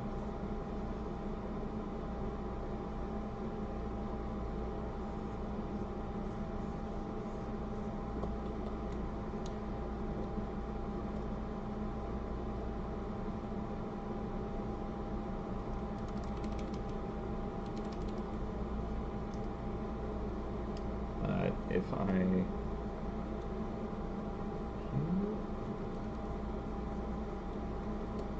create almost this like fire going on behind it,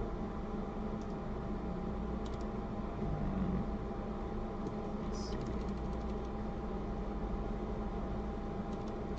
And then like have an absence of the mace where it should be. It'll help kind of show this idea. So make the selection here and cut out everything outside of that, and then make it not clip down. And now I should be able to erase away, and it'll have kind of like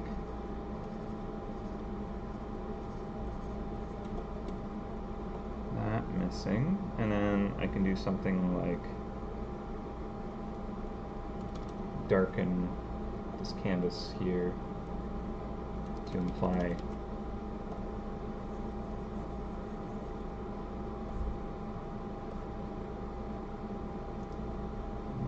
not quite, because that's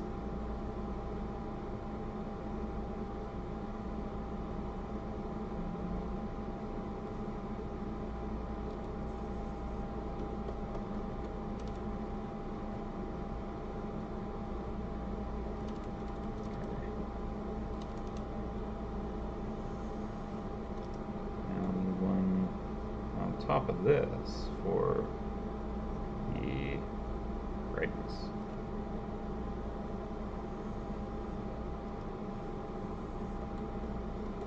Okay, so something a little more like that.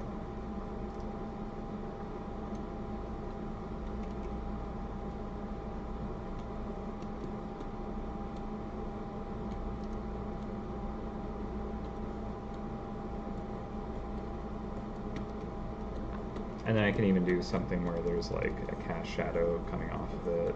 That could look neat. Not at the moment.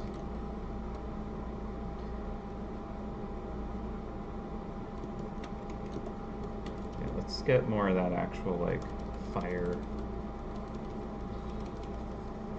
look to it.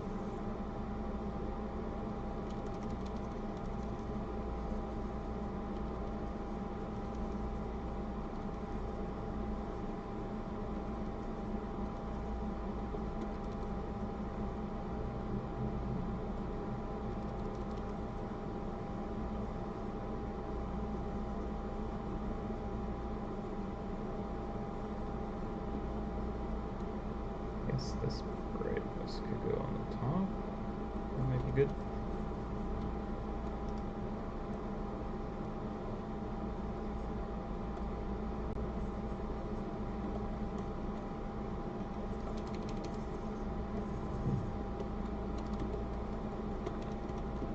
Okay, well, I'll mess with that early next week, and I think I'll have better ideas around how I want that to look. Because right now it's kind of like, eh. But I think the idea is kind of in the general vicinity of this. I think it's more just execution and how I want to handle that, which I haven't figured out.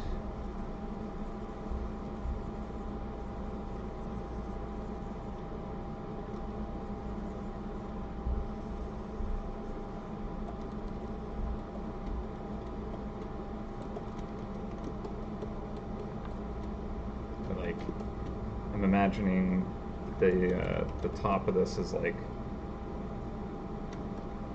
red hot metal.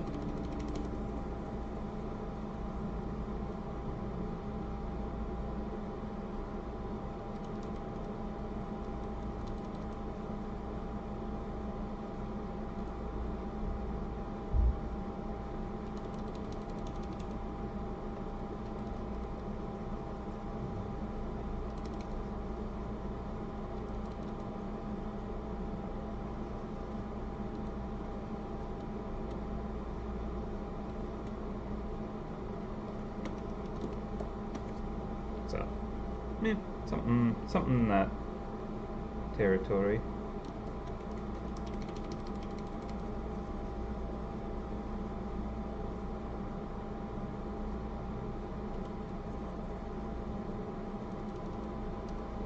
I suppose the little nubs would either cool off the quickest or heat up the fastest if we want to have that glowing with heat.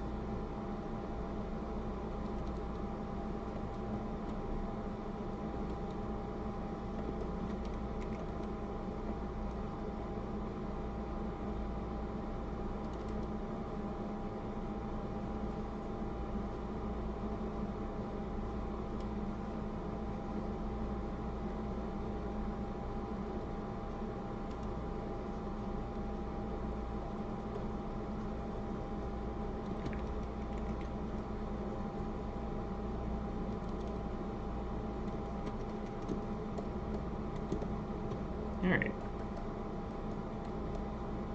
But yeah, I'm also gonna, I think I'll have kind of like this painting up at the front, but then also like other clearly magical objects like floating in the background or something like that.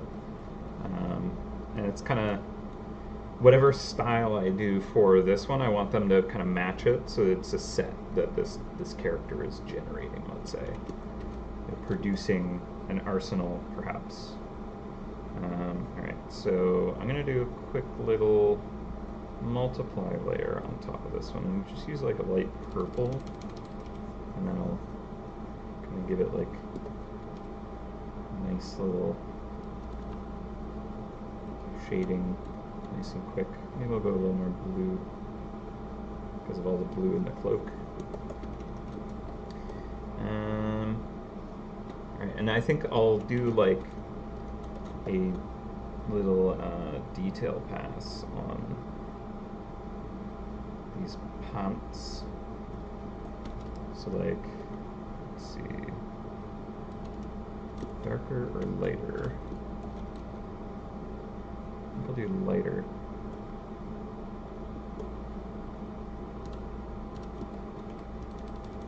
Something where there's just like a nice pattern.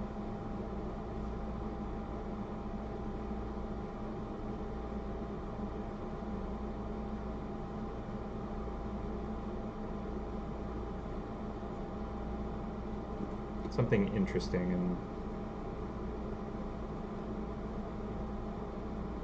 artistic. I don't know it yet, but something like that, just kind of adding a little bit of interesting detail to that pant leg.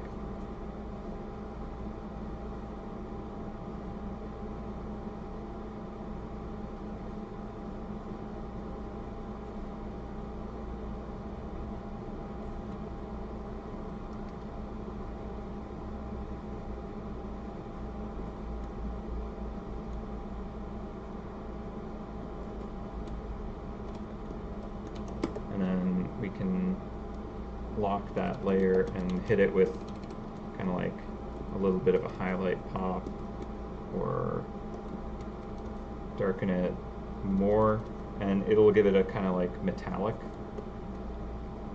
feel to it if you do that, kind of like painting in these reflections on the surface of it. And this character just seems like, yeah, they would have like some kind of metallic thread woven into their pants, you know? Why not? So stuff like that could be nice. I think I do the same thing on the cuffs as well.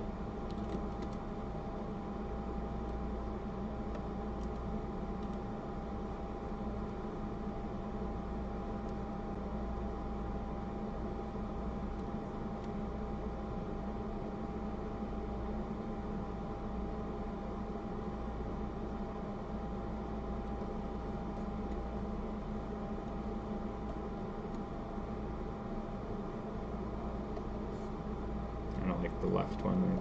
I rushed that a bit too much. I'll touch it up later.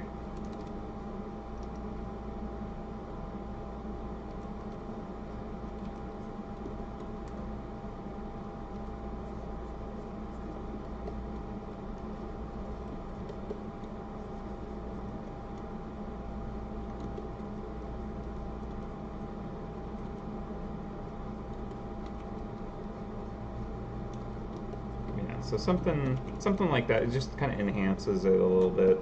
We'll do similar kind of like texturing for these details here, the like gold looking kind of threads perhaps.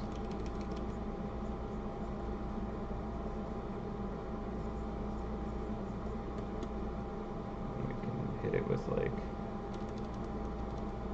highlight.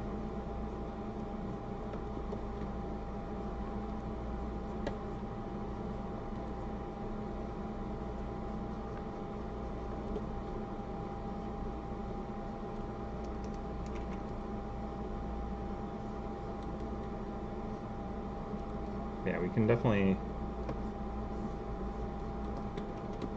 do it a little bit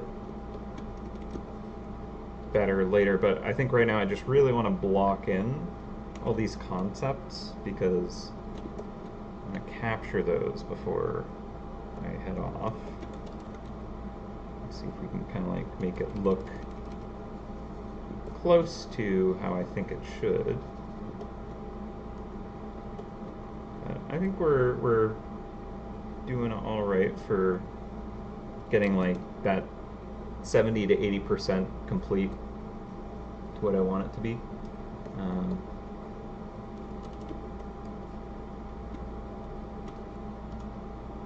So I think that belt needs to darken, and the cape back here even more so.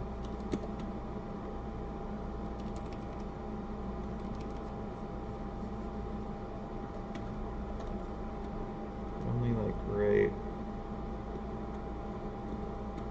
that part, and then I think the belt will lighten here just to give it more three-dimensionality. And I think I'll even give it like a little like bit of shininess to it. It's almost like that seat belt kind of look to it. Whereas like the cloak and the hat are kind of more felt and cotton, thick and plump, not like tight and specular, right? Okay, and this pants, I think overall,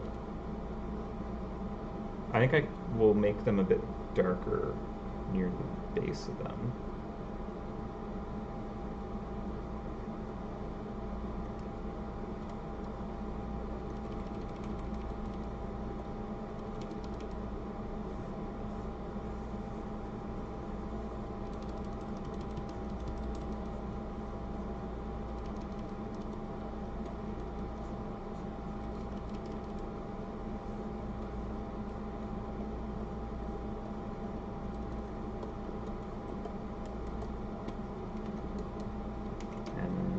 front of this, I think, needs to go a little bit darker, but then a little bit brighter up here.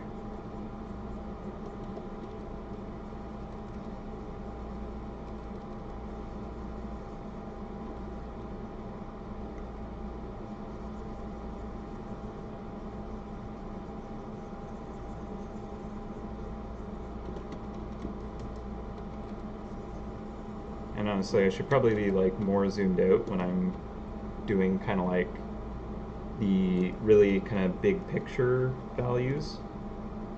Because what you actually want to do with the values is like really group them in ways where when it's like you look at it at a glance or you look at it as a very small image, those are grouped up in ways that identify what you're seeing. Honestly, like one of the things that I've learned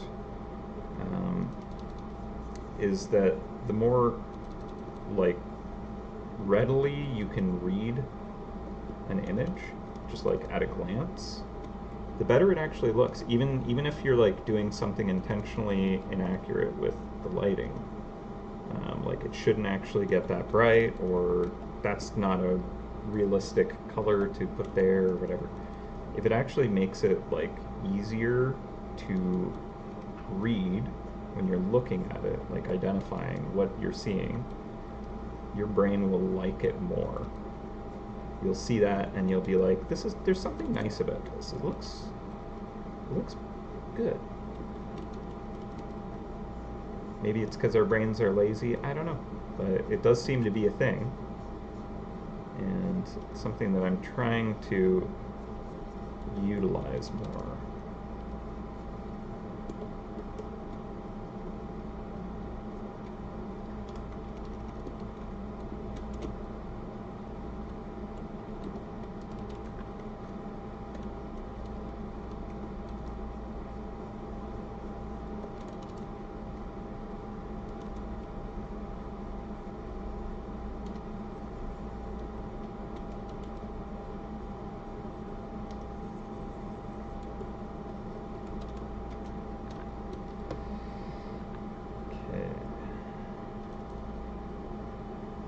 This should be clipped to the face.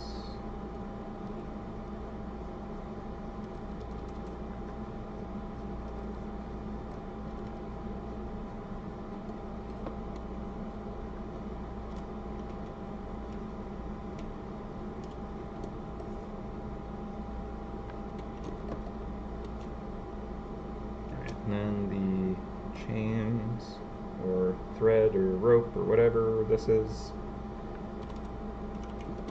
get those nice and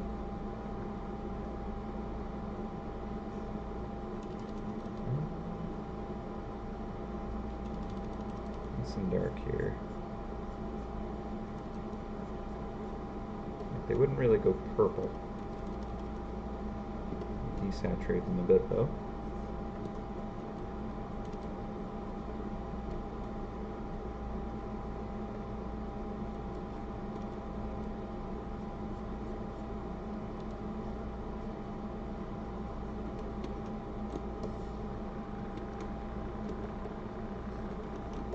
The wand, I want to like give it more color as well.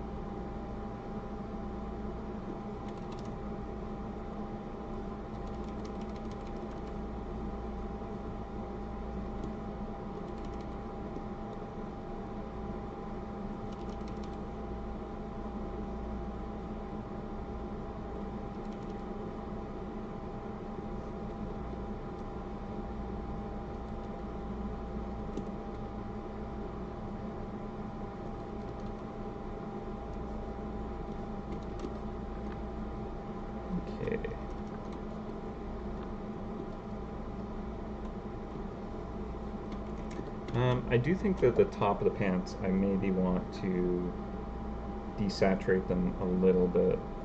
So I could actually use a saturation layer. And take that and just kind of pull it back just a little bit. See if that works.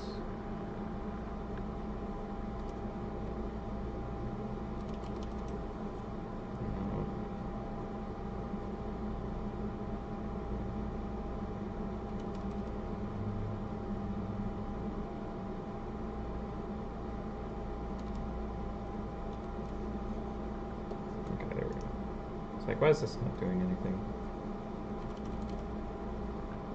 Nah, I don't like using a desaturation layer. I need to like have the ability to make it brighter as well. So at the same time as I'm desaturating it, I'm keeping that highlight a bit. I really don't need it a lot. I just want to knock that back a little bit. It just felt a little too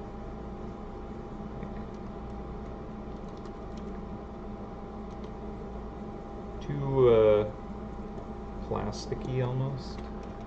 Didn't feel as fabric as I liked.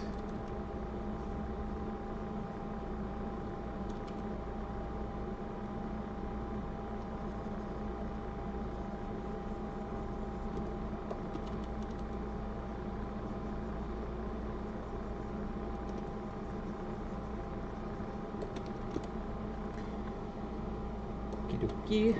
The face, I'm gonna do another layer, and this time I'm just gonna make it a specific color. I think I'm gonna change the shape of that cheek too. It's maybe a little bit too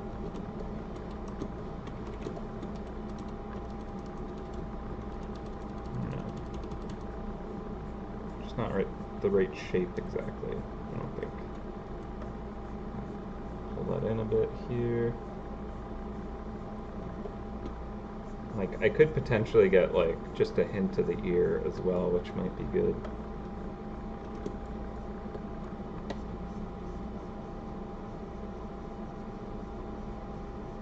It's like, do I want this kind of cloak to be kind of like pushed up like that?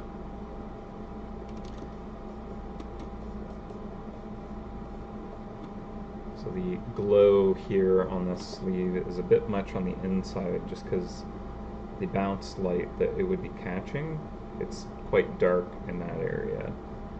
So I think I need to pull that down.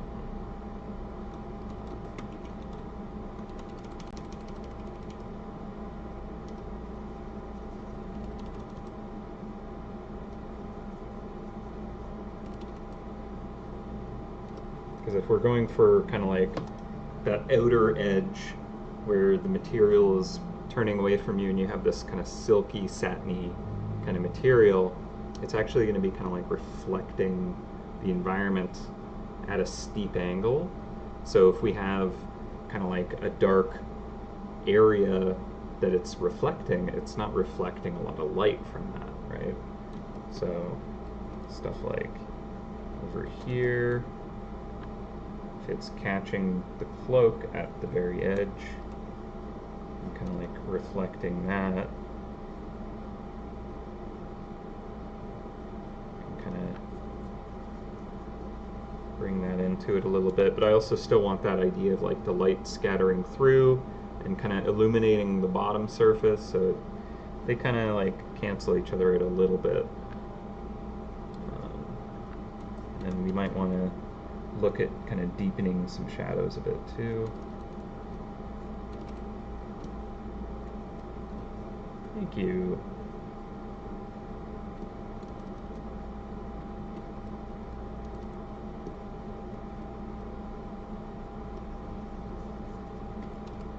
Yeah, it still has a ways to go, I think, but it's getting some of the stuff I want to have. Getting there. Also, I kind of like the idea of having the sketch, actually like the sketch layer still exist and like the drawing, like the sketch is peeling up too. And it's kind of neat to keep that in there. Normally I would, you know, like turn off the that sketch layer.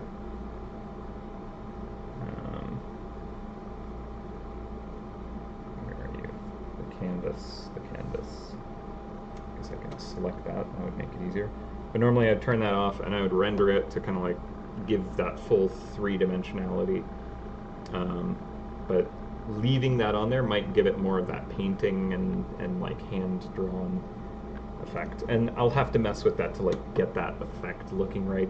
Even doing things like having kind of like a highlight of the paint itself bending and catching the light just on that inner elbow of it. So stuff to play around with, definitely. But yeah, there's definitely a little bit of a ways to go on this. It's kind of got the bones going though, so I don't think it's too bad. Lots of really good ideas though. I think that like stuff like the brim of the hat and like having the easel floating as well, like those really like give it so much more than I had originally kind of blocked in with this. So again, as always, I'm loving the feedback and like giving ideas that really take my creations further than they could go on their own. Which is why I really like doing Feedback Friday. Art Edition. Get you all to fix my work. Make me look good. I am A-okay with that.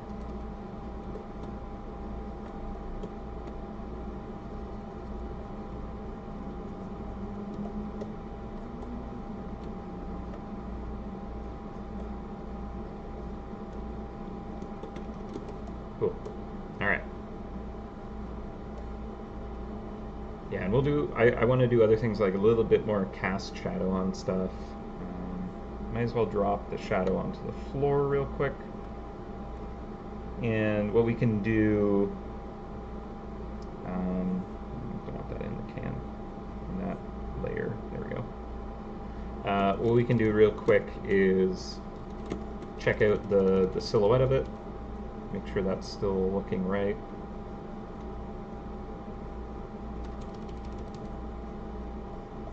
And also, I kind of want to give it the same treatment that I did for the hall monitor. And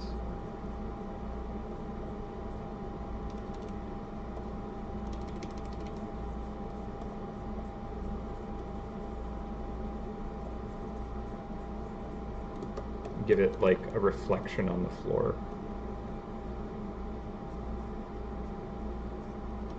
That looks neat. So, to do that, I'm going to, first of all, let's look at that. I'd say that's pretty good, actually. That silhouette works not terrible. Alright, so I'm going to save it. And then I'm going to duplicate the entirety of this layer. And I'm going to flip it. And I'm going to drag it down, and normally I'd have to adjust a lot because the like depth of where things would actually be when they're reflecting would change. So the tail should actually move up and be close, but like there's not a lot of other stuff that I have to adjust. Technically, the angle of the underside of the knee and stuff like that and the feet, they'd be at a different pitch. So if I were to like paint this accurately, I would have to repaint a lot of this, but I'm not going to get that deep into it. Don't need it to be too crazy. But yeah, generally it's not a bad idea to like shift a few things to kind of make it feel a little more accurate. So this tail would get closer here, right? And then technically the pants as well would be a bit lower overall. I think I can just do a layer on top here to emulate that.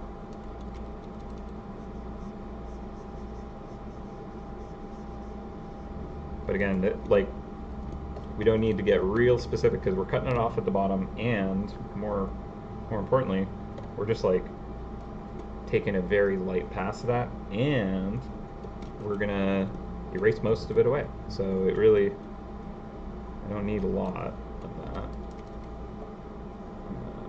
Actually, I'm using a occlusion brush to be my eraser. There we go. So we just got like a little bit of a reflection happening there, and that just kind of gives this like shimmer to the floor. It looks like a polished floor, right? So, for whatever reason, a mouse would be working on a painting on a polished floor with hall monitors nearby. So we got.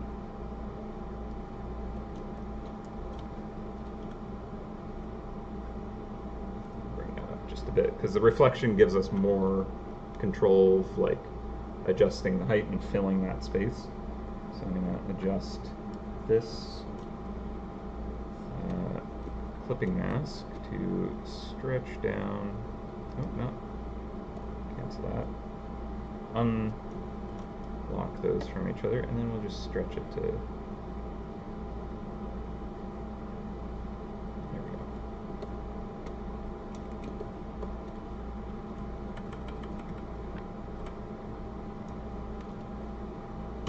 Boom.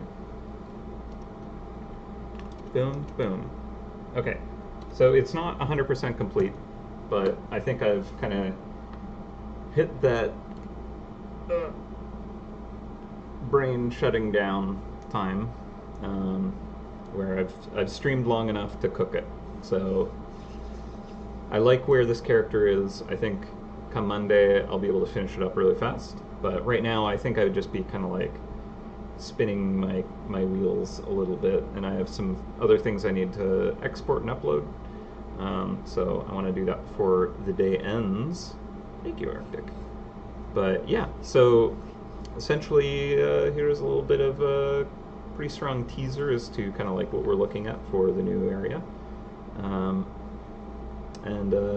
Yeah, we have a lot of really fun characters. They should be quite interesting. So I hope you liked this, and we can meet up in 2 weeks and paint more of this stuff. It should be fun. But yeah, I think I'm gonna head out. I did a final save first. I don't want to forget, because I talked about this at the start of the stream.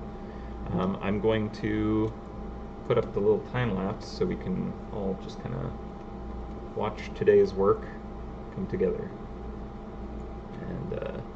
And then I'll head out when that is done playing. So export time lapse, set it to all, and we can just enjoy together. And actually, I want to still show. There we go. Good enough. Yeah. So as I mentioned at the beginning, starting the sketch like as small as I can manage. Just to kind of like gesture it out. And I had done other sketches of other characters I was exploring before, and one of them was like a mid-boss kind of character, and I liked some of the ideas I had, but I wasn't happy with them, and I didn't really want it on stream yet. I wanted to like really figure out who that character is before I do that one. So I don't know if I'll end up doing that mid-boss on stream, but I figured I'd do something a little easier and kind of quick to come together, and so we had this kind of middle of the road, still strong, but like not the boss's tier, but should be a tough battle. But yeah, it was an interesting challenge. The actual kind of workup of the sketch, trying to find that pose, was a bit of a battle. Ultimately, it kind of came down to like not leaning back and looking like the character is falling over the whole time, and it ended up kind of creating a nice place to kind of like come up with new cool like ideas for this character. So like essentially I can't even see what it's working on, which is already kind of like fun and weird, and then like the kind of brim of the hat being the actual the palette for the painting, really neat. Yeah, I'm still not like totally sure about the painting. I think having weapons flying out of them would be cool, and then I do want maybe more of them floating in the background just to show like, uh-oh, this mouse is dangerous. That could be good. Thank you for all the hearts. I hope you had a good time. Uh, it was a good stream. I'm pretty happy with how far I got on this today. Uh, Not all my streams, and it's been a while since I've done like mouse characters and stuff, but uh, I used to like back when I was doing less detailed characters. It was like I'd literally start to finish an entire mouse, fully like upload it. Now I can do that with an item, you know, but mice tend to be a lot more detailed. There's a lot more kind of like thought put into them and design and stuff like that. So, yeah. But I'd say we got pretty far for today, so I'm happy with that. Yeah, one of the things that the recording here won't show is when I'm doing all the flipping of the canvas, which makes it a little more easy to like it's more palatable when I'm not like zipping around, flipping the canvas and like turning on and off grayscale. But it's kind of interesting because if I have a lot of colors going on and my layers are a bit, you know, or I'm grabbing weird colors and I'm painting with those and it's not a luminosity thing, like suddenly there will be a shadow filled in and it's like the right value. The shadow is like dark enough or light enough or whatever, but like it ends up being like a weird pink. And so like while live I'm doing that in grayscale and you can't see it's the wrong color, but here it would show it. Yeah.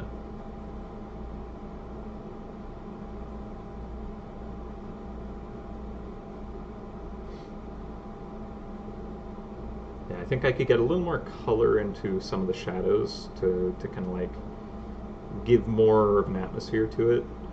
Oh yeah, the color layer. I should actually turn that back on and leave that on for when I return to it. See what that does. We'll turn it on before I head out. But yeah, that's a thing that I learned from a really cool online instructor. I did like 2 courses online, and they were like some of the best art studies I've ever done. They were like 9 weeks each. But Sam Nielsen teaches digital painting. He's very, very good. So if you ever want to learn from an expert, he is definitely someone I would recommend. Yeah, it's like a nice little kind of thing to just finish off a piece. I don't recommend necessarily painting with it on, because then you like when you're grabbing stuff with the swatch, it gets weird. But I suppose if you're using Clip Studio, and this is something I could try setting up for myself. Whoops.